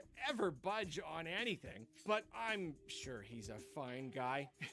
Those devs on Kiwi Talks, they only have nice things to say about him. And even if he's made a lot of mistakes from my perspective, he's been trying his best. That's the thing about people. Most of them are trying their best. Tanabe is not out to get us. He does not have some personal vendetta against these series. This entire time, he has been trying his darndest to make good video games that his fellow folks at Nintendo would be proud of, that embody the company's most important ideals. Kensuke Tanabe is a human being, and it would be childish to be like, ha! He's gone! Good riddance! But I also can't deny that I do kind of think he might not have been a good fit for this position, and I am, to a degree, kind of glad that he's not going to have control over these series anymore. And here's where I have to be really... Okay, so why is he being so cagey about this? Like, he does the first half of the video where he's, like, singing Tanabe's praises, and then he, like, lets loose his actual feelings, where he blames Tanabe for the direction that Metroid Prime and Paper Mario have taken, and that he's glad he's gone. This is how Arlo really feels, but he decided to fluff it up with this nonsense. Like, no, Tanabe's been with Nintendo forever. Like, he's worked on some classic games, guys. Really careful. It would be completely irresponsible to start wildly speculating about why he's leaving. But I have to at least ponder aloud, if anything, just for the sake of the thought experiment, if maybe, possibly, the response to some of his more recent games has at least some small thing to do with it. Once again, he's worked on tons and tons of games. Dig through old interviews and you'll find him talking about all sorts of cool stuff in all sorts of cool games. Apparently the idea of a giant egg on top of a mountain cracking and the world ending, that was him. His contributions to eternal, beloved titles, many of which are probably invisible and unknown to us. That's iconic Zelda bullshit. Plentiful, beyond plentiful. Who knows what other ideas were his, and he just, never said it in an interview. But when you look at his recent stuff, you see a trend. I haven't done a super deep dive figuring out every role he's ever had on every project, but it seems to me that over the last decade, there have been a handful of games where he has clearly had a very strong role and has been very forward-facing and done follow-up interviews and stuff. These games are Metroid Prime Federation Force, Chibi Robo Ziplash, the last few Paper Mario games, and now Metroid Prime 4.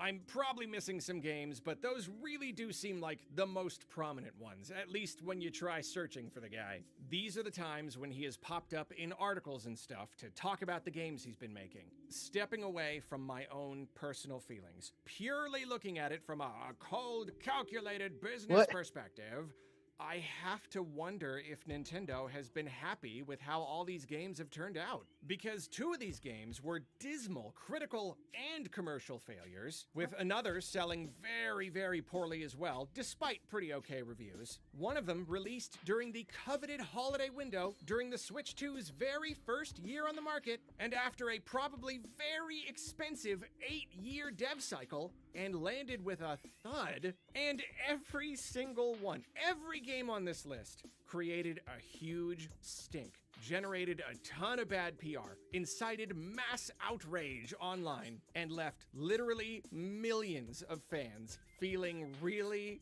really bummed. Nintendo likes new ideas. They like pushing their characters into new territories, but this can't be okay, right? This has got to be a big red flag. They entrusted some of their very dear legacy IPs to Tanabe, and he consistently put out titles that largely missed the point of those IPs. In the last decade, it's felt like his trademark, his signature style, was trying to fix what wasn't broken. Maybe he was trying to breathe new life into these series, to modernize them, make them appeal to a wider audience, to help them do new things they couldn't before. I am sure he had the best intentions, but he just didn't succeed. Again and again, even with the couple of times the sales were okay, he quite simply... Wrong. Like, Prime 4 was awesome. Federation Force was awesome. Paper Mario's fine.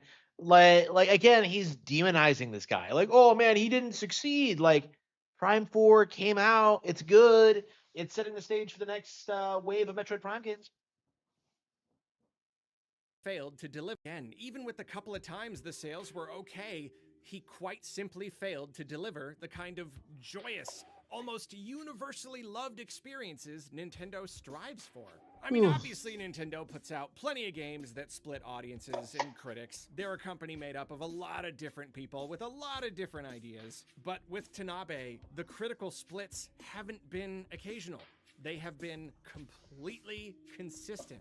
I couldn't blame anyone for looking at his track record and being like, yeah, I don't know if it's a good idea to let this guy be in charge of all these series anymore. That is not to say that I think Nintendo fired him. They're like furious with Metroid Prime 4 and they wanted to get him out of there. No, nor am I implying that they did that gross thing that apparently happens in corporate Japan where it's like socially inappropriate to fire someone, so you like demote them and put them in a closet and emotionally isolate them and get them to quit. I've heard about this. Maybe it's true, but I've never worked in an office in Japan, so I'm not sure. Like, I really doubt he's leaving in total disgrace or anything.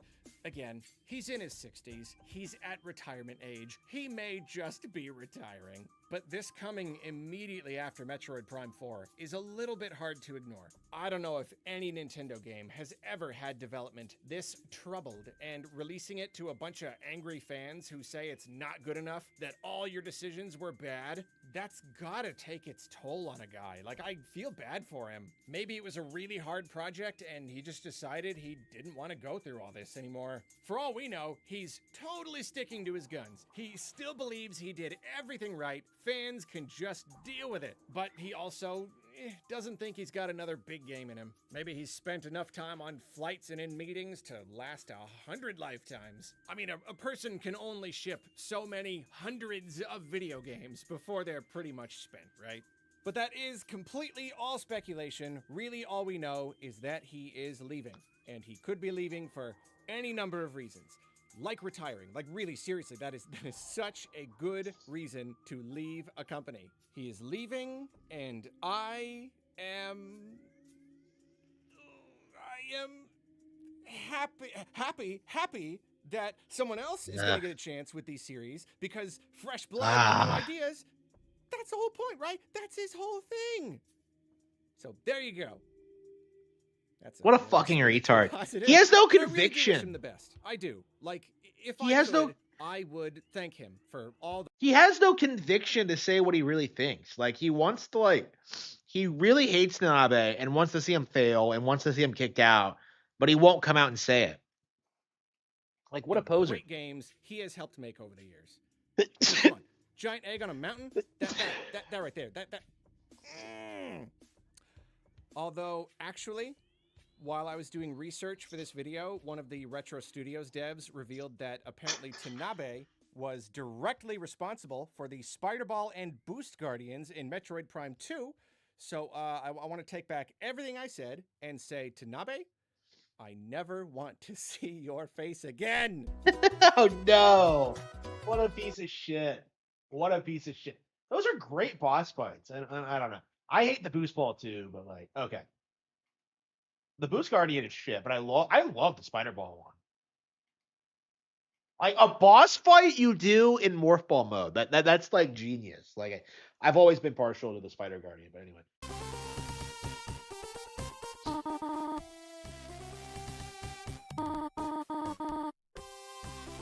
Why is he using an Earthbound text box?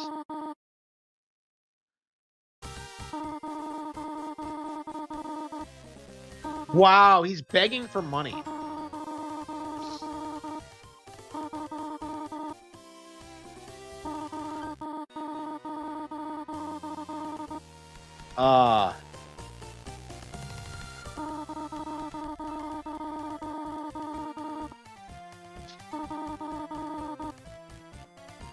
I never said that.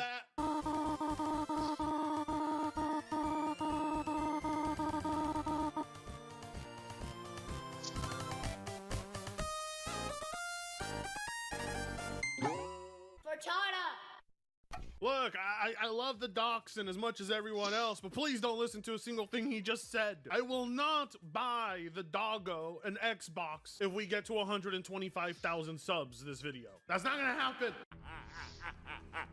You have no power here. Wanna know how I know it'll happen? Because we're never gonna reach that number. Well, at least he's gonna get his teeth extracted very soon, on February 9th, and that's all thanks to you. But please don't enable him. The last thing I want as an Xbox fanboy as a dog. Either way, Nintendo's censorship. That's quite the story, isn't it? Naturally, No. you'd figure, okay, yeah, the Nintendo Switch 2 is primarily aimed for children. Please don't enable him. The last thing I want as an quite the story, isn't it? Naturally, you'd figure, okay, yeah, the Nintendo Switch 2 is primarily aimed for children. The content there should be censored heavily, right? Under most normal circumstances, no shit, yes. The thing is, however, Nintendo wants there to be a mature audience playing their system, so they allow for mature games. And yet, they want to treat their adult audience like they're goddamn children. Which, I mean, in spirit they are, and mentally they are, and emotionally they are, and financially they are.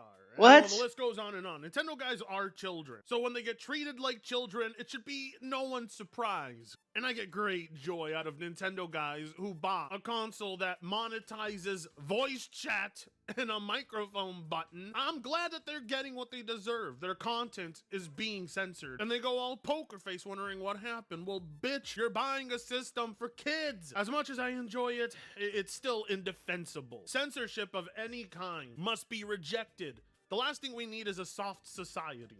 Because the softer it gets, the more tame the rest of us have to be to appease a demographic that has no limit to just how soft they can be. Dispatch, you may have heard of it. It's that one video game / movie that looks like Invincible. Because it has that art style by default, I refuse to play it. But a lot of people, great deal of people, really love Dispatch. Now, personally, I like video games that are actually video games, but to each his own. Well, it should come as no surprise that the game, based on its Invincible direct art ripoff, is catered and aimed towards adults. Yet for some odd specific reason, there's a lot of fuckery going on with the Switch 2 version. Dispatch is censored on Nintendo Switch 2 and Switch 1. I beg your pardon? I mean, is it not made clear that this is an adult title? Therefore, censoring it for adults makes absolutely no goddamn sense, Nintendo. Everybody's been talking about it all day. I guess it really means a lot to people. I mean, I have no commitment to this title whatsoever, but any sort. Yeah, so it'll be interesting if it comes out and it was the developers who did this. I'm very, very interested in seeing if that is true. Definitely interested, because like we've kind of seen this a couple of times with like companies like Compile Heart, where they try and promote themselves by saying that like Nintendo's censoring them, and like it's not actually true. So okay. Supports up to 120 FPS? Well, not for these Sonic games, it doesn't. At the time of making this video, there are 9 Sonic games currently on the Nintendo Switch 2, all of them with bad. 2 of those games being Sonic X Shadow Generations and Racing Cross Worlds having Switch 2 editions. The Switch 1 was very limited in hardware, and the Switch 2 on paper is a pretty big improvement, but in practice, how much of a difference does it actually make for these games? Now keep in mind, for the sake of this video, I looked at the performance metrics that you can expect. Nobody fucking cares. It's the developers, okay? If a game doesn't look and play well on Nintendo Switch 2, it's the developers. Like, don't blame the Nintendo Switch 2 in docked mode. Obviously, things like graphics, What's with the PC gamer cope and thinking that games look and play better while they're docked? Like, this has been debunked since like before the Switch 1 even came out, and yet this is like the consistent narrative with these people. Like, it's just like, what are you talking about? Loading screens will depend on whether or not it's in docked or handheld mode, and whether you've got a digital or physical copy. So take this video with a grain of salt. As a result of this... Yeah, you're a retard who doesn't know what he's talking about. Okay. Like a social experiment of how little effort a company can put into their product and still get overwhelming profits. You would think after suing Palworld that Nintendo would actually improve and innovate their Pokemon products, right? Yeah. Right? Of course not. It's ironic that a franchise with the gimmick That's of not what irony means. does anything but evolve. But you know who evolves? Me. So hit that like button and subscribe, baby. Let's try and get to 90,000 now. After the whole debacle with the Pokemon ZA, which was such a bizarre concept, by the way, let's just dump a ton of dangerous wild Pokemon and let them loose on the suburbs of Paris, France. Yeah, I don't think that's a good idea. And by the way, it shouldn't be named the world of Pokemon because you can't even leave the city. You know, Nintendo and Game Freak are so lazy that they require the gamer to use their imagination to play their games. They require you, the gamer, to close your eyes and imagine that you're actually in Paris when playing Pokemon ZA instead of the low-res poly images that you see on your screen. Yeah, and just imagine every building is like a real-life building in Paris. I mean, and the grass is real individual grass. You just have to close your eyes and imagine grass in your brain that actually moves, unlike the one in the game. But here's a reminder that the Pokemon company Nintendo would rather sue on the basis of patents to beat its competition than actually make a good game. But then again, who would support a company that openly spits in your face and tells you that you don't even own your games? Oh right, that would be the Nintendo simp suckers. I mean, these guys are the lowest of the low. These Pokemon fans will lap up any slop shoved in front of them. As long as... Bro. I just got done playing Temtem, okay? Like, I don't think I really need to respond to this because it's just like, Temtem is so much worse than any Pokemon game that, like, I really can't take this seriously. Like, come back when you actually have a viable Pokemon competitor. The precious name of Pokemon next to it. These guys are the sole reason why we keep getting trash Pokemon games. They will pay any price for any piece of that Nintendo throws at them and they will be happy and scream for more. What's funny is that their only argument for every single critique of Pokemon games is, well, it sold really well. If that's What? really No? all you can say, No. then that's really pathetic. Because like I said, the toxic positivity from these Pokemon fans really cemented the downfall of Pokemon. These weirdo fanboys are like, why can't you be grateful for everything Nintendo's doing? You should kiss their foot. Just like me, to any criticism on Pokemon on Twitter is just sad. Oh, on YouTube, they just can't stop crying. But you know what I'm grateful for, Nintendo fanboys? That would be ROM hacks. Oh, wait, did I just say that out loud? I'm only joking. Definitely joking. Now, you know what's funny? Another thing these Pokemon fanboys say. I see this one sometimes in my comment section whenever I talk about Nintendo. This game is made for kids, not you. I don't know if that's supposed to be an insult because I don't think these Pokemon fans realize they unintentionally call themselves kids. And you know what? The way they behave online over this IP, I kind of think they are kids. They're really stupid, at least. At the bare minimum. Honestly, at this point, I've said this before, but it does need to be very repeated. Like, these people are infinitely more immature than the Pokemon fans that they complain about. That's kind of my opinion. Like, watching these guys spurg out all the time, it's just like, oh no, the Pokemon fans are doing this, and this. Like, no, we're not. Like, what are you talking about, bro? Like, you're the one spurging out. You're the one making videos.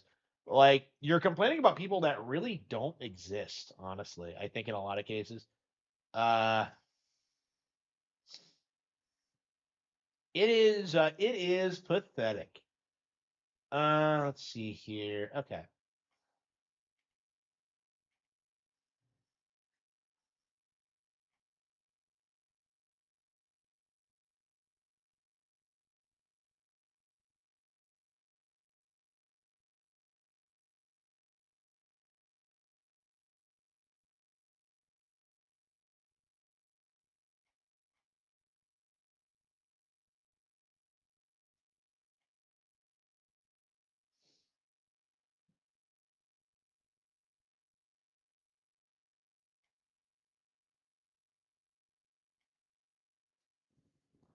Pirates, yeah. Yeah, like if these guys are like hyping up ROM hacks, like they've already lost because ROM hacks are based off of like actual Pokemon products. So like it's like you're still supporting the brand by using them. So it's a cope. Okay. Yeah, I'm very curious like how the cope is gonna fall apart for this for these people. Like they've just been so obsessive about trying to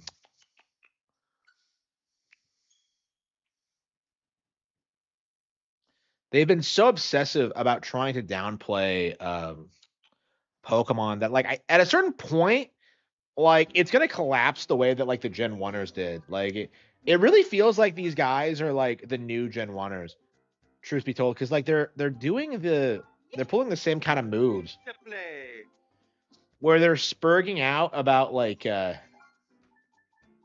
things that don't really matter and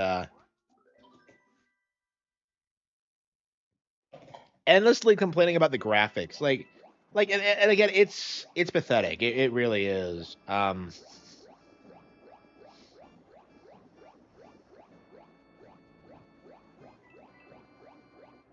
Pokemon Legends ZA.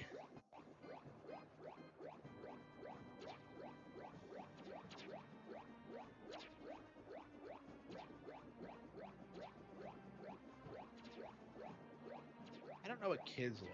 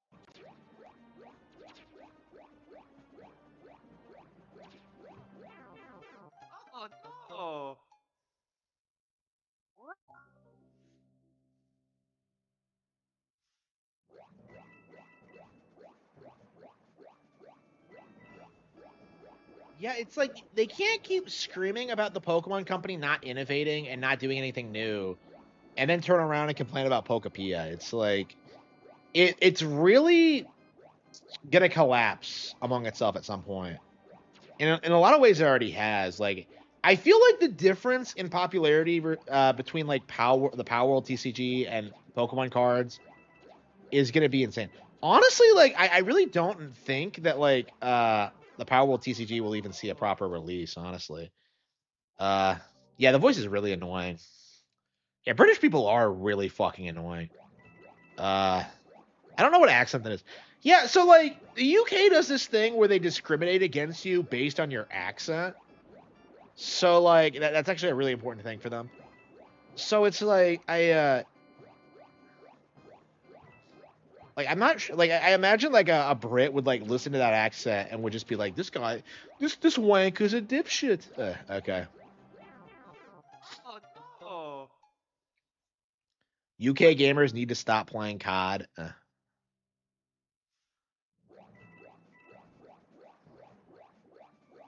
Power World has zero wider cultural impact. I know, right? Yeah. It's like it's a very vocal minority thing. I actually saw like some YouTuber today claim that he's now part of the Power World Creator Program. So like I think we're now at the point where a lot of these people are straight up just paid shills. Like if they're straight up announcing stuff like that, like yeah, I think a lot of them are just shills at this stage. Um, so it'll be very interesting seeing all this like fall apart. Yeah, by the way, I probably should make a video about that, the Power World Creator Program. Like they keep announcing all these projects and all these initiatives, and I'm just kind of like, they can't even get like 1.0 out. So it's going to be interesting seeing their entire company just fall apart.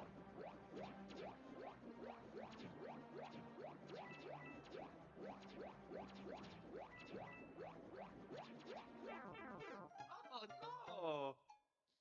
The FIFA TCG? Is there a FIFA TCG?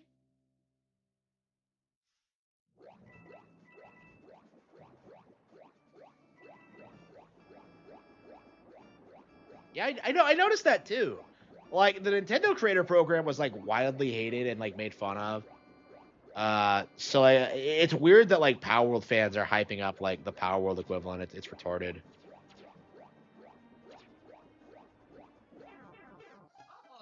Oh.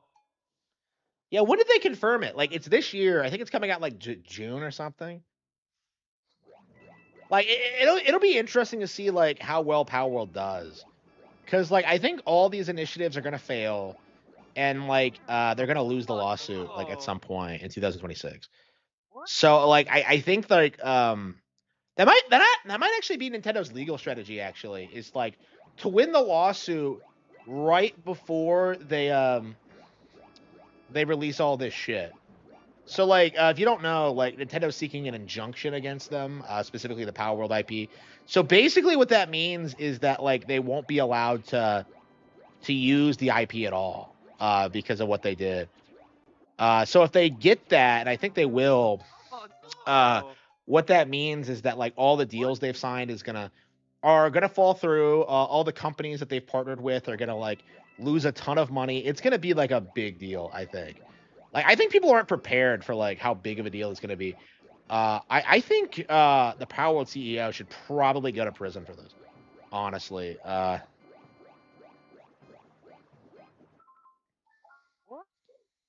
Did Arlo lead the? I mean, like there is no Nintendo Creator Program anymore. They shut it down.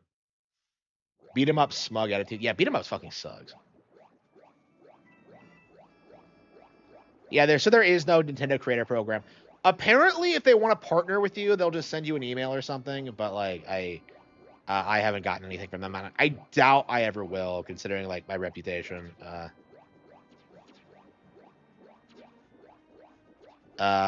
don't know. I don't know if I really even like truly want it anyway. It's like for me, it's very important to kind of be like, Bucky from Power World will go to prison and become the Winter Soldier. Based, yeah. Man, I fucking hate Bucky. I can't think of anybody in the industry that I hate I hate more than Bucky. Like, I hate his smug fucking attitude. I think how he tries to keep downplaying all the things people notice about the Power World thing. I hate how, like, how mad he is at people calling Power World shit. It's just like, come on. I don't know. Bucky's existence should, like, be a massive red flag to everybody that Power World isn't what it seems. Oh.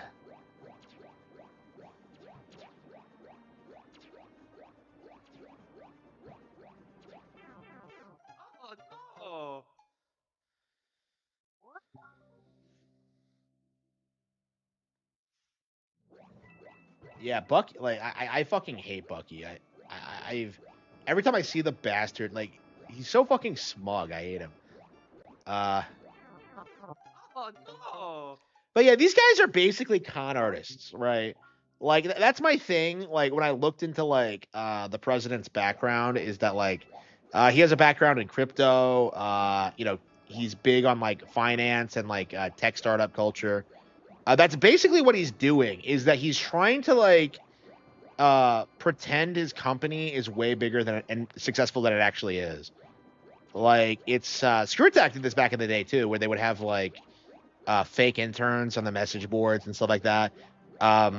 It's a business tactic. So, like, I would not be surprised if it's like the company's significantly smaller than they claim. Why is Nintendo worried about a console he said he boycotted? Does he really not own a Switch 2? Like, that's what I think about Nintendo is that, like, how can you talk shit about Nintendo if you're not actually playing the fucking games? It doesn't make any sense. So you're like, this confuses me about Sean Malmstrom too. So you're gonna, like, complain about everything Nintendo puts out, all of the developers, the consoles, like, the franchises they make, but you're not going to actually play the games? He secretly owns one. He does 100%. Like, I think very few people are, like, serious when they say they're not going to buy one. Like, you know, Mudahar was like that. And again, like, at this point, it doesn't even really matter because, like, so many games that are coming out are also coming out on Switch 1 that you could, like, perfectly reasonably not own a Switch 2 and still play a lot of upcoming, like, Nintendo games. It's something a lot of people don't talk about, but it is true that, like, not everyone's gonna upgrade right away. Oh, fuck.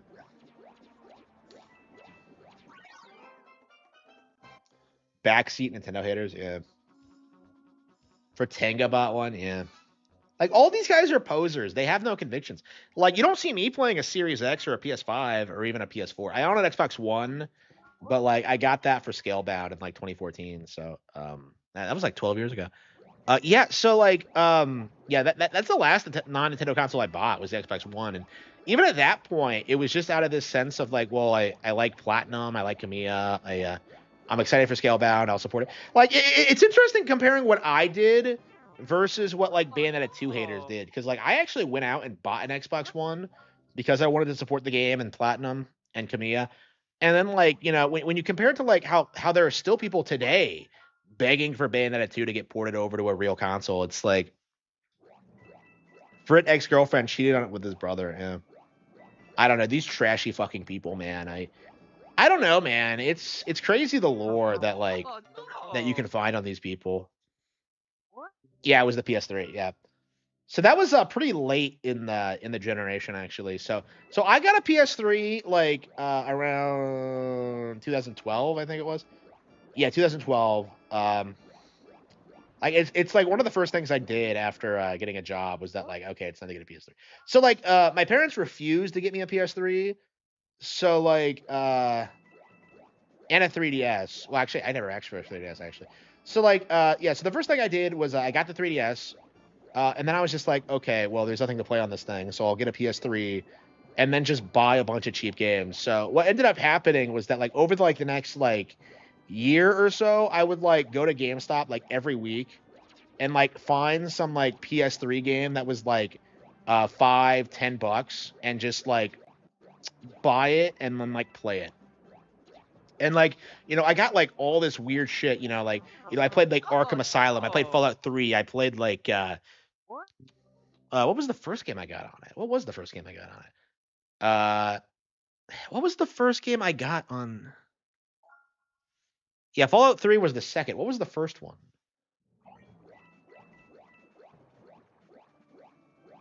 What was the what was the first game I got on PS3?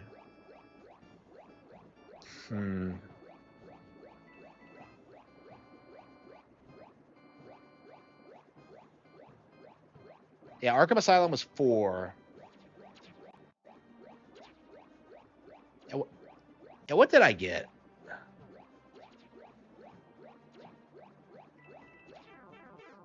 Interesting that I don't remember. But yeah, like eventually I got like Infamous, right? And I'm playing through this game, and I'm just kind of like, I just kind of have. Oh yeah, I got Bayonetta eventually. Yeah, Bayonetta was. Yeah, I first played that game on the PS3, and that's why I became such a fan. So like, yeah, there were good games on the PS3. You know, there were games I liked on it, but like the overwhelming majority of them, like 99% of them, like were not as good as what I was already playing on Nintendo consoles.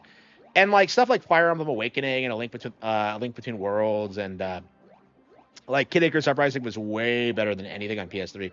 And it just kind of blew my mind because like for years I was being told that like the PS3 was way more hardcore than like the Wii and that they were way more intense games for mature audiences.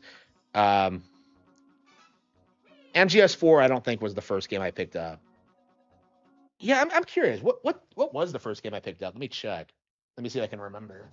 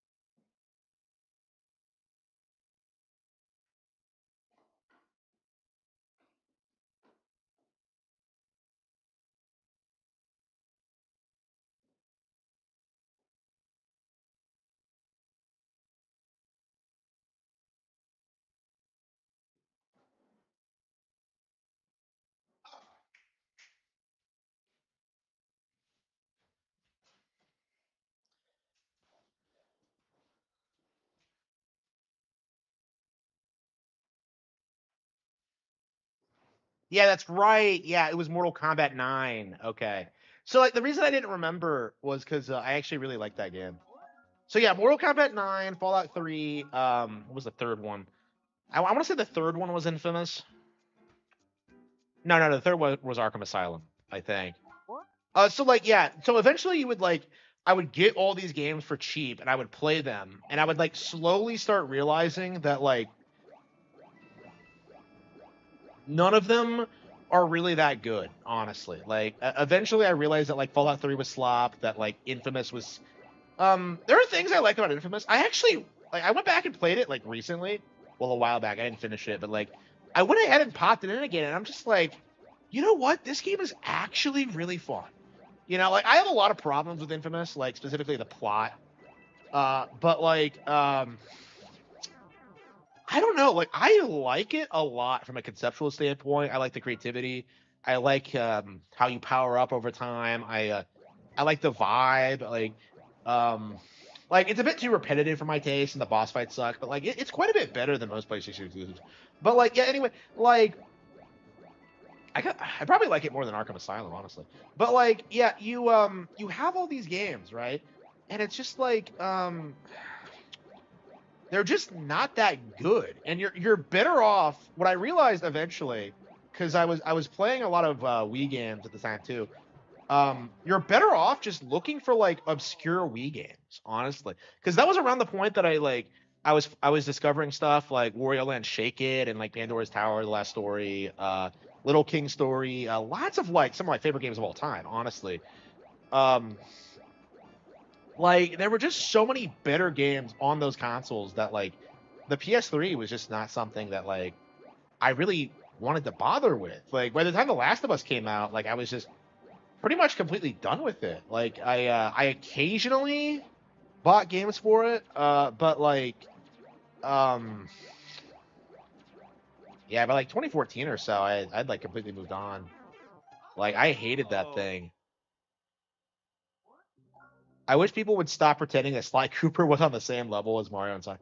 That was weird, yeah. Like I love Sly Cooper, but like it's one of my favorite PlayStation mascot platformers. But like yeah, definitely not on the same level. It's not as good.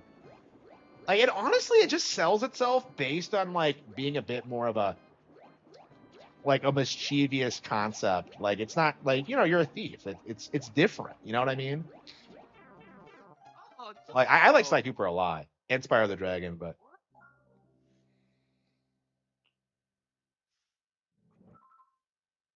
GTA 4, yeah, I do own GTA 4.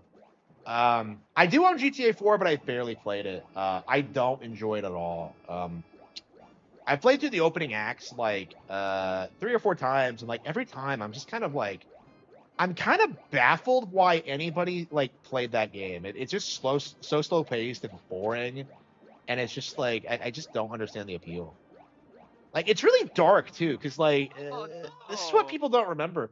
Like GTA 4 feels like really grimy and like real. Like it really feels like it suffers from like being overly realistic.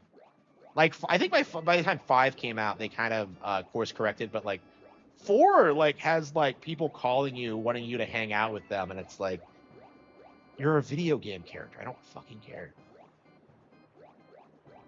Hey, cousin, want to go bowling? Like I don't know. Like 4 was really interesting because this was like a really disappointing release. Everybody who was like reasonable hated it. Who played more than 2 games a year hated it. But like it was worshipped by people anyway because like oh it's just GTA bro. Like it was a really wide open eye opening experience for me because that game was not good. I had like no desire to play it. I went back and played San Andreas because of its reputation, but like, even that one, which I think of as the best GTA game, that one's not very good either. Is just my honest opinion.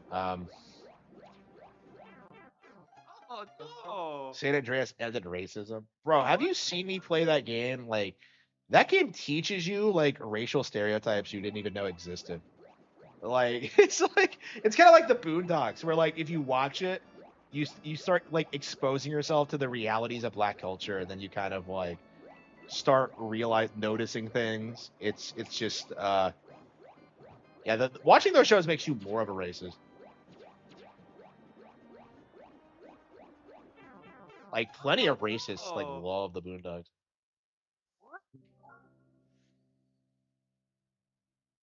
Yeah, Ratchet and Clank feels like a dead IP, and it has for a long time. Like, I remember when they, like, did the remake of, like, the first one, and they tried to do this Blitz campaign where they tried to say it was, like, way better than Star Fox Zero, and now nobody even, like, remembers it. And if you think Insomniac sees Star Fox as their rival, because Star Fox is, like, 100%, like, an IP that could rape, like, Ratchet if it, like, actually came back in full force, but...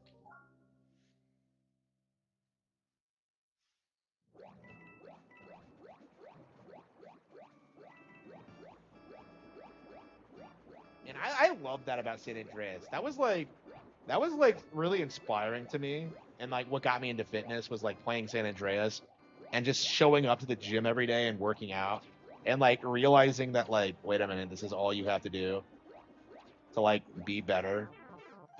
Is like show up every day and lift.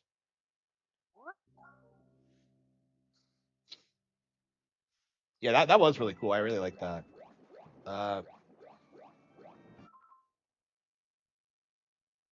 GTA 4 was better than Ocarina. Yeah, GTA 4 I think is still the most critically acclaimed Rockstar game. I believe. I don't think 5 or Red Dead Redemption 2 eclipsed it. I'm very curious what like 6's scores are going to be because I feel like if they try and like worship it's going to lead to like a backlash if they try and like have a higher Metacritic score than like Ocarina or something. Like it's just not going to fly.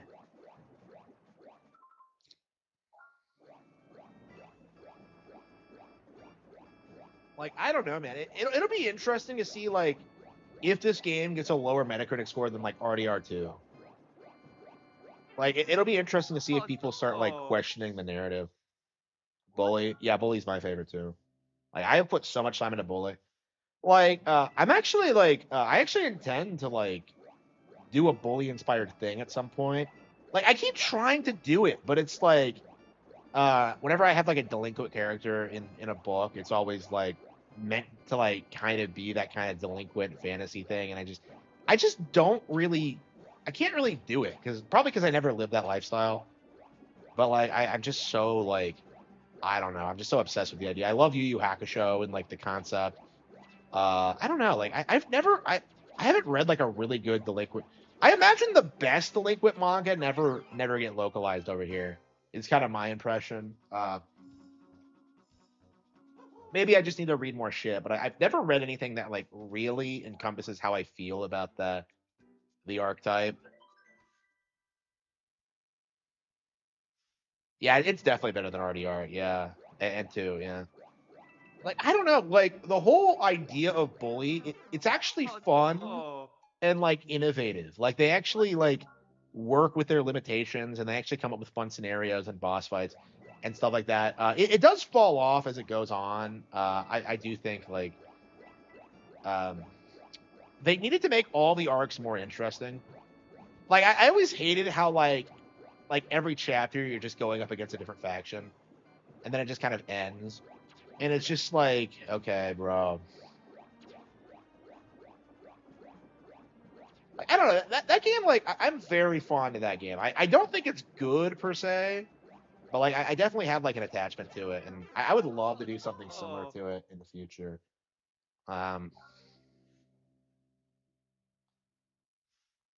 like I keep coming up with concepts, and like I just feel like they don't work. Like I don't know. I'm just so I don't know. Like I said, I never lived that lifestyle.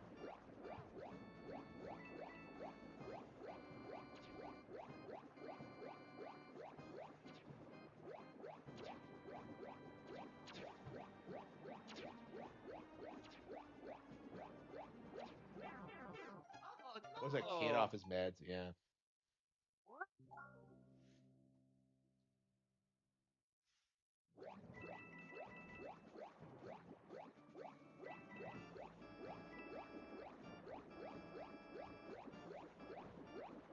Yeah, Gary's like a great antagonist. Like the way he like backstabs you, like and like how he like tries to fuck you over. It's like really interesting. It's a shame he's never gonna appear in any game ever again. Like he's right up there with like Eric Sparrow, I think. Well, maybe not quite as good as that. Of like, you know, all-time great like backstabbers. Gary is like Big Smoke. Is Big Smoke better than Gary? I don't know. Big Smoke is like actually a pretty good character. I don't know. Like maybe he's better than Gary. Yeah, because it takes a while for you to realize that like Big Smoke is a traitor.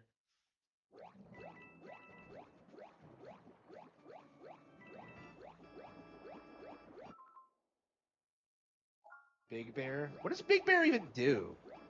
Like they go to him and he's like some house Negro for some guy. Or something for like his drugs or something. I don't know. Like what does Big Bear do exactly? I was kind of confused when I last played it. I'm just kind of like, does this guy do anything? Because like the characters do this thing like, oh, we're gonna get Big Bear.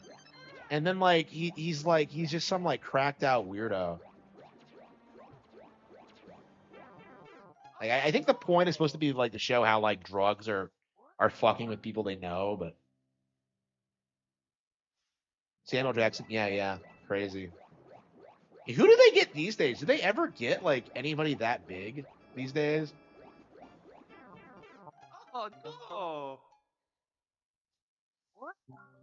The truth guy from GTA San Andreas.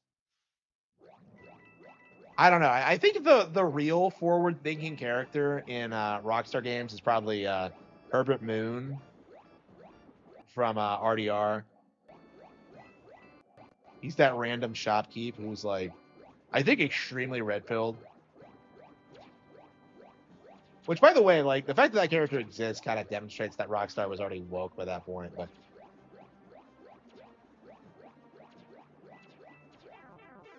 Oh no!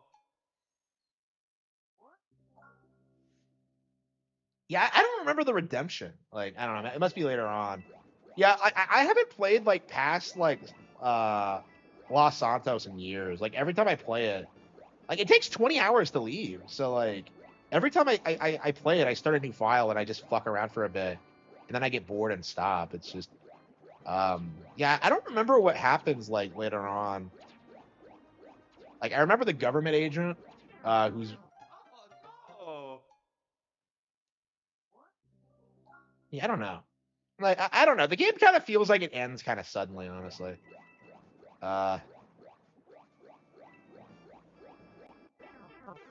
Most people never get. I guess I'm most people now, because I've never done it more than once. Like it's a pretty long game. It's like 60 hours. That's crazy for the time period. Oh no! Yeah, I haven't played through it all the way since like What? probably 2012, 2011, something like that. I mean, that's when I picked it up for the first time. So yeah, I played the game with like the highest expectations, and then I just come away disappointed. And I'm just like, you know what? Nintendo was always better in this slot. I don't know. It's weird because like there were things I liked about it, but like I just learned to like kind of hate it over time.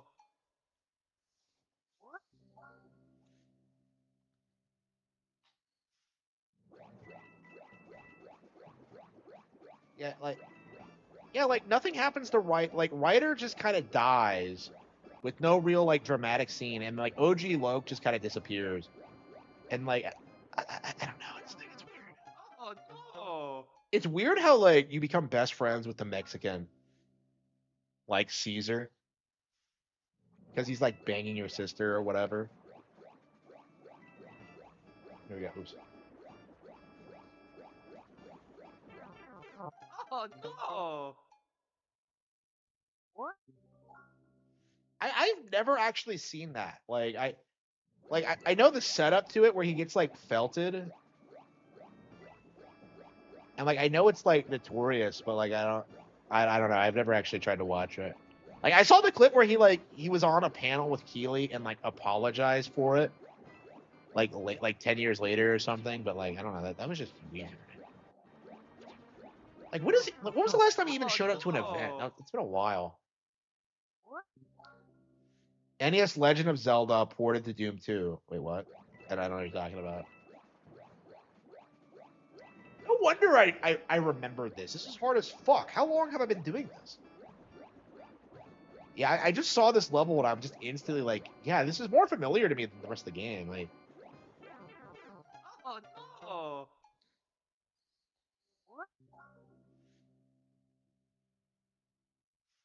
he went up there like supposedly he went up there like, oh, I'm going behind enemy lines and I'm gonna expose Keeley, and it's just like, yeah, you didn't expose. Not only did you not expose Keeley, you ended up like being exactly like him. It's just.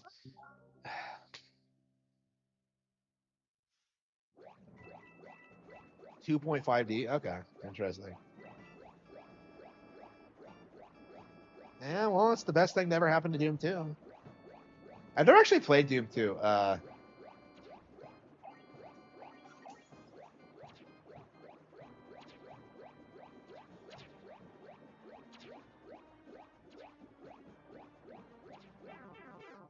Oh no!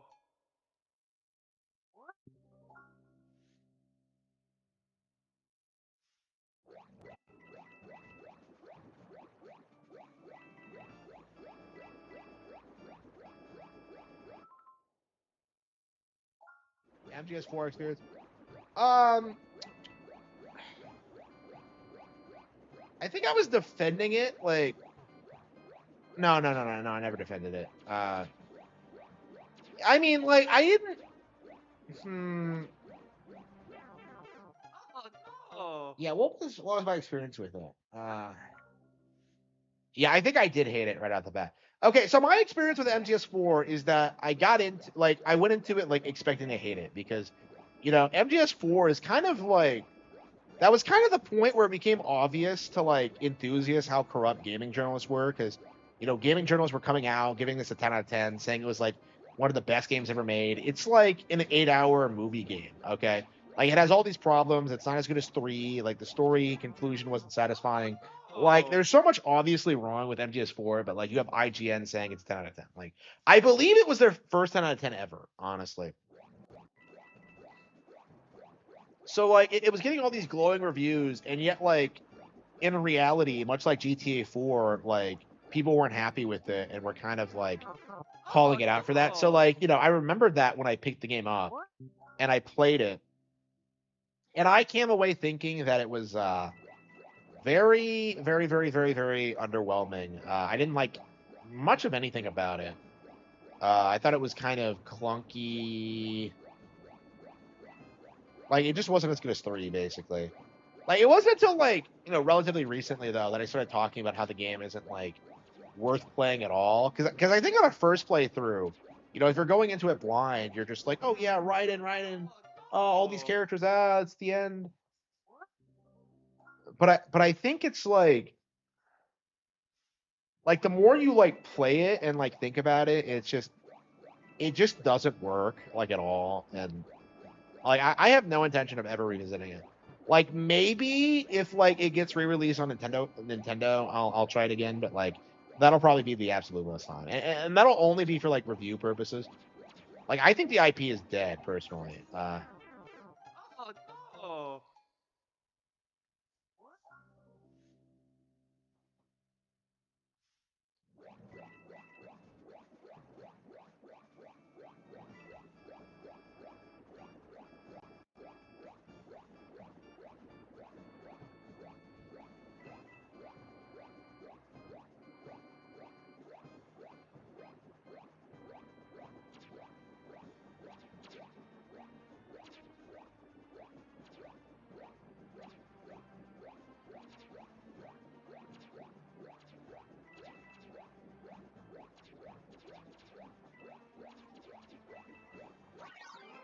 So like basically what you have to do is find a way to somehow squeeze through.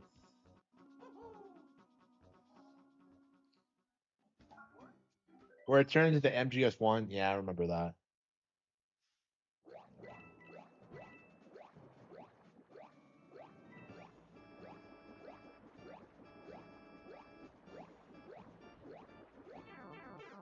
Oh no! 5. Yeah, I mean 5 like just is just what kind of killed the franchise in general. Because like it was trying to do like it was trying to be a AAA game, right? It wasn't being a Metal Gear game. It was like it fell for the open world meme, and it didn't really do anything interesting with the story of the characters or the established lore. So like fans don't care for it, new players don't care for it, and like it just kind of fades away into irrelevancy, right? And like nobody cares about the dumb plot twist. Like, oh man, you weren't Big Boss. Like, oh, it's just dumb. Oh. MGS5 is like GTA 5, but worse. Yeah, probably. It's weird that like they kept coming out around the same time because like apparently Metal Gear Solid kept getting cucked by Rockstar at like Game Award shows,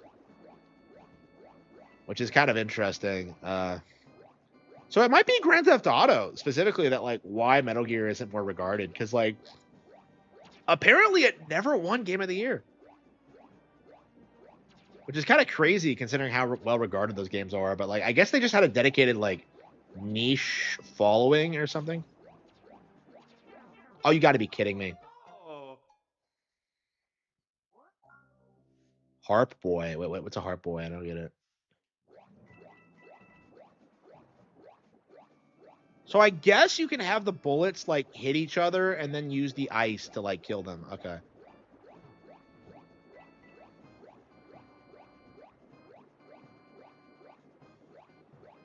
Oh, you gotta be kidding me.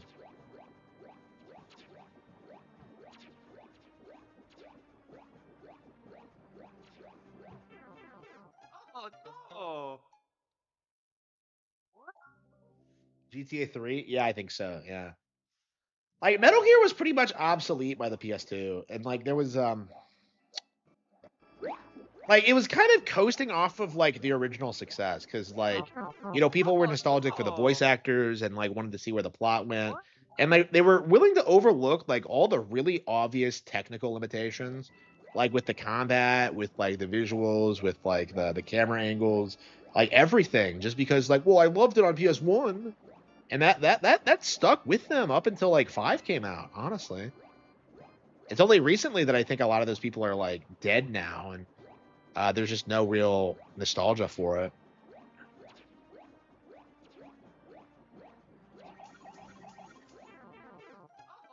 Oh. Man, I can't beat the torpedo. I can beat Bowser. I can save the princess, but I can't beat the torpedo. Like it's simply too hardcore for me. Yeah, Saints Row is way better than GTA. Like I think anybody who's played both will tell you that. Like I love Saints Row to a certain extent. Like they're so much fun to actually play. With GTA, like they're not fun. Like whenever people talk about GTA, it's just out of this sense of like, oh man, you could do so much shit in it, and it's like realistic and open and stuff. But like MGS1 destroyed the N60. Yeah, that's always been a cope. Yeah, it's like that in Final Fantasy VII, and like neither of those games are anywhere near good enough by N64 fan standards. I don't know. I don't think I would have liked MGS if I was an adult at the time. Maybe I'm just I don't know talking shit, but like it's just not as good as Ocarina, honestly. Like, and I think even then I would have figured that out. There's a reason like why very specifically they talk about the story, the characters, and the voice acting, because the actual gameplay is nowhere near as sophisticated. Like it's not even really worth talking about. Oh. Saints Row 2006, the original. Yeah, I don't know a thing about the original. Did I ever play The Last of Us? The first 5 minutes or so. So yeah, I played enough of The Last of Us to like tell you that it's the most generic bullshit ever. Like I really hate people who do this thing where they're just like, oh man, the girl dies in the beginning. Oh, that didn't see that coming. It's like the most generic opening to a zombie movie ever. It's just it's like embarrassing. It's so frustrating how people like do this thing. But yeah, I never actually finished it. Like by that point, I was just fed up with like Rockstar, with Naughty Dog and the company. Like I was calling them out like for being woke way before everyone else. As early as like the DLC for that game. Oh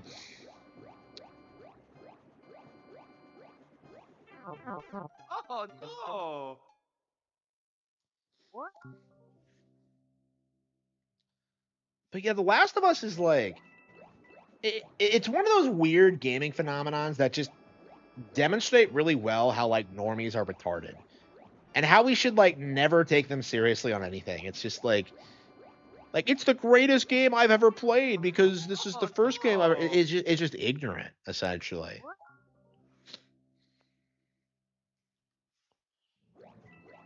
I don't play GTA for the plot.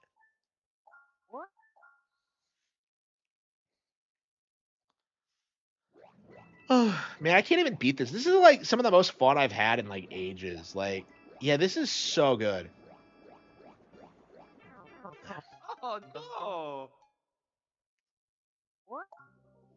I don't believe. Yeah, I don't even own The Last of Us physically. I bought it on sale for like $5 on the PS3, so I technically own it, and I would stream it, but it's like the PS3 is not streamable. Like they have like protections against that on it, so you can work around it, I think, these days. But like I don't. When I tried it, it like crashed on me, and I'm just like, yeah, I'm not doing this again. Like I'd love, like I have God Hand on it too, so I'd love to be able to play it, but. Oh.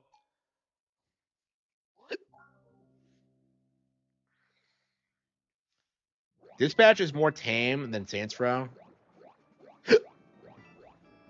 I mean, not by what going by what I've seen, but.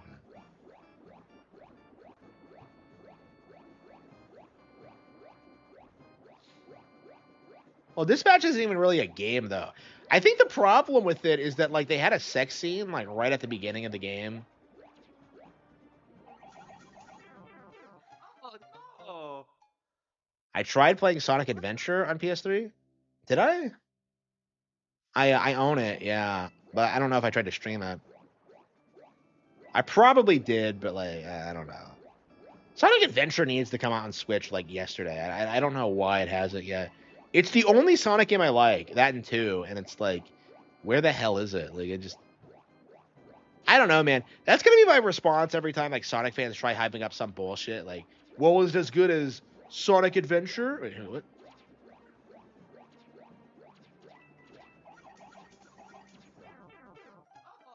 Oh. Yeah, I think we're gonna have to stick with. Wow, I think like we are still getting wrecked by Penguin Torpedo. That is a crazy stage. Okay, I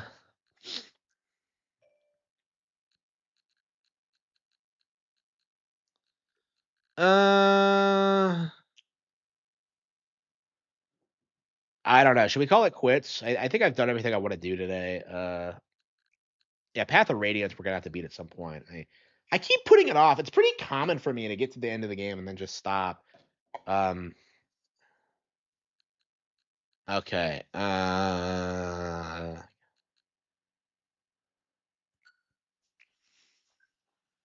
Yeah, I really, really want to play like the Oracle games and like Wario Land 3. So I think that's gonna be what we're due for the next month or so.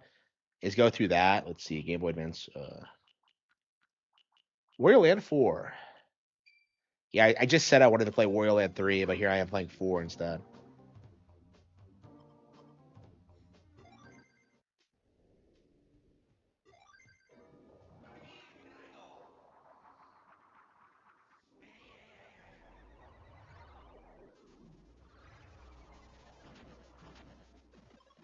Yeah, so this game is man, playing Wario World made me appreciate this so much more. Like the environments are better, the platforming is better, the mechanics are better, the level gimmicks are better. It's just like holy fucking shit.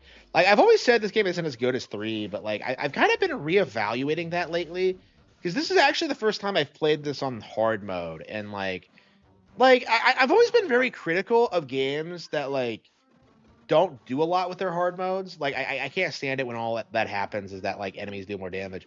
But this one is like it's probably one of the best hard modes I think I've seen in any Nintendo game I can think of, because like they rearranged everything, you know? Like they have these vast open areas and like they have all these hidden secrets and rooms. And yeah, like they move the things you need to get. So you have like they become harder. It's a completely different experience on different difficulties. So it's like it's really something I think you can get like an endless amount of replay value out of.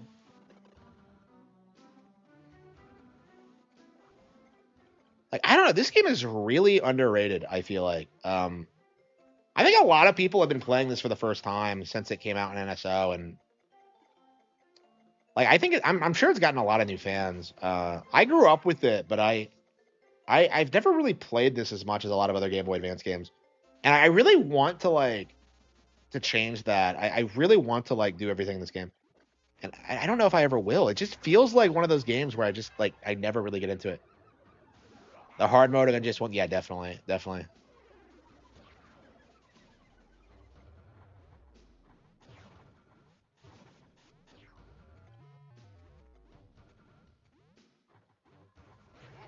Yeah, this has to be one of the best Game Boy Advance games. I don't know.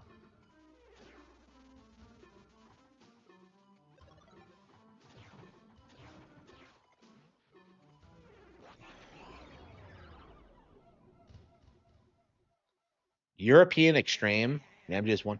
Yeah, I think I got to the end of like European Extreme and MGS3 on the PS2 version. I never actually beat it. Like I got to the boss and then just got bored and stopped, and I never. They've just been standing in that field for like a decade. Actually, more than that, like 14 years. This was around 2012, so that's crazy. That like 2012 was 14 years ago.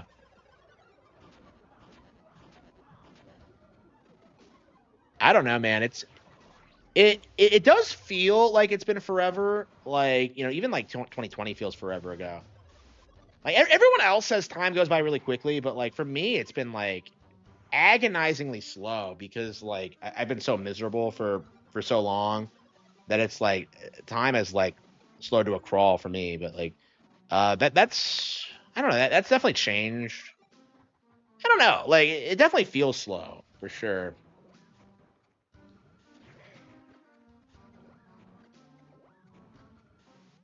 I definitely don't feel like I never ask where the time's gone because like I've spent like every waking moment trying to be successful and like accomplishing things, and like I don't regret anything I've done personally. I regret like what other people have done to me, uh but like that can't be helped, and I really need to stop that. 2012 was when the movie ended. Yeah, the world ended, bro. Man, I hated that meme. Like people took that shit so seriously. Like I don't like. Is it just me, or do we not see like goofy hoaxes like that anymore? Like I don't know what it was. Was it like a media thing, or like these days they keep trying to like bring back like vaccine skepticism or like climate change or whatever. And like these days everybody just kind of just goes like, yeah, no way, fag. Um, like I don't know, it just doesn't feel that way. Like these days, like you pretty clearly have like two different camps. You have like normal people, and then you have like Marxists, and like the Marxists are the delusional ones, but they're very clearly relegated to like their niche on like college campuses. Like they don't really exist outside of that. It's like their natural habitat. They can't survive outside of it. Like I don't know, man. Like if a college educated chick gets married and gets pregnant and actually cares about her family, like that like undoes like decades of like programming right there.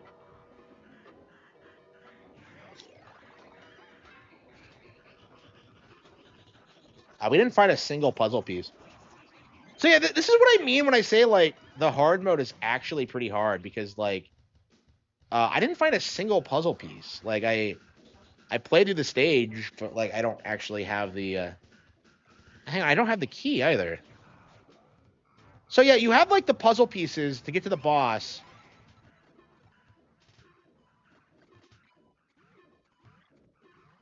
And then you have to have the key to get to the next door. So like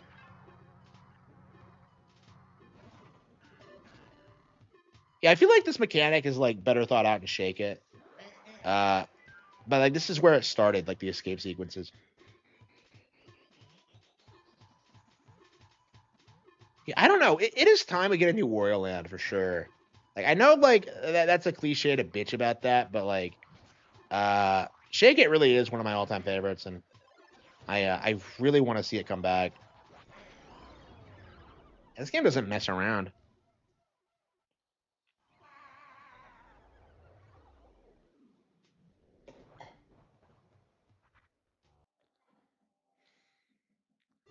How far we? Yeah, we didn't even get all the treasure pieces here. Yeah, we should probably focus on the green area first.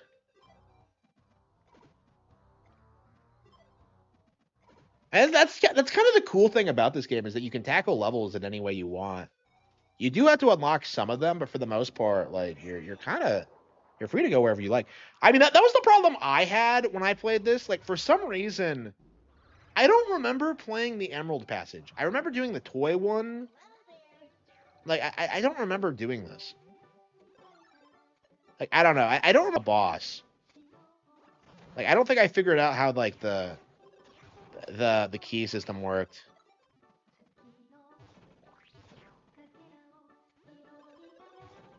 And it's shocking to me this game had lyrics too. That's very unusual for a game at that time period. Okay.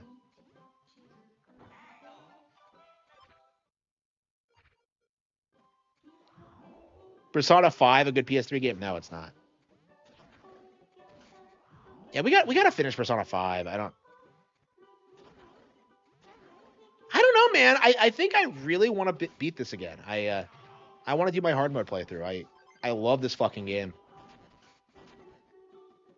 Refer to the fanfic I wrote about the subject.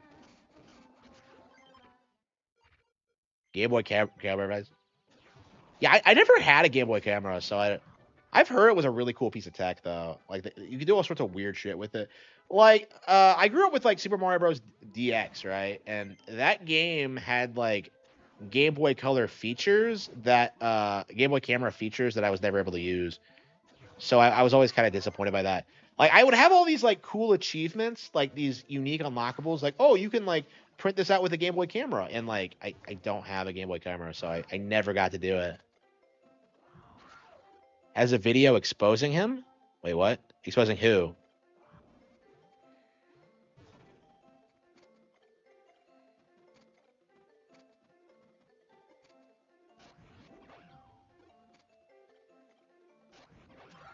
Like you can see why like this game isn't as well regarded as 3.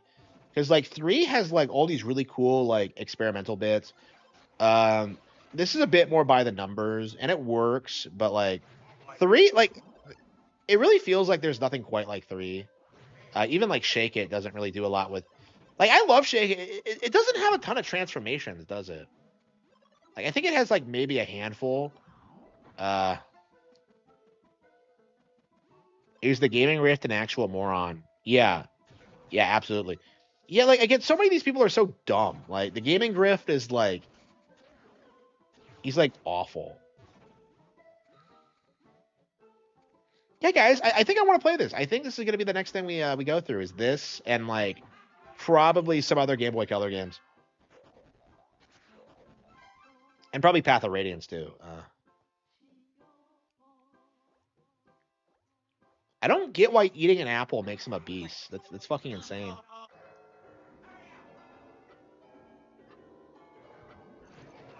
And they give you a stricter time limit too. They don't mess around on this game.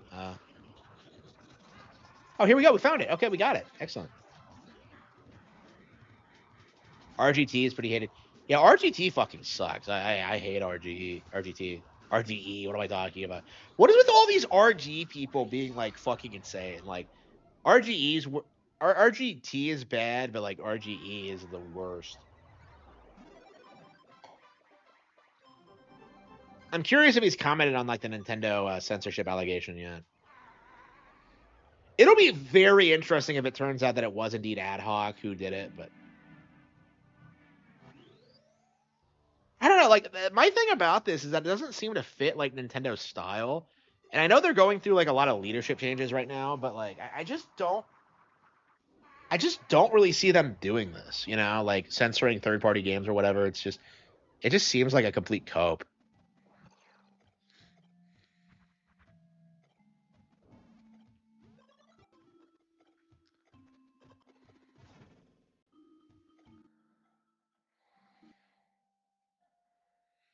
You know, this game has like a lot of really good artwork and sprites, and like no two areas are the same. Uh,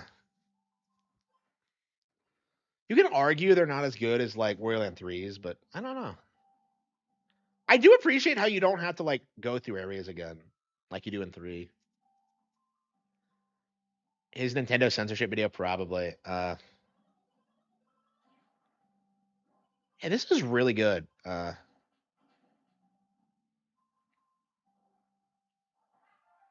we go. Okay.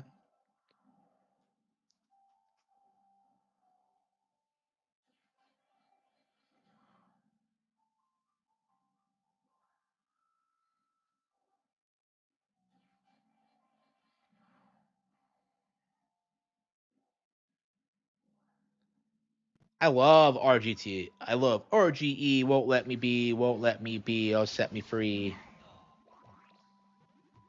RGT won't let me be, or let me be. So let me see. There you go.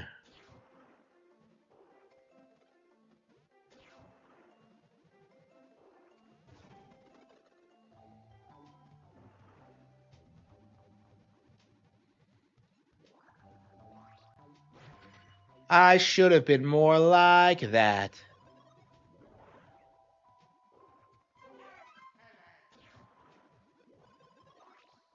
Yeah, we got to get through this in 3. Honestly, like I do think that should be that's gonna be like this and the Oracle games. I think are what we need to get through, and then probably Minish Cap. I don't know. Well, I was halfway through a playthrough on the Wii U version of like the Virtual Console, and I do think I'm gonna finish that.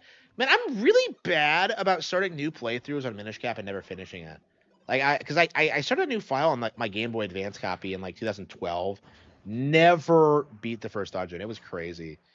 With the Wii U version, I got way further, but like I stopped about halfway through. So.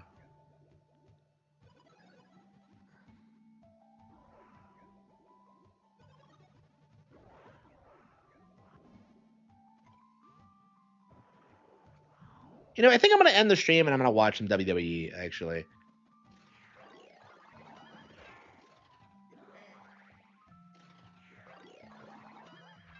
I just love this game's vibe. Like it has this like weird mystical vibe to it. It doesn't really feel like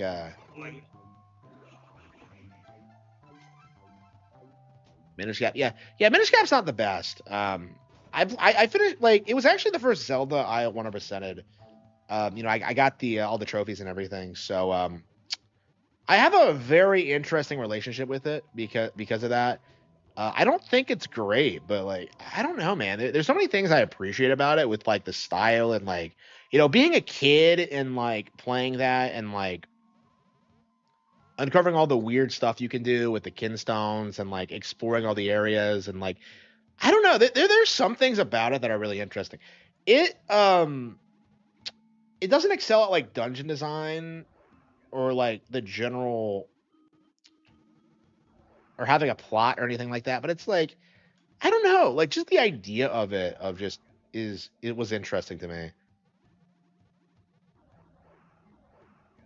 And that was the first top down Zelda we gotten in a while. Yeah, I had not played the Oracle games, so for me it was like a brand new top down Zelda game. So I really appreciated the fact that they made it. But I guess most people didn't care for it. It was like it's like the third least selling Zelda ever. Actually, I think it only sold like 1 million units or something crazy like that. Um, yeah, I don't know what the deal with that was. I mean, the franchise was at like its all time low point around that point because of Wind Waker's reception, but so that probably was why. But I don't know. I'm pretty fond of my. I have a lot of nostalgia for Minish Cap. There probably is a reason I've never gone back to it though. Or finished it rather.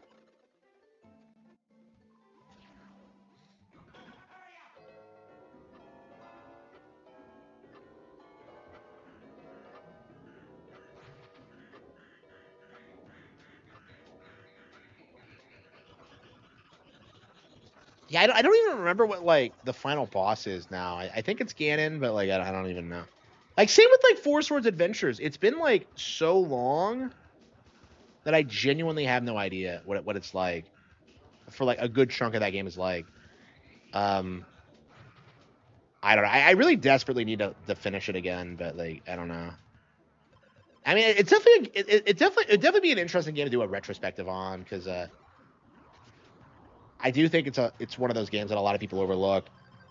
Like I always go on about like Triforce Heroes specifically being overlooked, but like I think Minish Cap is probably a strong second. Uh, well, I think the Oracle games are better, so yeah, maybe those. I think the Oracle games are more popular though.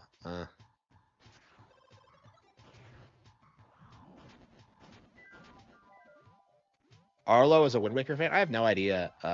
He never talks about it. He's a GameCube baby, so probably.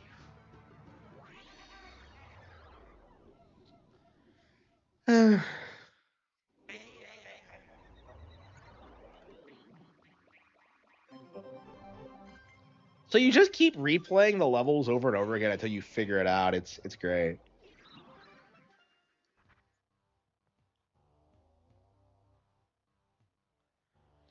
And the game autosaves every time you clear a level, doesn't it?